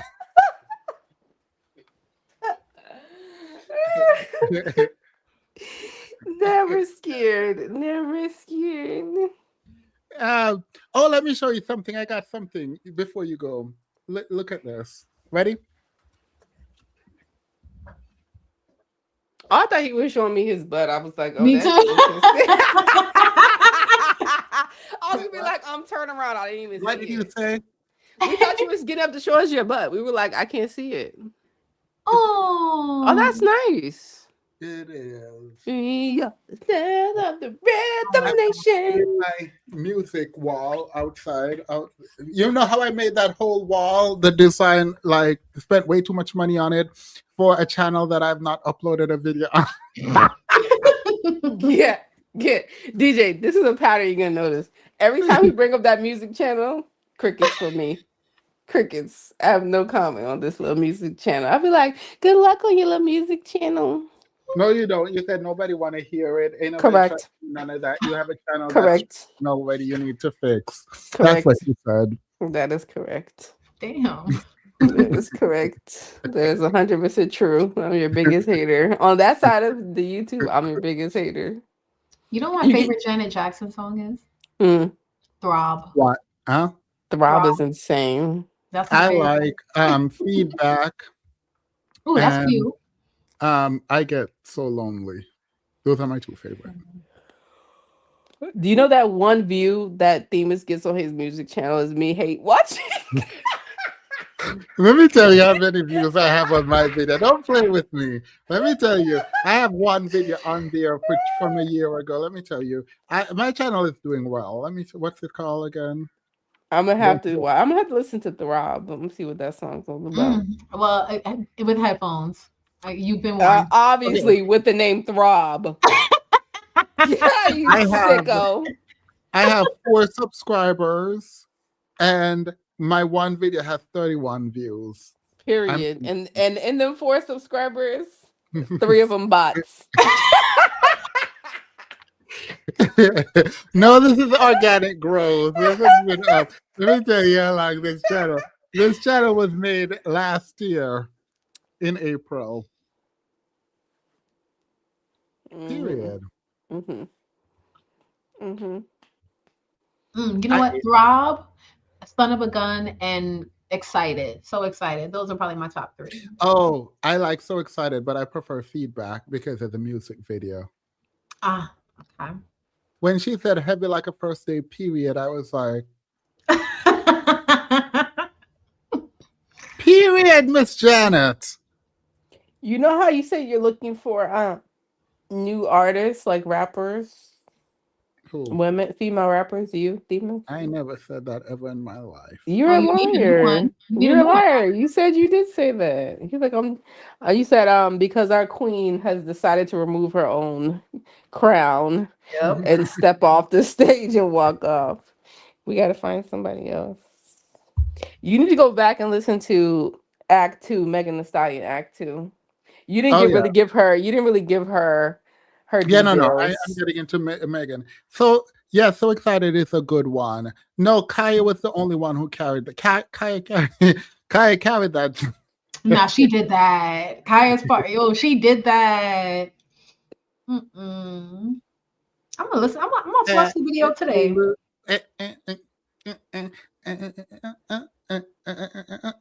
She's so freaky. I love it. Yeah, I hate how she married that Muslim man and came back and all of a sudden she was covered. Like, girl, I just got my money together. I wanted to go see you naked. I was hoping you was gonna put me up on stage. For real. Like, I Yo, can't she had believe the it. best abs in the game before Tiana Taylor. Her body was so T. He said my body too T. He said my ass too fat. Oh, Ugh, you're so annoying. how? Wait, That's should my I girl go out Trim. tonight? My friend said they were downtown. Do it. It's cold and You windy. liking the way that I do it? I mean, Oh, do I you could intend on go out staying and out? turn on my dancing thing on my watch instead of going to the gym and just like that, dance and sweat. And then That sounds come like a good plan.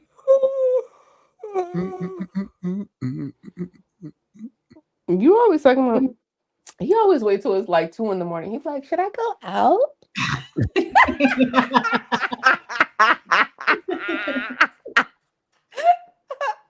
I'll be like, what? I got half an eyeball open. I'll be like, what? I guess. Yeah, I think Tiana Taylor had work done. Yeah, she had a nose job and face work. I don't know if she did anything to her body though. Yeah, But everybody. the- She's She got spray always on. been She in got shape. spray on abs. I don't know. Tiana's the always been in shape. the So yeah. face, whatever she did, all the things she did to her face, ate down. Yeah. Down. She was beautiful before, FYI, but it's the same thing with Kelly Rowland. Best nose job in the game, Yeah, it doesn't look bad at all. even better than Beyonce's nose job. I feel like Jada Pinkett's mother has some really good work done. Yeah, Like her That's- face. I feel like yeah. that face kind of eats. Yeah, that's who I need to talk to when I start aging up. Like, you're like, girl, Because her body is T, her face is T. Like, for an older woman who's got to be in her 60s or late 60s, 70s, right? Like, if Jada Pinkett's in her 40s or 50s, Yeah. that's love me easy. some plastic surgery healing from a life with 360. Period. Period. Look, girl, Lipo I'm very 360. pro-surgery. I'm very So, pro. yo, Lipo 360. So she put her arms in the air and spun around like a rotisserie chicken while they shaved that fat off, girl. Sakuma 7. You roll around like a rotisserie chicken. They went, yeah. Oh my gosh. Jada Pinkett's I mom is hope the healing is 72. going well. By the way, I hope it is going well. Because a lot Make of sure my you wear friends that have faja. asked me if they should do. The thing is, like, a lot of people are like asking me if they should do lipo, and it's weird because they're like not like they have no weight at all, and I'm not sure. And so they're doing eye sculpting, and that looks painful. I don't know what people are doing these days.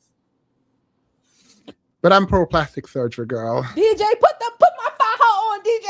Help me put my faja on, girl. Right, girl, you better be wearing that faja. Like they said, a smooth month, maybe 5 What's weeks. the faja? It's basically like a super tight waist trainer. Yeah. When And those massages. And you wear it after you like had a baby or you've had some type of like belly surgery, hernia repair, something like that. Where you need to hold in your abdominal muscles and let it heal, and then you take your faja off. Yes, it's serious business. It's serious. It's serious. It's 100. It's dead. It's dead serious. Gunshot to your head. Serious. Someone was like, "Oh my God, you were a perfect candidate to do the fox eye," and I was like, "No, because I like my sad eyes." And y'all creating insecurities in people that are not insecure. Like, why would you come up to me at all? I come there for a what do you call the thing? Microdermabrasion. Why are you telling me that I could do a fox eye though? I feel like when my eyes touch my bottom lip, we can talk about it. Yeah, that's weird to We me, can talk 'cause about I've it. always had downturned eyes, which are sad, and in Jamaica they are really cute. In America, hooded eyes and downturned eyes are apparently a flaw, and that's wild to me. Ain't nobody thinking about your little downturned eyes.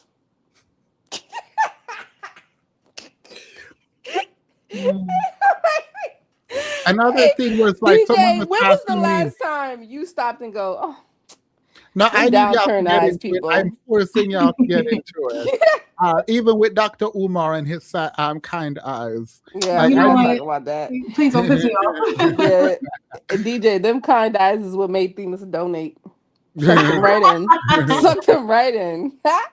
It's the same thing with my gap. My dentist keep trying to tell me to fix it. I'm like, no. Your dentist ain't tell you to fix that gap in years. No, they do every 6 months. For what? It's not like it messes with the integrity of your teeth. What would be the point? They're like, oh, because I whiten my teeth at home. And they're like, oh, if you want perfect teeth, you should fix your gap. And I'm like, no, I like my gap. And every single time I go to the dentist, he asks if I'm sure I want to keep my gap. Damn, would you get a new dentist every time? No, same dentist. So Every why is he time. asking you the same question over and over? You need to tell him about himself. No, the same thing happened to me actually. My previous dentist tried to get me to fix my gap too and get braces, and I'm like, no, I'm not really interested in that right now. And then all of a sudden, he found a cavity.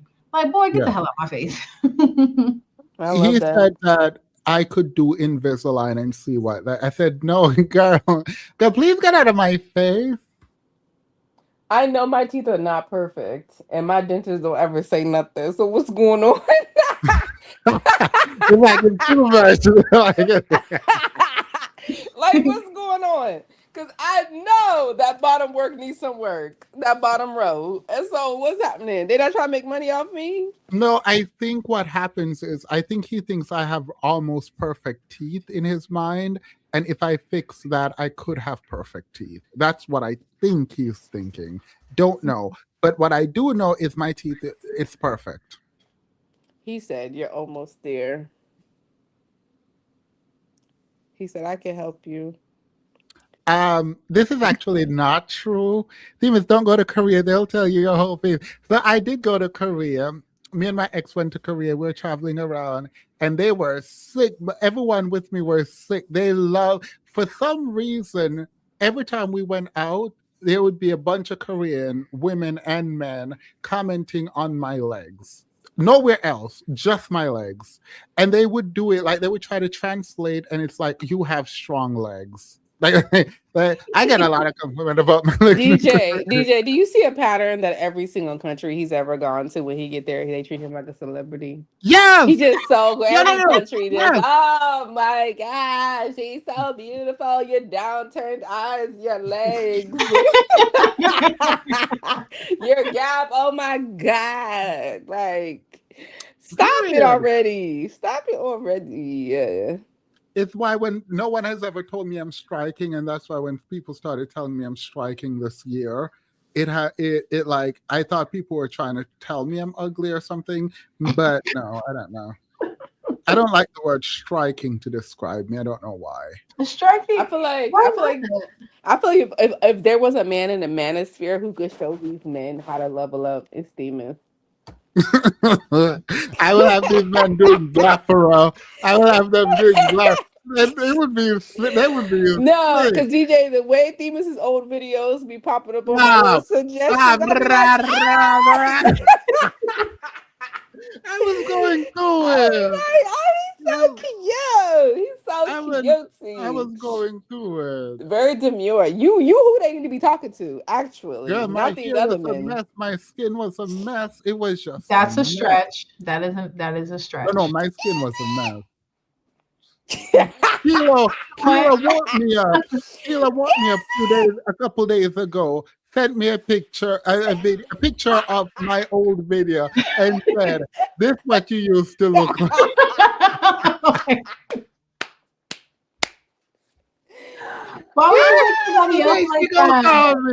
She gonna call me, and she gonna say, "You know them bubblehead things with the small body and the big head, right?" Yeah. Thank God your shoulders filled out. Girl. Oh, I can't even say he lying. Yeah. And I try to be nice with it. I was like, you look so different. Like, it doesn't get bobblehead anymore. Like, you're really killing it. I just was like, I wonder if he knows, like how different like he looks. No, I do. I went back earlier to one of the videos that I made members only, and then I went back. It was one of the first video I ever made. I privated it immediately. Yeah, immediately. It went straight to private. I was Yeah. like, oh, that's bad. Like my face. Also, should I talk about? I'm not going to go in depth, but for most of my time on YouTube, my face was swollen. Like I had like The big head, the small neck. Yeah. my face was inflamed. Is that right? I had a lot of inflammation, and like my face was, a round bubble. Yeah, edematous, if you will. My lips were also bigger. That was good, but yeah. You know, there's this one video. Let me tell y'all what video it is. No, do not. No, it's not an old one. It's not an old one. Remember the new one? Stop. Remember the new one that I'm obsessed with? The one that I'm like, that's my nigga, whoever that Oh, is. dear. Yeah. That's the one time you caught me to compliment me, and I was like, oh, that's why I'm wearing the black again, and I'm gonna start wearing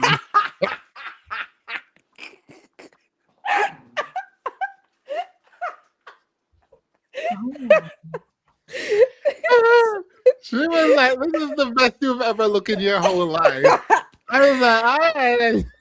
No, there's a video, The Good Guy, the one where it says Christy and Desmond Scott divorced. Themas look good as shit in that video. I was like, who is this nigga? Tell him to call me.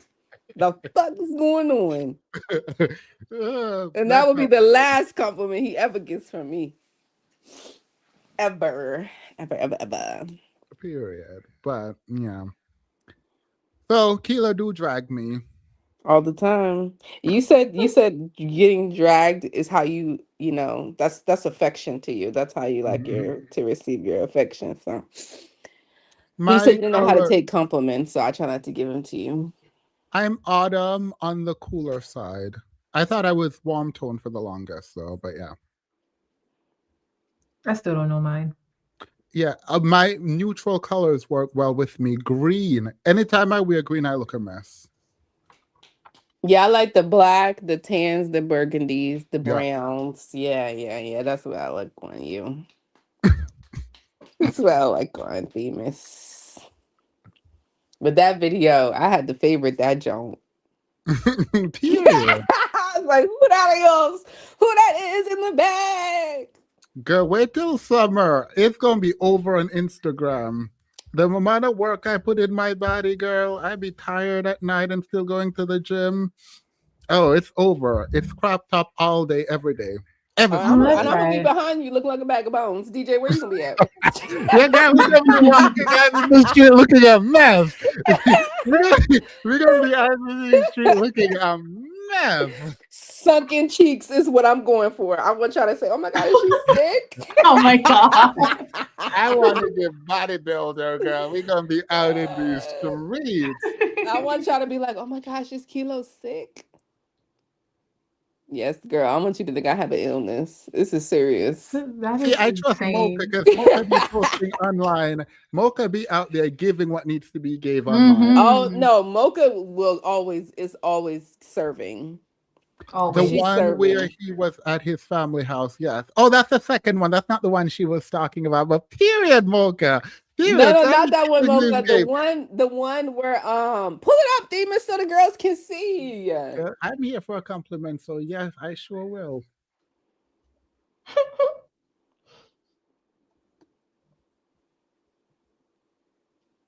Which one is it? It's Christy and Desmond Scott divorced when love isn't enough. This one. Yeah. DJ knew. DJ was like, oh God.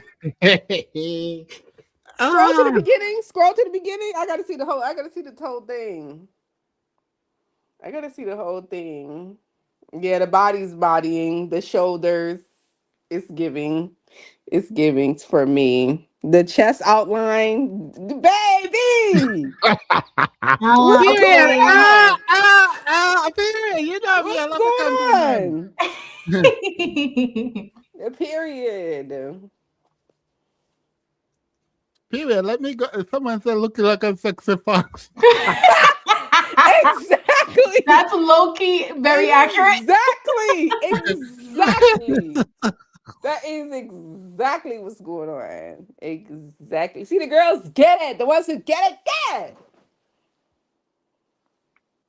Because why your body look like that? For no reason. I'm serious. So I can stop working out now. Is that am I there? nobody No, said the bigger the better. The bigger the better. You gotta maintain at the very least. You can't stop now. No, the bigger the better. But yeah, speaking on being skinty, I stepped on a scale for the first time in what, like 2-3 months, and I'm like no longer a lady anymore because I'm under 180. I was like, oh my god. Wait. DJ, let me call the police. Your waist then went missing. Yeah, girl. Let me Nah, don't call the police. girl. Don't call the Let me police. call the Don't. police. I Yo, want to stay DJ's waist is missing. gone. We gotta find her. I can't believe that. Like, I haven't been that weight Period. I haven't been this weight since high school. Oh my god. Period. I'm just We wasting finna away. Yo, our photos finna eat down because it's giving photo shoot. It is giving photo shoot. Let's try to find a cameraman to come take them pictures. Correct. It's giving photo shoot. Girl, when we travel, the three of us, we gonna be posting on here all them pictures. Famous. You see my picture in my little profile? That's what I'm gonna give. Period.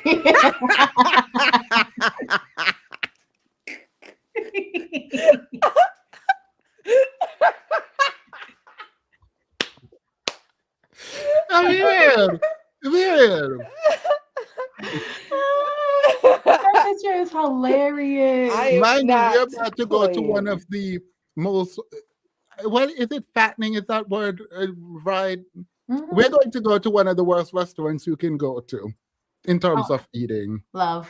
Very good food. We're going to go there, girl. The plates be heavy. Heavy. Yeah, the plates are and heavy. like it's so good that you don't stop eating. Like you just keep going. Like even when I'm full, I'm like, well, I mean, it's still on the plate. And then they're gonna give you a slice of cheesecake that is as big as a regular sized cheesecake. Like one. The slice of cheesecake is as big as your head. Like it's not even funny. And the graham cracker crust is thick. It's a thick girl. And I'm eating all of it. Yeah, it's like an inch. It's just like an inch at the bottom. I've not eaten it since you left. That's the first time I had it. And I've been thinking about it and I've been like, no. Yeah. So I'm glad you're coming back. I think about it not infrequently. Yeah. No, like when I'm watching TV, I'm like, you know what would be good? That pasta with that sauce, baby. Oh. Would you have scallops or lobster? Lobster. We got lobster. We did get lobster. And then that cheesecake. I forgot which cheesecake I got, and I want the same one. You got the mixed berries. You got the mixed berries. I got strawberries. You got mixed berries. Remember? Of course I do. All right, I want the mixed berries. Whatever one I got, I remember I literally had to physically remove the thing from my. Like I was like, just eat it. Like it was so good. No, DJ Demas would do this thing where he know he's not supposed to be taking any more bites, and he kind of just looks at you innocently and takes another bite.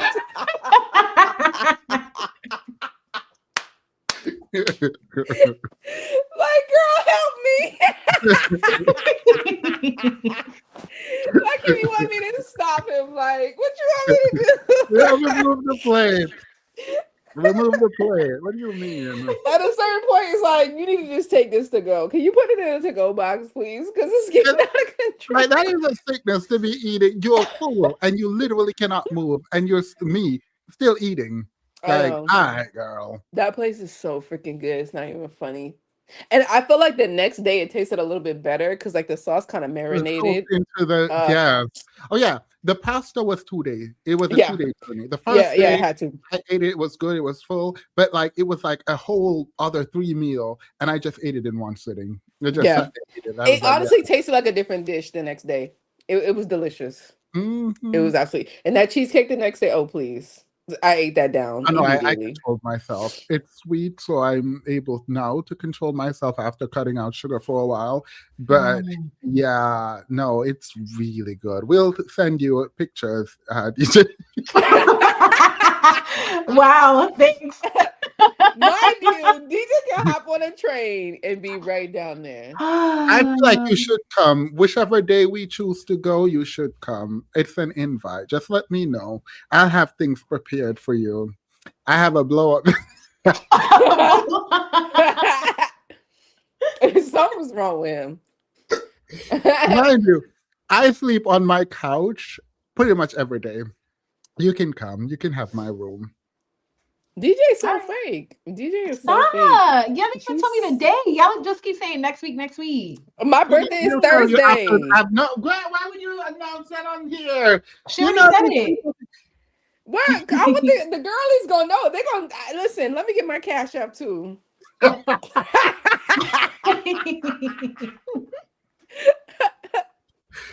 Well, I think we should do it either that night, or if it's better for DJ, we could do it the weekend. Honestly, actually, that night would work better for me. Period. Thursday night? Mm-hmm. I'll get you a hotel. Oh my God, stop. No, for real. If you message me which day you would come and when you want to leave, and I'll get you we'll figure we'll talk about this offline. Anyway, bye everyone. Let's stay here. Let's talk about it now. Okay. Bye. Night, everyone. Bye.